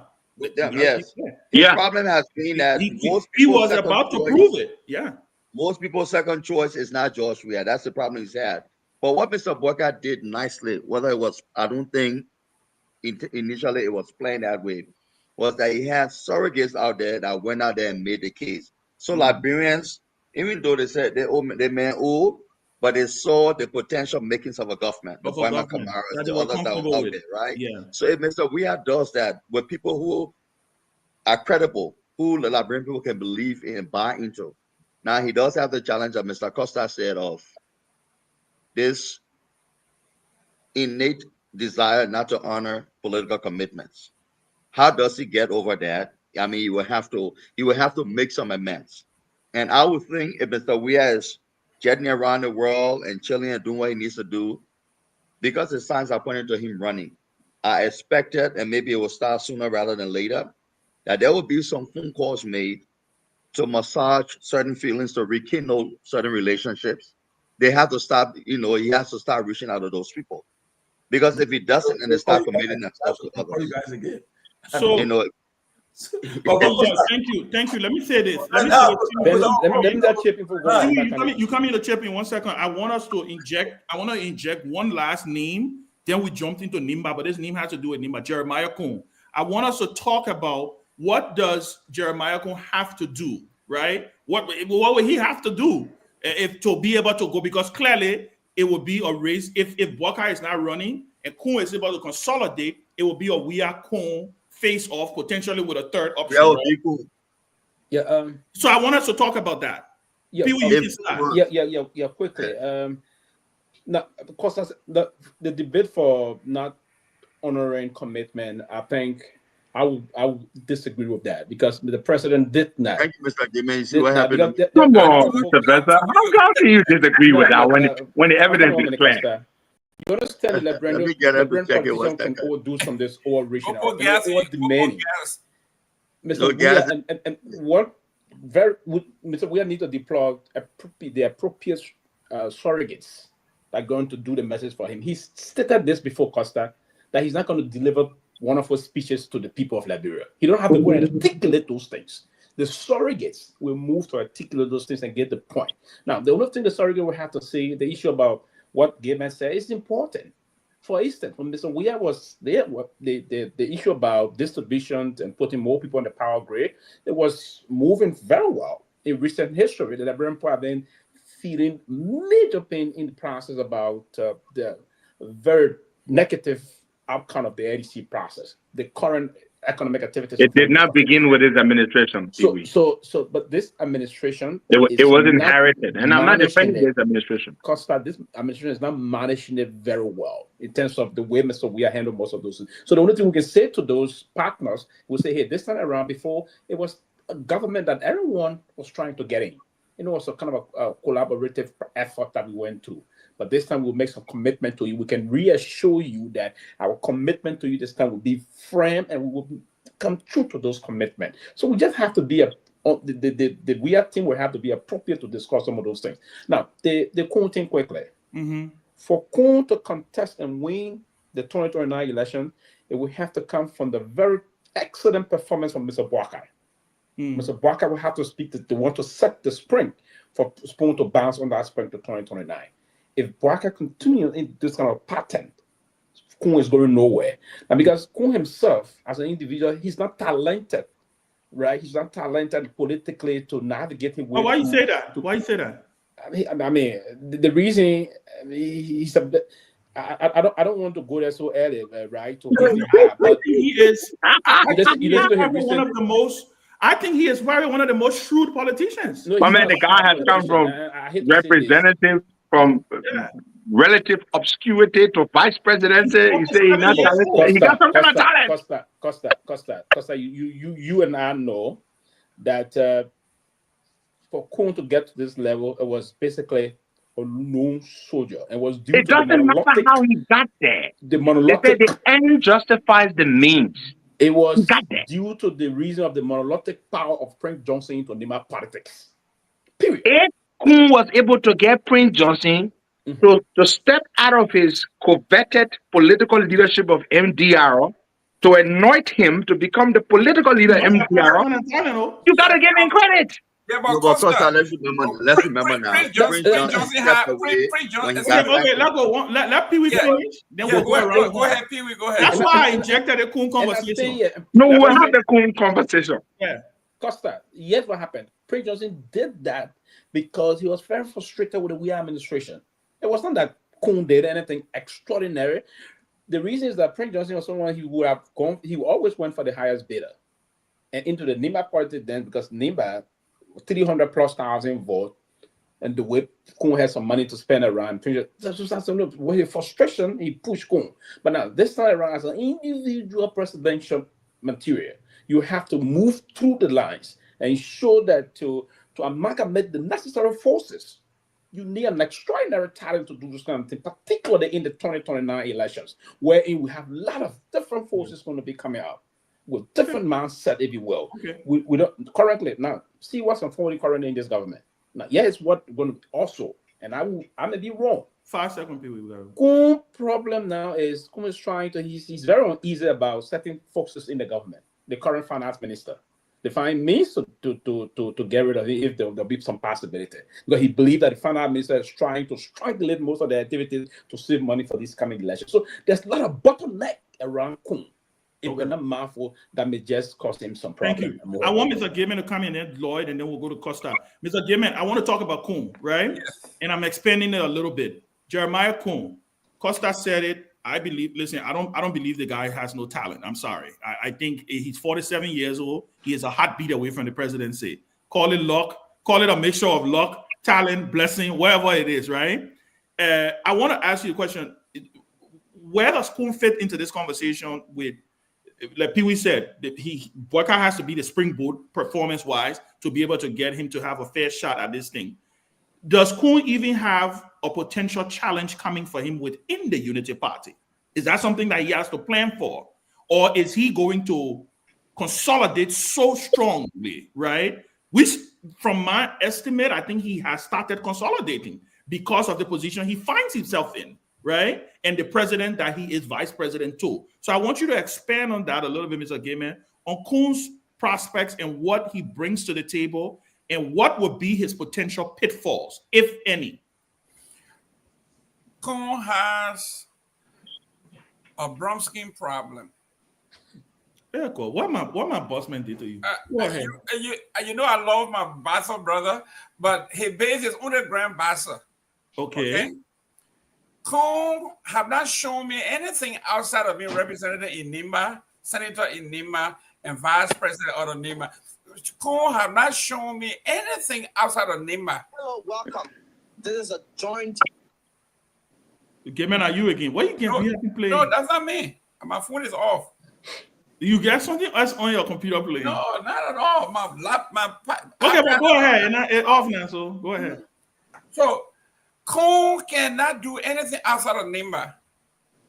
And his strength. He has not done anything on his own. Everything he has done, he has relied on the cocktail of Prince Johnson. Yeah. That cocktail is no longer there. So now he got to prove himself, right? He has to prove, but he has no self. The kid has left the nest. The baby has left the nest. He has to prove himself. He has no self to prove. He does not have the charisma. He doesn't have the resources. He doesn't have the political gravitas in Nimba. Okay? Wow. Because now we are talking about the Kogas of the world saying, I am now the godfather of Nimba. This guy proclaimed. So if he becomes the cock in Nimba that can crow, where does Kun fit?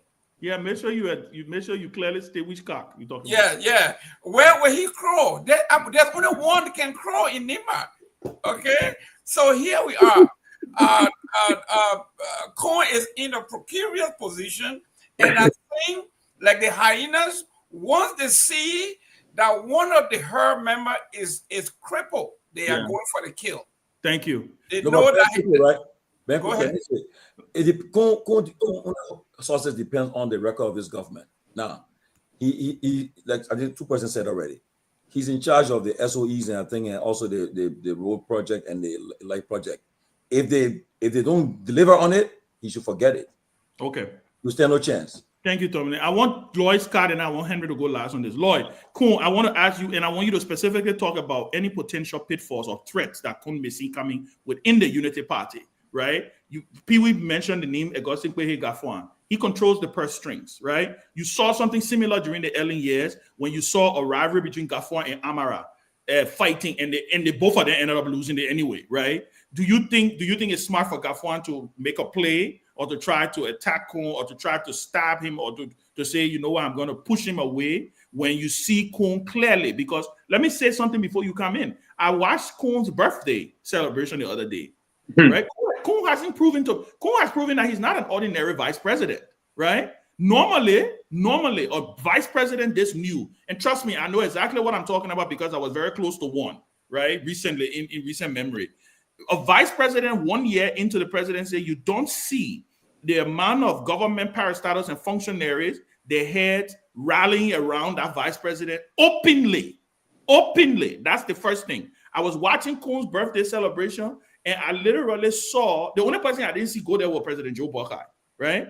You didn't see that with Joel. You didn't see that with other vice presidents. Not even Joe Buckeye.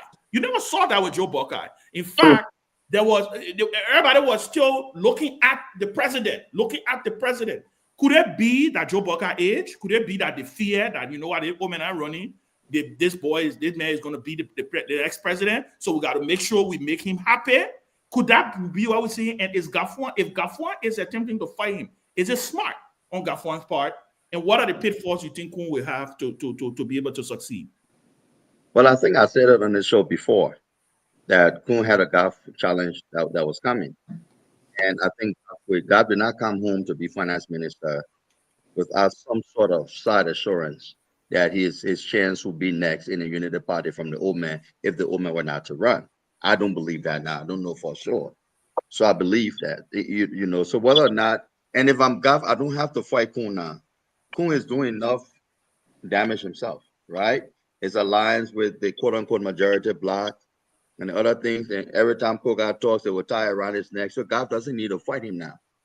What Goff can do is to stifle those projects that he's in charge of, right? So he doesn't have to fight him. He can do his job and said, look, Mr. President, we are prioritizing your agenda, and that is not ready for that. So he can shift things the way he wants to do it. I will send a message to Kun. And Kun can decide if he wants to take on the sitting the sitting finance minister, and challenge the Lofa block. But another thing also, look, Kun did not magically become MDR leader because Prince Johnson discovered magnanimity. Prince Johnson was sanctioned. He was also simultaneously pissed off with CDC. So he elevated this guy that George Weah helped to create. That's why the blood is so bad between them, right? He walked away from some agreement and some alliance. So I still believe that, look, Mr. Kun will be a potent force. I know my brother Pewee and even Henry said, Costa said, if UP does well, Kun could win. I think we're all on this line, this chat would agree that Bill Clinton was a very successful president. He left office with high ratings. His VP, a very competent guy, lost. But Agbo ran away from him, though. He was not as adept at politics as needed. But Al ran away from him. He ran away from him. But still, he had everything. Bill Clinton still didn't shun him publicly and all of that. What I'm saying is, a president can succeed. Yeah. But if EP has to be able to close the deal with the voters themselves. We don't transfer loyalty as much, except you are unique, like a George Weah or Charles Taylor. It's very hard to see people just transfer loyalty. And look, if I'm running a campaign against Jeremiah Kun, I'm sorry, I would practicalize it. It will be, since he focuses on Nima all day, I will make sure we remind people that it's Nima versus Liberia. That's the campaign. And let me end with this. When Prince Johnson elevated Jeremiah Kun, also remember what was happening. Prince Johnson saw his power, not just his power potentially being diluted in Nima, but he also saw his freedom potentially go away if Nyenwolo Gongloe either succeeded or established serious political potency. So he was trying to make sure, that he even, knowing that, Prince could not do much nationally, that he either balance or cancel out Nyenwolo Gongloe's influence in the county, because Nyenwolo has been the one guy, Councillor Gongloe, that is, a big brother, has been the one guy who's from Nima, along with a few others, but he's led the charge for war crimes court and all of that against Prince. So Prince was making a political calculation that eventually did not benefit him because, the VP was there when they signed the resolution. Thank you. Henry Costa. Kun. Well, everybody knows I've never been a big fan of the vice president. But, we patched our differences. We communicate all the time. I sent him a message on his birthday. We chatted. We had a good chat. And so we're past the fighting and all that stuff of 2023. And I say that to say I can speak objectively and fairly about what I think the vice president's chances are. I think Jeremiah Kun is a very ambitious man, and most of us are very ambitious, and there's nothing wrong with that. I think, like Ben said, Jeremiah Kun is not your typical vice president. He's a very powerful vice president. He influenced a good number of the appointments, key appointments in his administration. He enjoys the loyalty of the broad spectrum of the government. I don't see anybody in the Unity Party that's going to be able to challenge him successfully, because even those who may not be natural fans of Kun in UP think that Kun is their best bet. They may not like Kun, but Kun is the best. Kun is what they have. So Kun, as you rightly said, Liberia, we're a very sycophantic society. And you can see power shifting as you see it. You saw Mr. Kun's birthday. You saw the homage that was being paid. You saw the speaker or the embattled so-called majority speaker. You saw all the ministers, or most of them. You saw you know, the young guys in the Unity Party, the Stephen Johnsons of the world, the Mo Alis, and all those guys. Those guys are the engine of the party. You saw those people, or you saw the chairman of the party. So they all gravitating toward Kun because I think they know that the president may not want to run. Even I don't have that impression that the president, because the president seems to say all he's concerned about is delivering now. So the guys are rallying around Kun. But then Kun has several challenges. Kun has always done well politically in Nimba. Never been tried nationally. He knows that. I think he knows that. Kun also has always done well with Prince Johnson around. Now there's no longer Prince Johnson around. Kun knows that too. Kun knows that he's not George Weah. He's not a popular, charismatic guy. He knows that.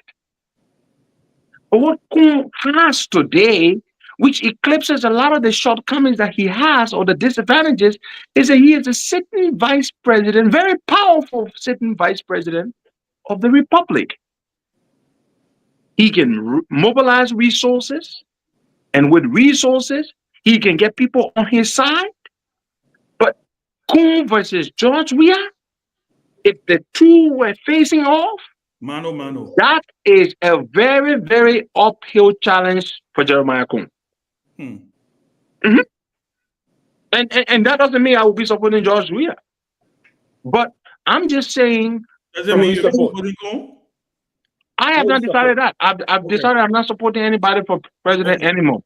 Okay, I just want to make sure. I just want to you threw it out there. I'm not supporting anybody for president anymore. No, I'm not.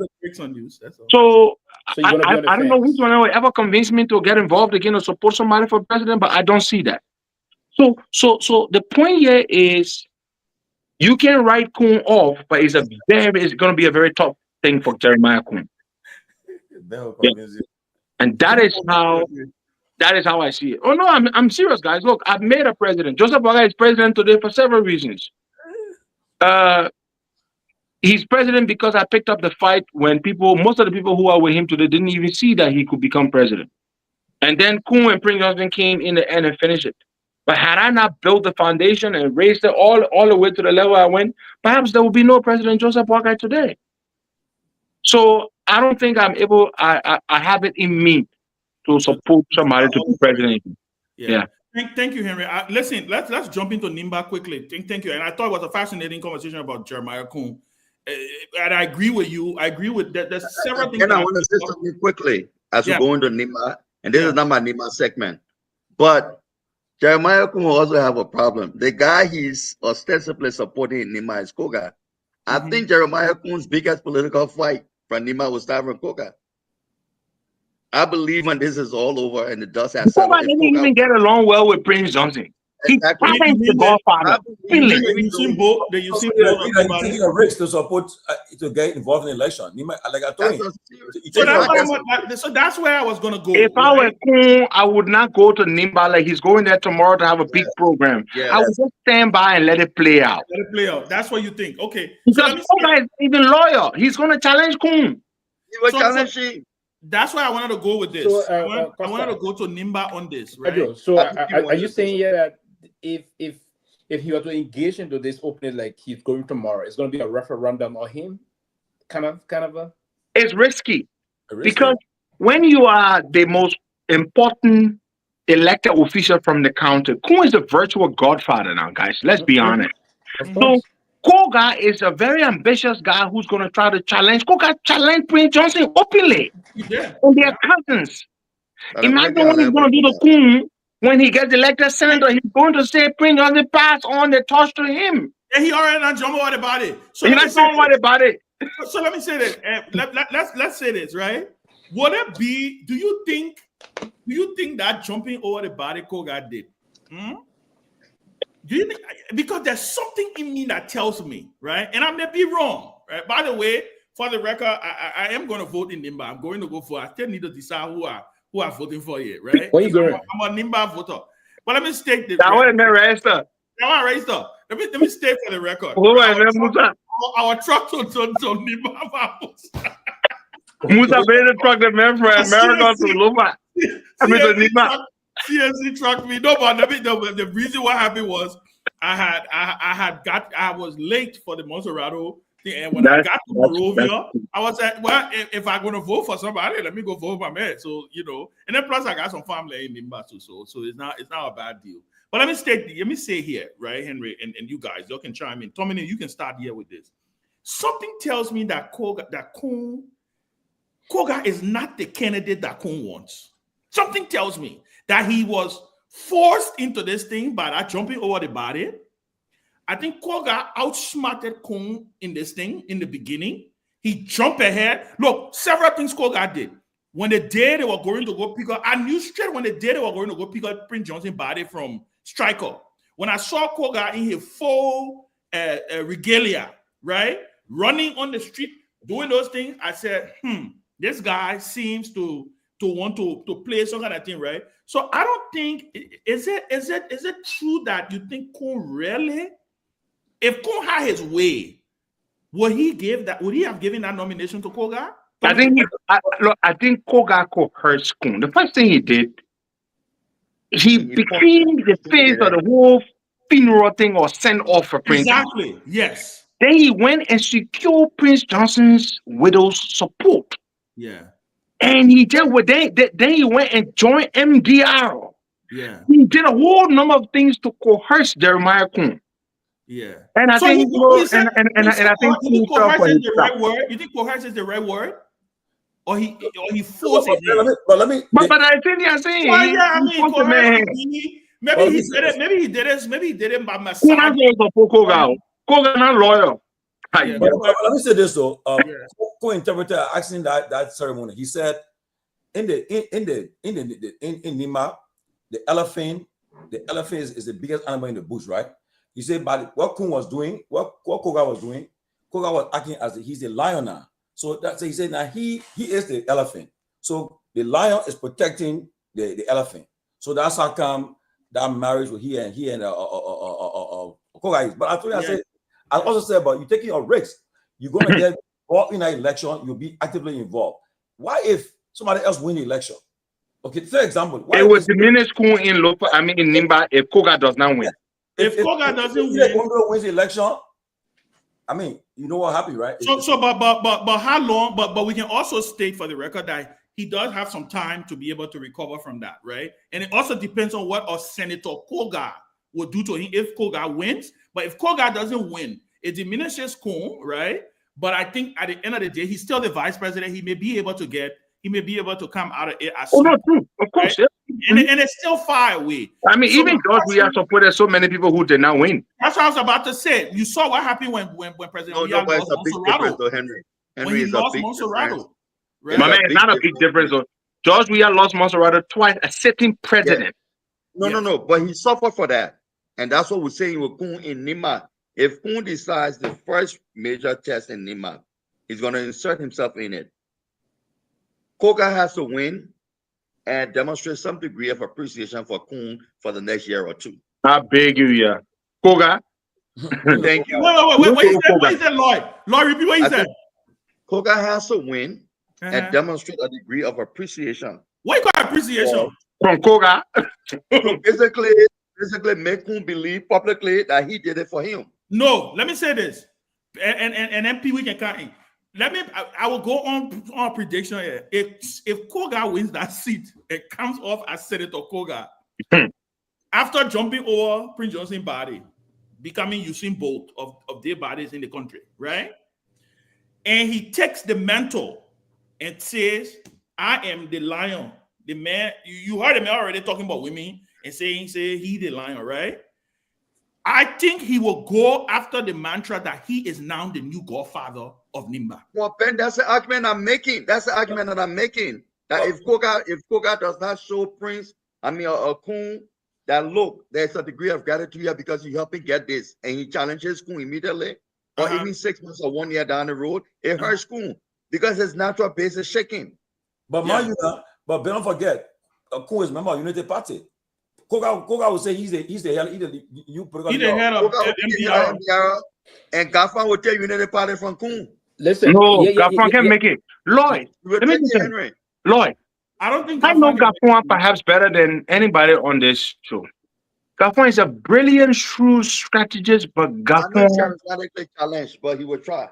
but Garguah just is not able to build a strong base. I mean, he doesn't. He's not an implementer. You know, people thought Garguah was coming to become Minister of Finance. He would then pose a challenge to Kum, but I don't see how Garguah does that. Remind you of something. You know who you just described?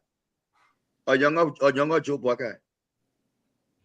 And he got put a main president today. That is very important. Yes. Yes. And you know what? Most of the things they say about Garguah, that's what they used to say about Buckeye. Yes. Garguah mean. There's a story. I was listening to Lester Tenney the other day, right? In fact, we need to find a way to get Lester Tenney on the later show. Lester Tenney explains a story how they say when the Garguah called a man for BT to the office, he brought Fanta and Fanta. I don't believe that, man. Hey, Mama, I just tell you what Lester Tenney argument was. Garguah, your own, just forget about that thing. You can't be president because they say you too mean. But to Lloyd's point, those are some of the same things they said about Joe Buckeye, right? Yeah, but Joe Buckeye has several advantages that Garguah does not have. Joe Buckeye had already been vice president. Joe Buckeye had already run. Joe Buckeye had a likes of Henry Costa supporting him. Garguah does not have that machinery. That's true. But you don't know you're giving Garguah full yet. Hey, again, I'm not saying he will, right? I just refuse to believe, a lot of you'll come back to Nimba, I beg you. You'll come back to Nimba. We'll leave Garguah and Cool. I want to hear from the CMC. I want to hear from the CMC, the CMC spokesperson. The Fanta thing. Yeah, my man. I know your man. I know Neopro. I know Garguah. You know. But I heard when Garguah was student leader at the time when we were the Meditan. When they can say they will get your Meditan, so your Fanta. So yeah. They said I ain't a brother. They said I ain't a careful. Now let's stop telling you, Gaff. That's for the record, Gaff. If you watch this show, Gaff, if you watch this show that I'm talking about, let's stop telling you they're alive. And let's stop telling you say you get a both Fanta, and bread. The guy who's wishing up publisher liability. The man who talking there for less than 10. And guess what? And he said the bread, did he? He said, you know how sometimes when you get a bread, you can have mayonnaise, they can have the bread in a plastic. He said, Garguah didn't even have mayonnaise or butter. It was Ben. That's it. That's a culture. They call it soya Fanta. And in the you can't care soya Fanta in the Minister of Finance office. Listen. The real engagement, they say you go around the beginning, you know guy will say, shit, they're picking brave. Meditate, you see, Meditate can drink beer. Meditate have to walk. The bourgeois business. Meditate will have to get on boss. You can get on tested. So they give some money at Meditate fee to get on boss. So you can spend plenty. So the veteran will not pay too much money to the Meditate and other thing. But and Costa is absolutely correct here on that. For him to change that narrative, there have to be an extraordinary shift in terms of his strategy. To change anything, that would be a major challenge to Kum on the most serious note. Yeah. But you said we're going back to the. So I want to ask you a question for Nimba. Wait. Guys, let me address something here quickly. I'm sorry. I see people here saying, Costa, you never supported anybody that won. We supported Darius Dillon for senator in 2019 off of the back of the COP. He won. We supported him again in 2020. He won. We beat Garguah and CDC overwhelmingly in Montserrat County. Yeah, no, but because let me say this quickly. No, I don't want to address this thing. I'm thinking you don't support anybody that ever won before. Yeah, on a serious note, Costa supported all the name is correct won, but he supported himself, he didn't win. So the only thing that should remind Costa of Costa supported himself, he didn't win. So, but Garguah ran before 2 times and lost. Yeah, okay. He supported. You'll come back. So you forget that thing. Ellen lost before. You'll come back. But Pewee, my question to you, CMC. What is the pathway for Mark Bluin in this process? Because the election is a couple of weeks away. Mark Bluin is Mark Bluin the dark horse in this race? How does it wait? Take it, spokesperson, don't worry, you're this part. And let me say, is Mark the dark horse? is he, what does it say? What does it spell for the CMC's fortune if Mark doesn't pull this off? Because guess what now? Musa has stated clearly he is the only person in this political ecosystem in Nimba that is going toward the voters with credibility to say, hey, I'm coming to you to say, give me your guy, and you see what I've done in district number 7, I'm going to do in the county. What does it say about the CMC and the fortunes of the CMC if the CMC cannot pull this off, and is the CMC the dark horse? So basically, and the last time I interacted briefly with Mike on the show, right? In terms of that, and I've been observing Nimba politics deeply and the rest of that. So if the CNC, if Mike were to go and take this on behalf of the CNC, what it's going to do is going to blow the CMC or political gravitas extraordinarily. But if the CMC were not to, in terms of that, listen, it's a new political party. Yes, that we moved to this issue as a new, so you can give a justification as to why he didn't win. Right but the politics in Nimba, I would love to be very frank on this. And Ben, I said to you before, I'm not going to be sentimental to discuss to just be over the partisan in terms of looking at the reality on the ground. It's going to be a very tough elections. We have Kehleboe Gongloe contested about 3 times in Nimba County. She's there, and we also have Koga. Now we need to also look at the major point in the tribal politics in Nimba, the Gio, the Mano, and maybe a few others crimes that you'll find in the Bass or the other side. The Gio constitute almost 67% of the population in Nimba County. That is a major constraint here we have.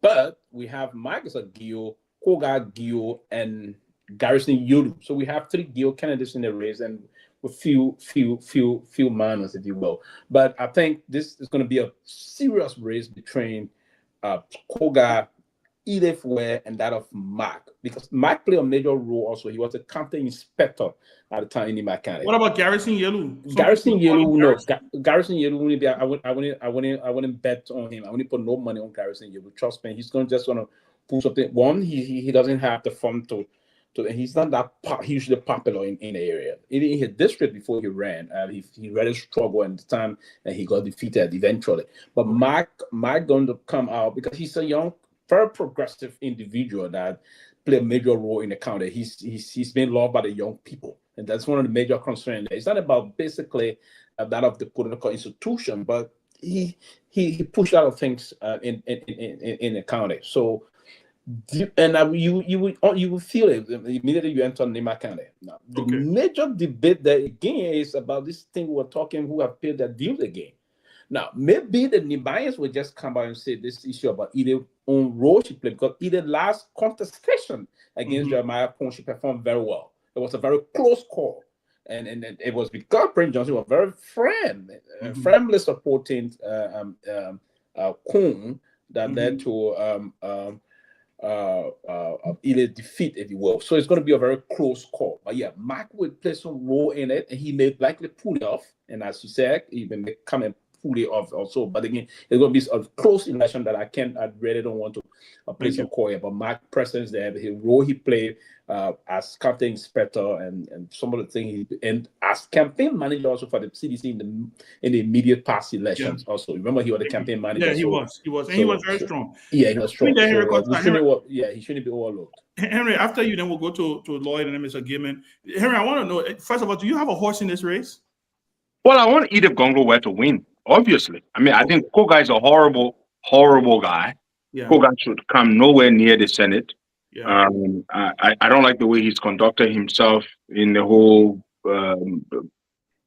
thing with the speakership thing. Look, these guys have embarrassed the president, whether you like it or not. And I care for the president, contrary to what some people may believe. This thing with the speakership thing has been an embarrassment. And Koga has been one of the leading voices for it. So I want Kehleboe Gongloe to win. I think she will make a fine senator and a great representation for Nimba. And as Pewee said, you can write her off because, hey, she's done very well. In fact, many people believe had we had not helped Kung would not have beaten Kehleboe. It was so close. It was very, very narrow. Now, with Kehleboe running and the sympathy factor, and then you've got so many Gio people running, like you rightly said, the Gio votes will be split. Edith is the most prominent minor. I don't know any other key minor person that's running, but Edith is the minor votes. They're gonna go behind her, and then with the Guar people splitting those votes is bad. I think these are all the reasons why I think the VP should have weighed this thing very carefully before stepping in to put his political capital on the line for a man whose loyalty he cannot bank on. Yeah, Wow. quickly to add to Costa quickly a few seconds. And if either were to win, they're going to challenge the VP serious. It's going to be a serious blow to him. Because he's not going to stand in Nimba. Interesting. So his Yeah, presidential dream. because there's that rivalry between her and him. The So you bastard. think he should have just stayed and played off the Yeah, fray? I think the VP should have just sat this one out. Okay. Lloyd Scott, I want you to come in from a political strategist standpoint. I think we had a discussion here the last time. It is, I mean, I think it's clear, all but clear. Edith Gongloe, Mark Blue, Tingba, who else again? Garrison, Koga. Who else running again? Who else? Pravecki's running. So we want to see what role he would play in the whole process. He's Guar too. He's gonna take some Guar votes. He's gonna probably take some Guar votes. But y'all suspect will happen though. Y'all take my word. Mark this day. They're gonna the VP will try to get some people from all out of the race. I want to believe that. Yeah, but if they're all out now. Go ahead. You're trying to get who? Some folks, I mean, some of the candidates off the race, all the race. I think, well, I'll go on record as saying that I think the VP is trying to get Yelu out of the race because that's the one stump, that's the major stumbling block to Koga.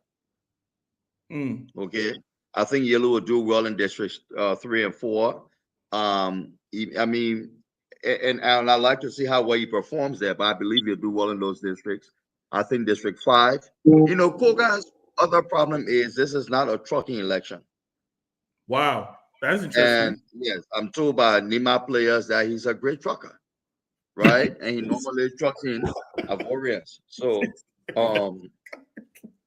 this is not a trucking election. So, Lord, where do you come up with these things? you know, you gotta play the hands that you're dealt, and because he can't truck, okay, and he's got Yelu in the race, and Madam Ware needs Yelu in the race. Yeah. So what happens if Yelu pulls out? I think Koga is almost a foregone conclusion. Then it benefits Koga. Jeez. But what do you think would make Yelu pull out, guys? At this point in time, I would be, no, things can happen, right? Things can happen. After 2018, nobody saw Joseph Boakai dethroning George Weah, and that happened. So anything can happen, but for Yelu to get out of this race now, Pewee, what he said about Jesus and Cummings again? Don't bring Jesus and Cummings again. Off only guy's job. I think we'll take Jesus will come down. Don't get my ANC people worked up again. I beg you. No, I want to ask for the analogy. I just wanted the analogy. Tomalin, let me tell you the problem that Kun will have, especially with Garrison Yelu, getting him out of the race. And again, I'm not based on discussions with people, but you are a sitting vice president. He lost his standard job. He's from Nima with you. He even tried to the reason why he helped to represent the quote-unquote majority black was to ingratiate himself with you guys for you to either reinstate or settle him. You've done none of that. Can you tell him to get off a race based on the promise of a job? If Yelu were to do that, then his level of stupidity would be something to write. I believe he will win a race. That's my. He's not hungry, man. He's a lawyer. Mr. Dimon, I want Mr. Dimon to chime in here. Yes, for that. Mr. Dimon, I think the Nima thing. Listen, and I'm going to go back to CMC. No, not CMC. Well, yes, CMC to some degree, but we know you're gone. We know. I'm going to tell my CDC friends. I know you're gone. You see the man. You see. I'm talking about what Costa said, right? The man are gone. You are gone. Look, Costa said the man signed a document. They're coming weekend. Costa said CBC has 30-35% of the base. Unity Party has about 30% of the base, right? So between the two, we got 35 to 40%. So let's use the same analogy here that Kehleboe Gongloe has a standard 35%. Garguah has maybe 30% based on that. That 35-40% in between, if Musa ability with his resources and his excavation, he has excavated a diamond in the rough. If he can sell that to the Myean and say, listen, I can see the 30 here, I can see the 35 here. That 40%, if they play their cards right and they had the ground game going, because I'm hearing people say this guy was a regular, I think he was something on the ground, and they say he was a people's person. This Mike Blair guy. Do not be surprised that Costa's analogy of that 35% in the middle that nobody is thinking about pulls him over the top. Remember, there is no runoff here. Simple majority. Simple majority. So if either get 30%, this guy, somebody get 35%, and he get 36% or 35 plus 1, he wins. So you be careful. I want to ask again for the record. I think you mentioned that document already. Yeah, Lord, 1 second. I want to ask again for the record. Pewee has given signed his membership form. He signed it yesterday. Give me the commitment is there already. Commitment is there. Yeah, Okay, yeah. I can sense it. I can sense it. So But- yes, but but very quickly, give me the message, the warning shot he sent to the CDC is a message to justify his resignation for them. Oh, no. Look at this man. But man, I'm informed that one of the candidates will soon announce that they're sick and they're going out of the country for. Yeah. That's my word. One of the candidates will soon announce that And that somewhere. be Garrison Yelu. But listen, if Garrison Yelu wins the race, then you give Mike some good chance of hitting Koga strong. So that would be Garrison Yelu probably. Only Garrison Yelu can do that. So do we think? And Henry, do you see any possibility that if Garrison drops out, like Lloyd said, if Garrison drops out, how does Koga now win this thing? How? Well, Nimba is a very clannish county. Even when a puppy dog from a clan A is running, that clan will rally around that puppy dog.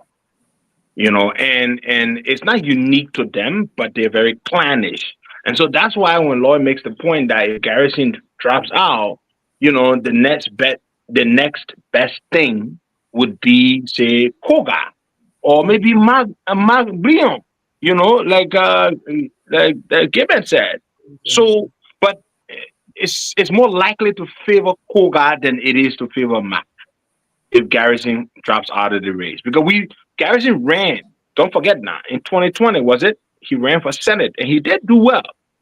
Yes. He did do well. I think he came third or something like that. So Garrison's presence in the race hurts Koga very badly. Koga bad, yeah. And the number of Geo candidates overall hurt their chances overall and helped Edith's chance as the only prominent Mano person who has run several times and lost. That's the And reality. she didn't lose, you know, because she didn't do well. She lost because of all kinds of things, you know, all kinds of things. Green Johnson and yeah. Yeah. Even against the great Green Johnson, Edith did do well. But You let know, me every ask, time. let me ask a question about what about and this was the first thing they pulled up against Edith, right? Yantoine is Mano. You can't have two Mano senators. For some reason, I don't hear that anymore. Has that evaporated? I don't hear anybody really saying that. Yeah, I haven't heard anybody say that. I mean, we've had two Gil, Senate since 2005. Yeah. So I think 2005 you had Mano in Adolfo's Dolo, right? Yeah, and then after Adolfo's Dolo, it was just two Gil. Groupie what, Gil? Gil. Gil, that's correct. Okay. No, but the same way Dylan won, if the opposition could do it, they will win. But they are divided in this election. I think there's a difference. I think there's a difference there, though. The opposition went to stop the government in the stronghold. They wanted to let we know Maserati was no longer. I think it's a little different this time. I think it's a little different this time. But the last thing I want to ask on Nimba before we kind of wrap this thing up is it's 10 o'clock, almost 10. I know people are enjoying the show, but But let me say this. I want to ask this question about, and I don't want to get in trouble. So where does Prophet Key fit in this matrix? What damage can he do? The fact that he's Gil, he's loud, he's been around, he's talking. I mean, you never know, right? Liberia is a very interesting. I can tell you this much: on April 24th, I will give you my opinion on that. Oh, after the election. I can tell you right now, Prophet Key is in it for the money. Somebody is going to pay him. Somebody put him there, I believe. That's it. This guy stands no chance. But listen, hey, why you say he stands no chance? My Ben beat you up, man. Come on, man. I wasn't get on the I won't get on the one stage tomorrow. I'll ask you quickly. How you get on the one stage? I'm not afraid. I've been there so many times. I'm not afraid. Let me ask you, that picture you have Prophet Key, how happened? Who, me? That picture you into okay, so I went to GT Bank. I had gone to do a bank transaction. As I was coming out, he was entering the bank. So he met me, we shook hands, and that was my first time meeting him. And then he asked for the picture. So I said, I obliged. We took the picture. The moment I got in my car, I didn't still on, I saw the tag. that he posted the picture. Then he asked me to go to Nimba to campaign for him. I was like, my man, I'm not in politics. No, but listen, we shout out to Prophet Key. Listen, for some. No, I told him I wish him the best. I wish him well. I wish Prophet Key the best. But I know Prophet Key will not win. I mean, Prophet Key said no, Prophet Key will not win. That's somebody put him in there. I just might put him in there. You know for sure who boy in that, Dominic? I don't know, but I thought I was. But you know what a guy like Prophet Key does, though? I honestly, what he does in politics, especially in these low turnout elections, not only does it bring some degree of excitement to it, right? Exactly. There are some people who would not normally be participating in these kinds of things. And so, however minute or scant that percentage may be, he brings those people in the race. And I think it only helps strengthen the democracy. Yeah. And the risk that an Edith Gongloe where Madam Ware will run, or even I knew Koga is a mudslinger, right? So his association with pig fights. So do you think, let me ask this question quickly. Do you think Koga's statement hurt him? Does it even matter? The statement against Edith? Edith? Yeah. I think it hurts him. I think it hurts him. Yeah, I think it hurts him. If he does lose, is there something he could look back on and say, this was probably one of the reasons why? Yes. You think it's of that magnitude? Yeah, I think so. Because you see, it's a low turnout affair. And if it affects 1 to 3 percentage points, it could hurt you. The thing is, I don't have any record that shows me that Koga is a reflective guy. Sure. Okay. So so he shoots off the cuff. So he's not this retrospective or reflective, cerebral guy. So he's not somebody I can say, talking, let me analyze what I did wrong to be a better candidate. I don't think that's within him. Okay, guys. Well, listen, the last thing we can close on. Do you think it would be wise for CDC or any other party to support a candidate and in this race, endorse them in this race? You think? You never know. I mean, I was told that CDC was supposed to do an endorsement, but I don't think. I'm told lately that they will not. They may not endorse. What I'm getting is that they probably will stay this one out, just to. I know they don't want the last man they want to win is Koga. They will want Edith to win. They will want Edith, or somebody, or maybe Mark, or maybe Mark.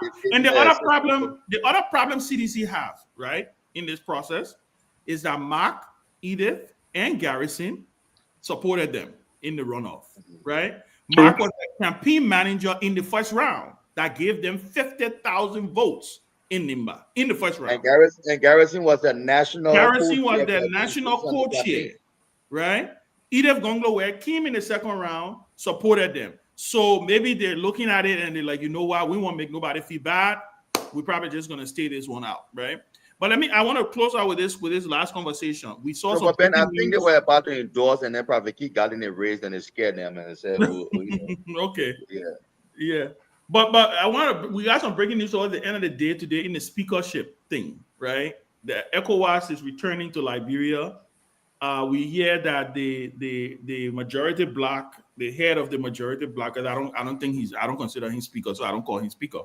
The head of the majority bloc, Richard Cohn, went to Nigeria and sought some intervention. And what we've been told is that there's a delegation going back to Liberia, and the speaker, who is here in the U.S., is cutting his trip short. He's headed back to Liberia to be able to meet with them. What do you guys think? How do you think this thing is going to end, right? Because you mentioned that this thing embarrassed the president.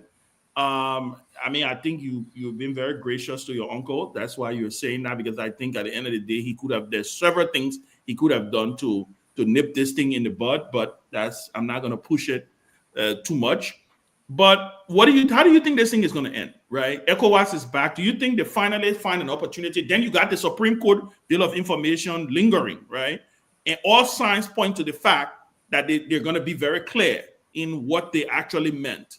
How do you guys see this thing shaping out? And where do you think this thing ends? Do you think Richard Cohn survives? Is he going to stay as speaker? Or purportedly? From every indication, it looks to me that the Supreme Court, where they're going to go. They made it clear by boycotting the president's annual message. Yeah. They made it clear by the comments made by Yamin Quick Beze, Associate Justice, were not spontaneous. True. It was shrewdly done to, in an unofficial manner, explain the Supreme Court's opaque ruling. I think that's what they did. Mm-hmm. Now, the Supreme Court does not seem like they're going to veer off that tangent to now say that what has happened. Look what they did. They didn't even invite Richard Cohn. Yeah. At the opening of the court. They did not invite him. Normally, the speaker is invited. The president is invited. They didn't do that. So I think the Supreme Court is going to, restate perhaps in far less ambiguous terms than they did with that ruling this time, because this is a bill of information. Lawyer would back us up here on that. He's the lawyer and all.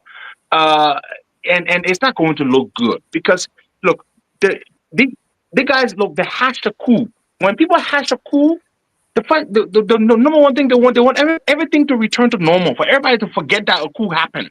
Yeah.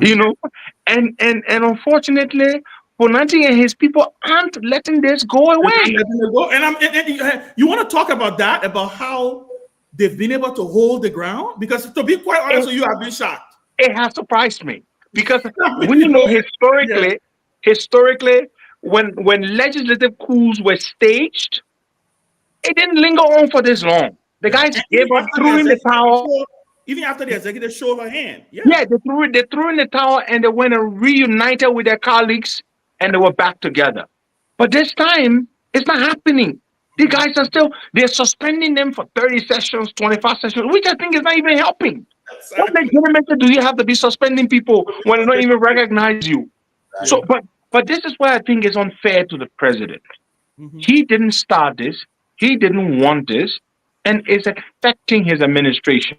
And it's unfair to him that people are blaming him for this. They sent you guys a message, or he said he's been in the back for a while. Yeah.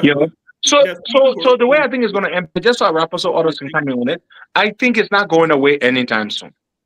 But I think whichever way the Supreme Court rule, which I think is going to rule to say Fonati remains the speaker, I don't see Richard Cohn stepping out of that speakership. Did the man not do modification on a horse befitting of a speaker? Isn't the man going to lead it by a style?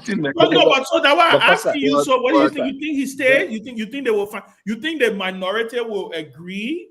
Because one of the contention is they want a new election. Even if Fonati have to go, that thing is, do you think with the coming of ECOWAS, do you see a possibility when ECOWAS say, you know what, both Fonati and Cohn, right? y'all gotta give way here. Let's have new election. Let's go through because the minority is holding on to the fact that they have to follow the rule of law, right? It's not necessarily and they smartly said this is not about Fonati being speaker. That is the issue. They like the speakers are not for Fonati. Hey, mind blowing for it, but just do it the right way. How does Richard Kun survive in this thing, bossing the office? You know, like you said, doing his house, passing around with his dog shares and you know and riding REP1. How does he survive without him being thrown under the bus? And what happens? And just to throw a monkey wrench, what happens to the justice minister who gave a opinion that led the executive into doing this thing? Should be fired. Pewee, I think Pewee wanted to talk. Yeah, Pewee. Oh yeah, I'm just okay. Quickly, Costa says the president is being embarrassed with the whole saga, and I agree partly with that. But yeah, it said if the Supreme Court were to rule tomorrow on the 26th of this month and say Mr. Kofa is the legitimate speaker, the best way to mitigate this process, Costa, he said it's going to linger for some time. I think the president should just instruct his cabinet to not operate, to listen to what the Supreme Court said. So that would be the way to go about it. And I agree, yeah, he's being embarrassed. He didn't start this, but yes, what leadership, a very true leader inspired. He should have intervened into this matter and say, hey, if you don't have the number, get the thing off, let's move on, because it's embarrassing my government. So I think his inability to take prudent decision is hampering some major policy process to unfold in the country. I thought he'd been very weak on this process. He should have moved to take, yeah, we agree that is legislative matters. But this got some level of bringing serious embarrassment to your government. But the ECOWAS team coming back quickly, and I said today, we've never respected ECOWAS. Where we always sought for ECOWAS to come to our aid, and they intervene in our crisis. There's a lot of great things for the country, but we never respected them. ECOWAS could have rules, several times against the government of Liberia and other things within a year to it. So I think the ECOWAS visitation is going to be part of the normal protocol, right? They're going to come in, they're going to seek to intervene, but the guy's not going. But the Supreme Court, I believe, going to close this shop. They're going to come for ruling. With this ruling from the Supreme Court now, going to lay this to right, and the one thing I expect this president to do so that it cannot affect his legacy is to instruct his cabinet to stop doing business with the illegitimate speaker and return to the legitimate body, and that would be the best way to mitigate this process. Other than that, you're going to have this serious blow. It's going to affect him. It's going to affect him. It will affect his rule of law credentials. It will also affect the democratic credential of the government. So I mean, we're going to see what the Supreme Court will say. Lord, you are the lawyer here. Do you think the justice minister, in addition to Koga, Kun, not Koga, why am I calling Koga? In addition to Kun, do you think the justice minister survived this? Can the president use the justice minister? Can the justice minister take the bullet for the president? So now let me start the other way. First of all, the president is being embarrassed, but it's not totally out of his own doing. I think the word on the political street was that the vice president was part and parcel of this entire thing. And so the president allowed the VP to sandbag him in a political quagmire that should never have happened. Okay, he had an opposition speaker that was working with him, that was prepared to quote unquote toll his water to help his government succeed. This was an undeclared war that should never have been fought, right? And so they fought it, and they quickly started working with these guys, the quote unquote majority bloc. Even so, I'm not convinced, what little I know of politics, that the justice minister wrote that letter, what the lawyers would call sua sponte, on his own, without any suggestion from somebody to give them cover. I'm not too convinced of that, because the Supreme Court asked the justice minister to opine in the matter, and he said no. It was with that party. True, I remember that. Yes, he was asked to opine, and he said no. So they gave him an opportunity to give an interpretation of the law as is. He said no. So then, after they gave the ruling, for him to have come and opine the way he did, will leave some questions as to whether or not he was following instructions. And as we all know, even when you follow instructions, the president can never be wrong. right? Exactly. He's not going to take the fall. So you may need to take it. What I think may happen, as Pewee and even Henry said, look, Ben, the quicker you resolve the problem or you address a problem, the sooner you can start moving on. The president didn't get elected to babysit grown men who have desires for office and couldn't get there on their own. If the court finds, or if ECOWAS comes and says, look, this man is embarrassing you, Richard Kuhn has to go, Richard Kuhn has to go. Like, what is this babysitting thing? Yeah, so Richard Kuhn gets some eggs on his face. 6 months later, he's on to something else. He moves on. But if the president decides to whatever way to draw this thing out a little longer, this thing started in November, October, November. We are in March, October. Okay, we are in March. We will be 2 weeks. We'll be in April. Is this what we're going to, or less than 2 weeks? Is this what we're going to keep doing?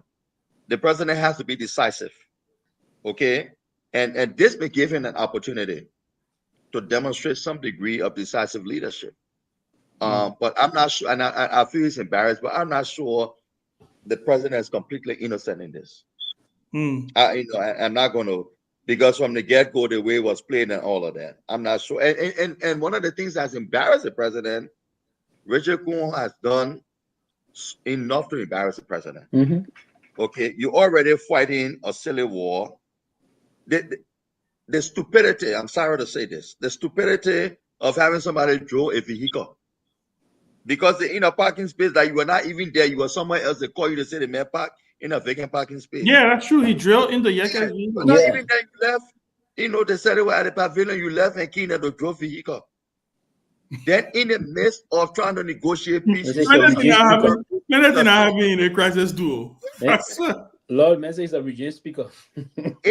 Thank you. Can you imagine that? That statement alone is embarrassing. And then on Armed Forces Day, when you have a guest in the country, a visiting president, you call the press to go bring in an office. And you say you wanted the press there to show that you didn't see anything. Really? Okay. So all the things he's done has been too embarrassing for the executive to continue with him. And that may be a soft landing for the president. If ECOWAS comes and puts pressure on it, or if the Supreme Court says something, then the president, that could be a soft landing to say, my man, look, these people are rude now. Let's correct this thing. Yeah. But Ben, quickly, do you think if assume that is Supreme Court's opinion is grand, they recognize Kofa, do you think Kofa will continue or he will have a re-election? No, I mean, I don't think at this point. I think what Kofa does is he has to go back. If the Supreme Court recognizes him, he has to find a way to be able to get them to come back for the process to take its course. Remember, they still have a complaint against him. They still feel that they can't sit. They don't have confidence in him, right? They will have to be able to find a way to be able to get their 49 or whatever number their magic number is to be able to remove him. But in the negotiations, conversations, he have hinted that he is willing to transition. He has been very clear about it. Yeah, but I believe he's gonna test, if the court rule, he's gonna test the waters, right? To see maybe he will co-op some of the guy back to his side. No, I don't think so. Transition, who do you think might likely have the I think it might be another redux of Edwin Snow's scenario. I think when Kofa prevails, he's demonstrated the rule of law has prevailed. I think he missed that at that point in time, step aside, because the fracas will only start again eventually. I think he's learning enough about it. Yes. What he might do is to try to organize it where their committee's leadership, the new leadership comes in where he can. And he influences who, and he can play a role in influencing who becomes. I think that's why he may do it. Anybody could at this point. I'm telling you that Fonati Kofa is going to relinquish. You have fought the battle. You have won the war. He will turn the gavel over to Thomas Fala. Thomas Fala is going to conduct an election legally. The rule of law caucus will stay intact. The sedition that went with what his name Kuhn will come back home, and Musa Benedict will be the next speaker of the House of Representatives. The great giver, CFC. Yes, I don't think he's far-fetched though. I don't think he's far off. No, it's not far-fetched. No, it's not. That's why the fact that he signed his membership card already. But I think you see the lawyer. You don't see me. Where is it? Where is it? Where? Go ahead, Henry. I think the likely outcome I see here is clearly Kofa has lost the support of the majority of his colleagues, but not enough majority to constitutionally remove him. But he knows that there's a serious legitimacy issue there. And the facts are the facts. I think the likely outcome here could be, and if Richard Kuhn and his allies want to help the president, would be to accept to have fresh elections. Yeah, I think that's it. Because, look, I'm 18, Sylvester. President Boakai was never a part of this. He never supported this. But he was faced with a conundrum. I have to submit my budget. Look, he consulted lawyers, outside lawyers and all. Benedict Sano. He consulted Peter Bonanjala. And it was more a political decision than a legal decision. That's the conundrum he was faced with. So I think the best thing these guys can do for him, if the Supreme Court rules. Harold, can I ask you this short question, please, before you move on? So part of this whole issue, did he ever ask his vice, because there's this huge accusation against the vice president that he was part of, did he ever engage his vice president to see what's unfolding for his end? Well, I don't know that. Again, I'm not close to the president like before. The lots of things I don't know. Okay. Most of the things we hear like anybody else. I'm not plugged in. Okay. I've only met the president 4 or 5 times since we reconciled, and I'm in my corner. I don't get to talk to him as it used to be. But what I can let me make this observation before you continue, please. You've done more for the president on this issue in the last 2 minutes than his entire talking team has done for him in the last 4 or 5 months. That's by the fact that you're done with him. Because you were very unequivocal just now. They haven't done that. People are very partisan. I know how the president expressed how frustrated he was with the whole thing. It bothered him. Because first of all, he had a great working relationship with Fonante Kofa. When people say, "Oh, the president took Fonante to the Vatican so that they could hash a plan, a coup behind his back," no, that's not true. That's not Joe Boakai. Joe Boakai is not a Machiavellian type of politician. He is not. He doesn't play those games. He doesn't know how to. So I just think it's an unfortunate situation, but Fonante doesn't even want to be in the job again because of the way they've behaved. And so I think fresh election would be the thing. Costa, how do you explain this? When the president was in Sierra Leone, he was queried about the happiness in the House. And he said it's a regular legislative scramble in Liberia. Then he follows that by signing the budget into law. Then he followed that by having a SONA and bringing a Kong to preside over the SONA. How do you explain his innocence when these are all, because when he signed that bill, it became a law. Today, yesterday, I heard Dylan is now citing the legal advisor to the executive to come and explain why they are giving such terrible legal advice. I think the yellow card that is hanging over Liberia within the next 60 days, these things are coming together. Is it just a divine intervention? Because listen, it's coming together very fast. For Dylan to say now that they are he's going to summon the legal advisors to come and vouch why they are giving such terrible legal advice. He said if I'm the president, I will instruct my legal team not to go there. But the question I asked Dylan is, if you are saying the Supreme Court has no power over you because it's a separate branch of government, right? Then why are you now trying to summon the executive, which is also a separate branch of the government? If you want to bring the president's legal advisor, you should bring the justice minister asking questions. But you can't bring the president's legal advisor. So let's try to wrap this up. So I mean, I think it's clear there's a general consensus across the board here that the way out of this thing, from Henry's perspective, to save face is for fresh elections to happen. That's correct. The fear I think the majority has, or Kun has, because I want to believe that even people within his majority right now may not be too happy with him. So if you were to have fresh elections, not election where they put in the hand in the air to go vote, that secret ballot, right? That's the danger about having. Yeah. So you remember how they elected him? The way they elected him, the judge said, "Oh yeah, blah blah blah blah blah." Who bam? Richard couldn't speak up. Bam, take the oath. He was so anxious to take the oath until he took it with his right hand instead of his. With his left hand instead of his right hand, right?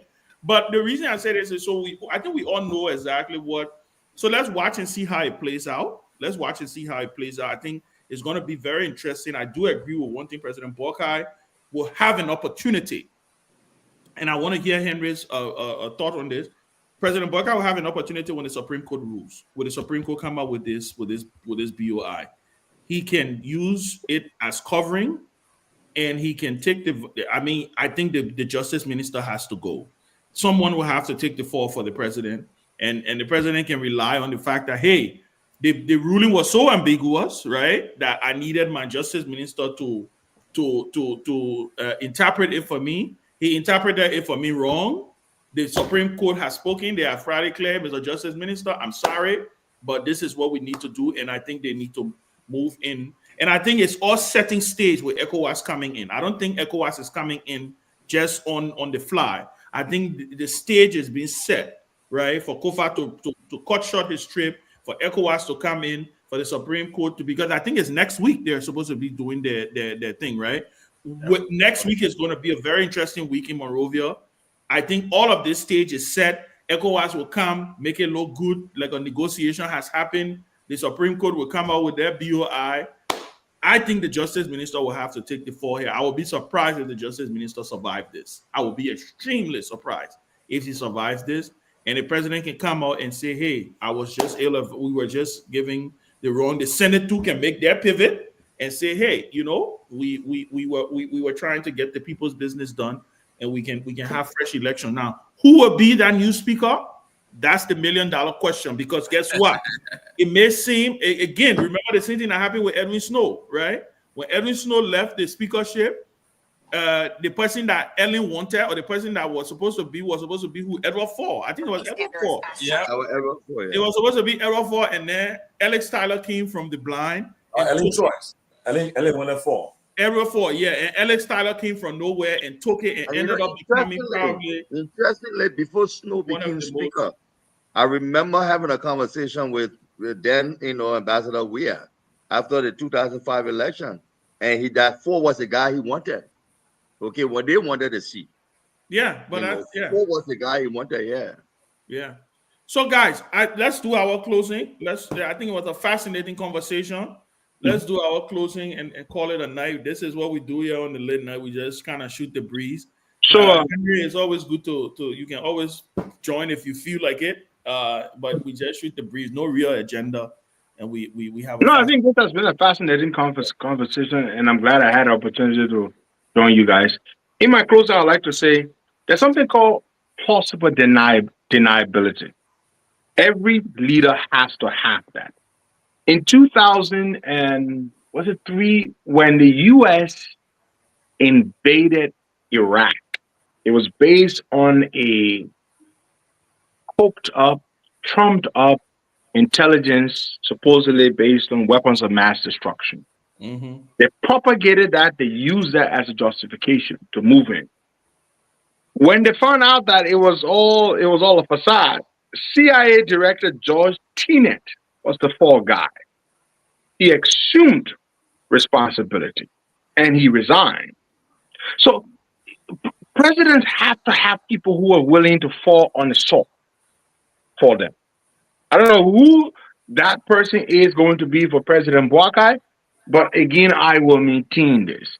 President Boakai was not in support of this effort at all. He got drawn into it. I agree. Those who say, oh, it doesn't seem that way, I understand absolutely. His justice minister came out and interpreted it, but it's a very difficult situation for him because this is affecting his administration. It's happening on his watch. This is a conversation that nobody can ignore. I'm not going to sit here and say, oh, there's absolutely no way anybody can tie this around. Like I can't say that. But at the end of the day, I know that they're going to have to make some hard decisions here. They're going to have to sit down with Richard Kuhn and say, my man, they won't win our hold. There has to be fresh election. So that's it. But thank you very, very much. And I want to say this before I go. And this is to CDC people. Please give me this opportunity to say this. Here you go. I see a lot of them are so angry with me when I say something that sounds like I'm supporting the government. I don't owe you anything. I don't owe you my support. I don't owe my support to anybody, not even the government. So, I see you all saying, oh, look at him again, he's gone. I don't owe George Weah anything. I don't owe CDC anything. In fact, my support in the last election to CDC, I regret it. So you need to get over it and stop acting like you are entitled to Henry Costa's support. And here's the thing. If I came back tomorrow and started supporting you, you will be cheering me. That's what you all do. You only want me on your side. That's the truth about it. So I have nothing against CDC, but you all need to get to the reality that I've never been a sedition. I've never been a big fan of George Weah.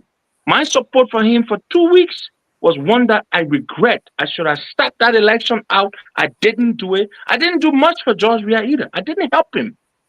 So get over it.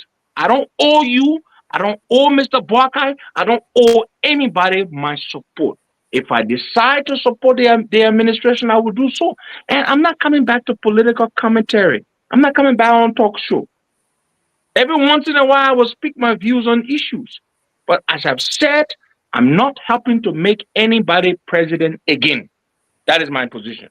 Thank you very much. Thank you, and you are always welcome on the late night chairman's roundtable to always share your. If you want to break news here, you can always. One last question, Costa. Are you? Hey, Tommy, these people with their question. You don't see the men and start to do it. We want no trouble today. You gonna run for any position? I don't know the future right now. I'm looking for gold. I know. Okay. Pedro, it's good seeing you, my brother. Thank you. How's the man increase? Let's go ahead and wrap up. Pewee, you wanted to go ahead and wrap up, and then we'll. Yeah. So basically, to wrap up, we'll be very quick here. And the issue is that I think we need to fix this problem. It's affecting the country growth, and it's bringing too much. Imagine ECOWAS came during the civil crisis. ECOWAS came in and they help us brought peace to our country. ECOWAS can be coming in to fix small problem for us. This is an embarrassment. So I think we just need to move on this and fix this problem. The president will have to be very firm here and be clear.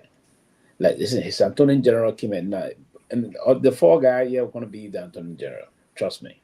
If the president is again, the president inability to take firm decisions can most often affect him. I don't think he's going to be brave to ask that for the resignation of the Attorney General. But I think he should be the fall guy, right? Because he came up with very erroneous interpretation, a very incompetent way of Attorney General to behave. I would have expected him. So I think he should be the fall guy. But the Supreme Court, I'm clear, the Supreme Court going to come out and say something to all this time, right? Going to be clear. They're going to speak in an unambiguous term. And this time, I think he should just instruct his cabinet to say, hey, this is over. And call the and one of the things you can do if the Supreme Court rule quickly is to withdraw the EPS and the police. Stop it. Withdraw the EPS and the police with immediate effect. Then change the course of the bureaucracy. And then we're going to now set the stage. You have mid-1 and they go for elections. If the speaker would decide to step down because if the speaker decides to step down, he does not enjoy the confidence of his colleagues. So even if he were to stay, there will be another coup coming soon. So the best thing is to resign. Then there will be a new election cycle, and probably Mr. Ability is the next speaker. Or who knows? Or it can be any of the and of the colleagues around. Maybe our own man, so that's the process. Save the country, democracy, please. Yeah. Let me state here, those of you everybody who talking about you want your political leader to be speaker. That speaker position is a very compromising position. As political leader of an opposition party and speaker, it will be a difficult rope for him to walk. But one thing quickly I would say to us, I think the ruling establishment will do everything necessary around to deploy all the necessary resources to stop him, right? To stop him. Yeah. Musa is too strong-willed. He's too. Yes. Yeah. Listen, if these people could move Kofa, I want to see how they can work with. Yes, and if you're the Winster, he wouldn't enjoy it. There will be a coup. Kofa, who at the detriment of his political base, was willing to cooperate with them the way he did, and they mounted a coup against him. I want to see them working with Musa. I don't even think they will work with Musa for 2 days. There will be another coup, because by the time he issued one statement, it would not be easy. But anyway, we never know what's going to happen. Like I said, we'll watch and see what will happen. But I do believe next week is going to be very, very interesting in Liberia. I think the stage is set for a transition to take place, and we may just be looking at some political shaking happening. Mr. Gaiman, you want to go ahead and close? Yes. Cone is going to be thrown under the bus, just like Joseph Walker looked Cummings in the face in the courtroom and say he doesn't know him. This man will look this man in the face and say it's time to go. He has no choice, because legally he will be forced out. This one has, President Walker has no authority over this one, because the Supreme Court is going to rule that he's illegal, that particular process. And if a new election was held, Musa Bility has his 31 base waiting. All he needs is 6 or 7. The sedition that was supporting Cone, he doesn't need the old unity party. All he needs is 7 of the sedition to come home. He gets 49, he becomes the speaker. This is what I think is happening here. Take it from here. Musa Bility has the resources, the connection, the gravitas to fight back. Every dime that this administration had, they have already squandered it between paying to keep the, what he said, 43 people back and forth hotel. They have spent tons of money. And I think some of these lawmakers would like to save face by coming home and doing the right thing. I think Cone is gone, period. For those of you in the United States, those of us in the United States, the justice minister did us bad. This is a Harvard law graduate to have done what he did. No wonder when I'm in Boston, people say, oh, did I come back here with all the big books? They can't hear, they can't spoil the country. So this man had given those people another life, another lifeline. So, Chairman, I think Cone is gone. They will throw him under the bus, and we're going to have new election. And I won't be surprised Musa Bility to be the next speaker. Thank you very much for the show. Thank you, Mr. Gaiman. Thank you for your contribution. Always fascinating hearing from you. Lloyd Scott, you want to go ahead and lock it in? Yeah, yes, Mr. Gaiman, your citizens are very, you causing real problems. It's been a great show. It's been a great show. What I think the Unity Party can do is to practice smart politics going forward, right? I mean, the president. I think Richard Coon is gone. But what they can do, they can orchestrate the election of another Unity Party person or somebody else more amenable to the president, where they are more strategic, they're more effective in carrying it out. And if they do that, right, they get a Coon problem off their hands, and they can quicker unite the House to move the president's agenda forward.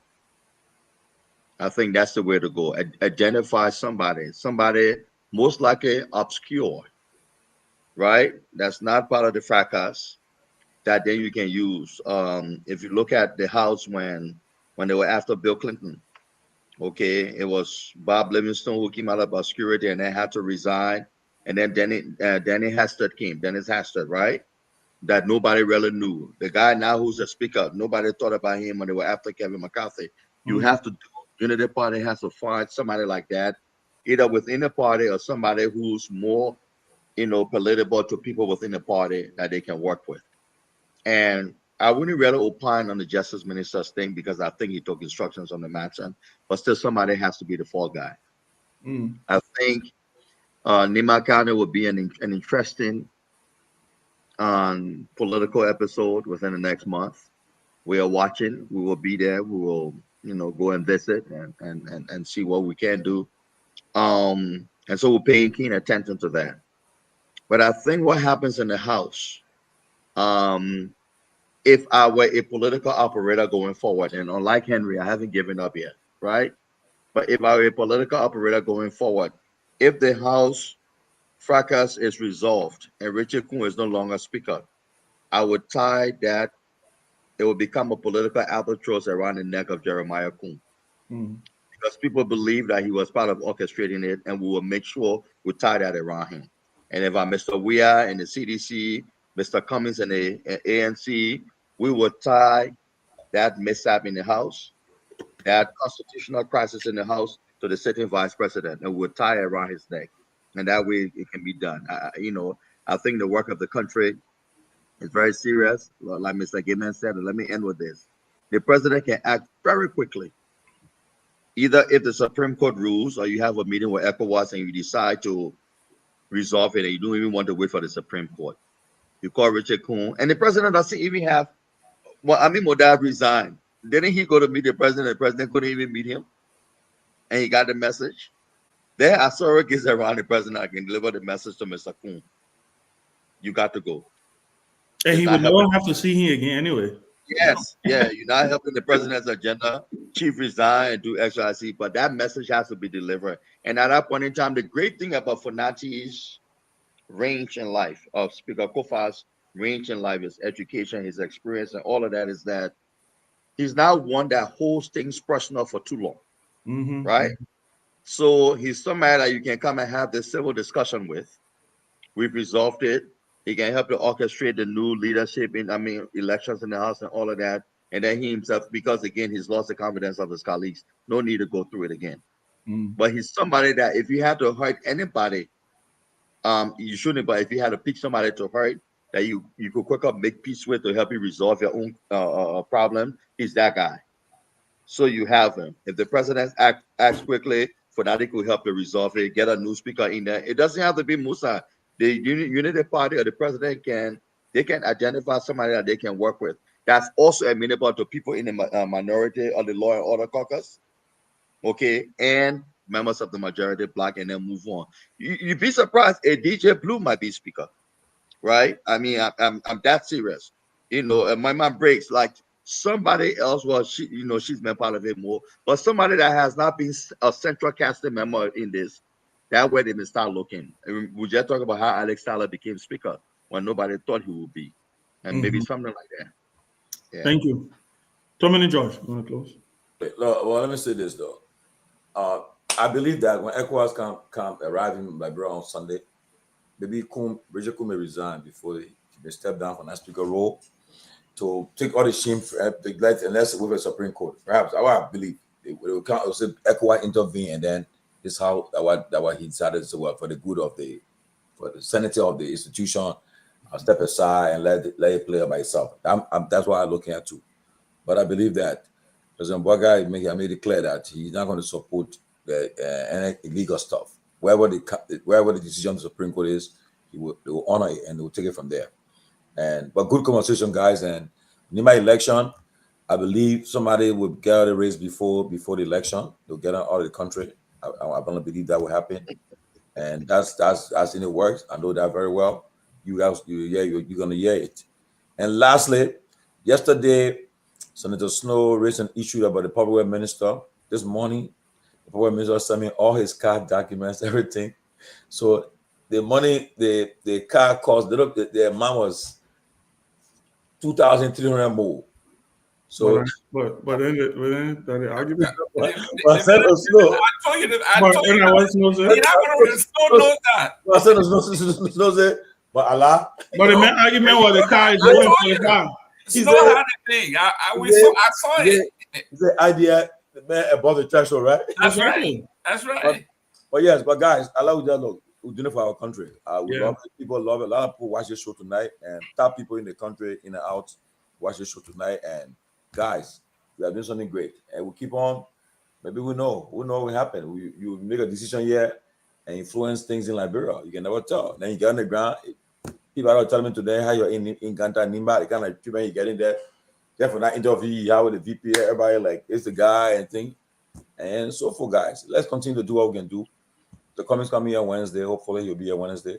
I hope some of you guys will come, but you want famous to come with us. Have a good. Thank you. Showing him and so forth. But thank you. Yeah, and look, I think, and fascinating. Like I said, that my favorite hour now is this. It's much calmer. It's and everybody's listening. I want to thank Henry for showing up.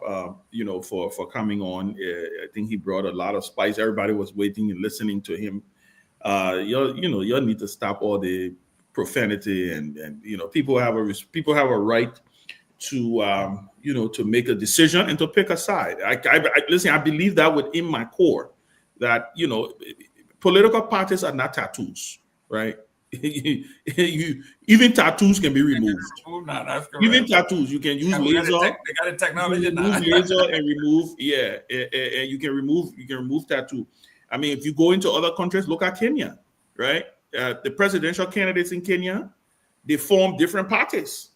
Different parties. The party that William Ruto won the presidency on, UDA, the United Democratic Alliance, UDA, the hustlers. He was not a party.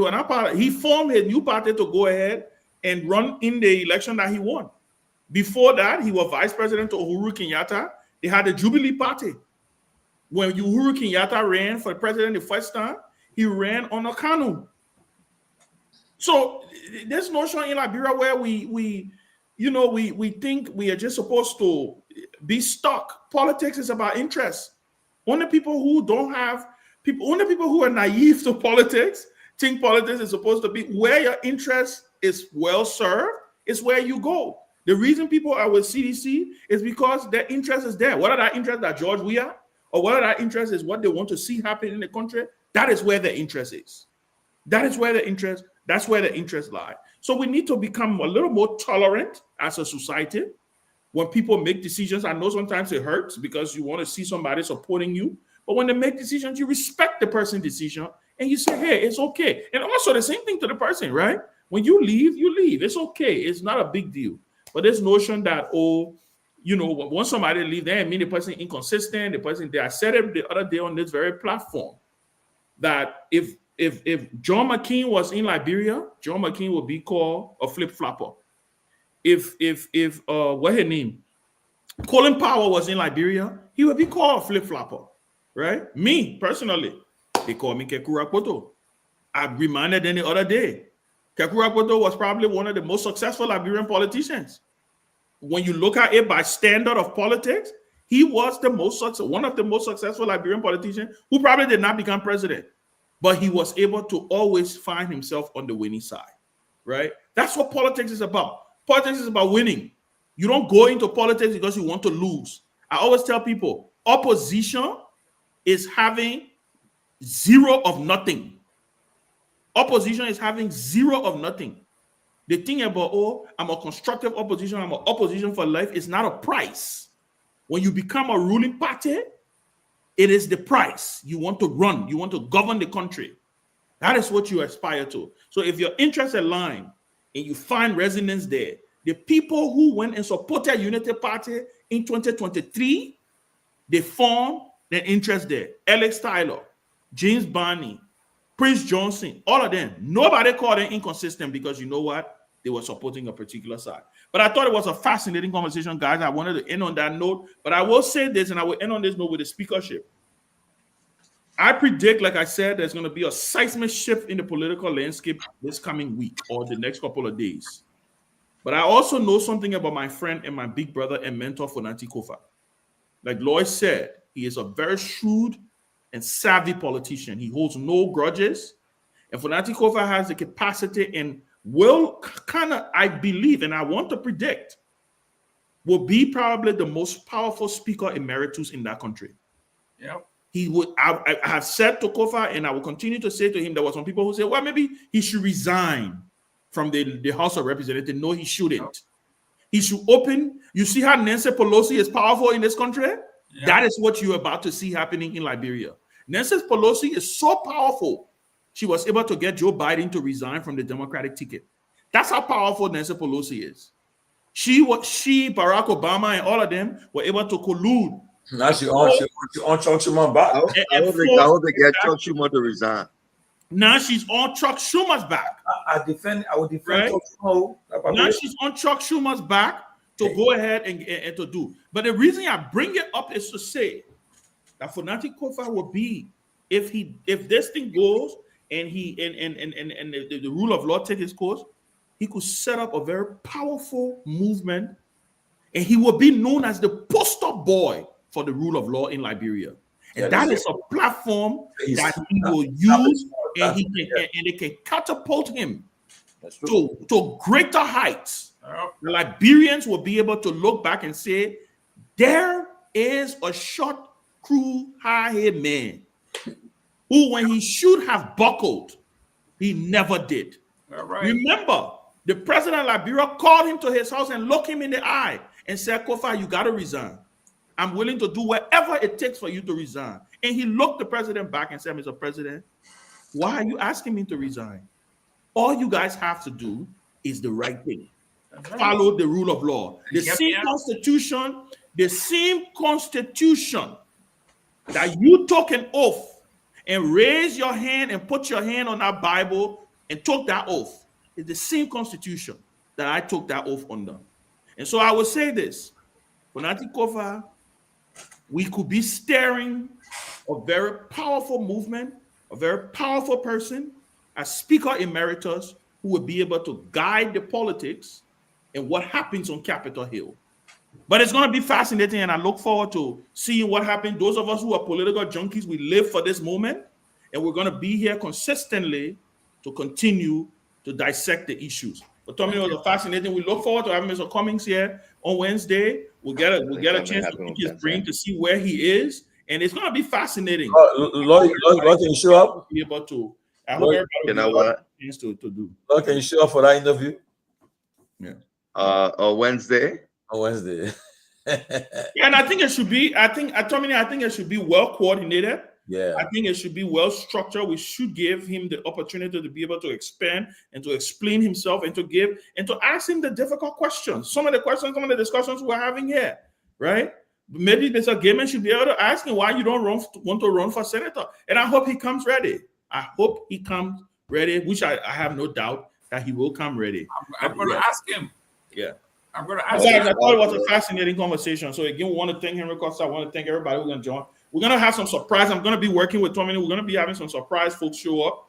Who knows? Maybe we may have the vice president on here. Maybe one of these nights we place a phone call. We're going to start working on getting some phone calls being played during the late hour, because don't forget, it's morning in Monrovia. Most of them are waking up now and they're listening to this conversation. Yeah, so we're going to get Scott a break so you get some rest. Okay, guys. See you tomorrow. All right, guys. Thank you. Yeah.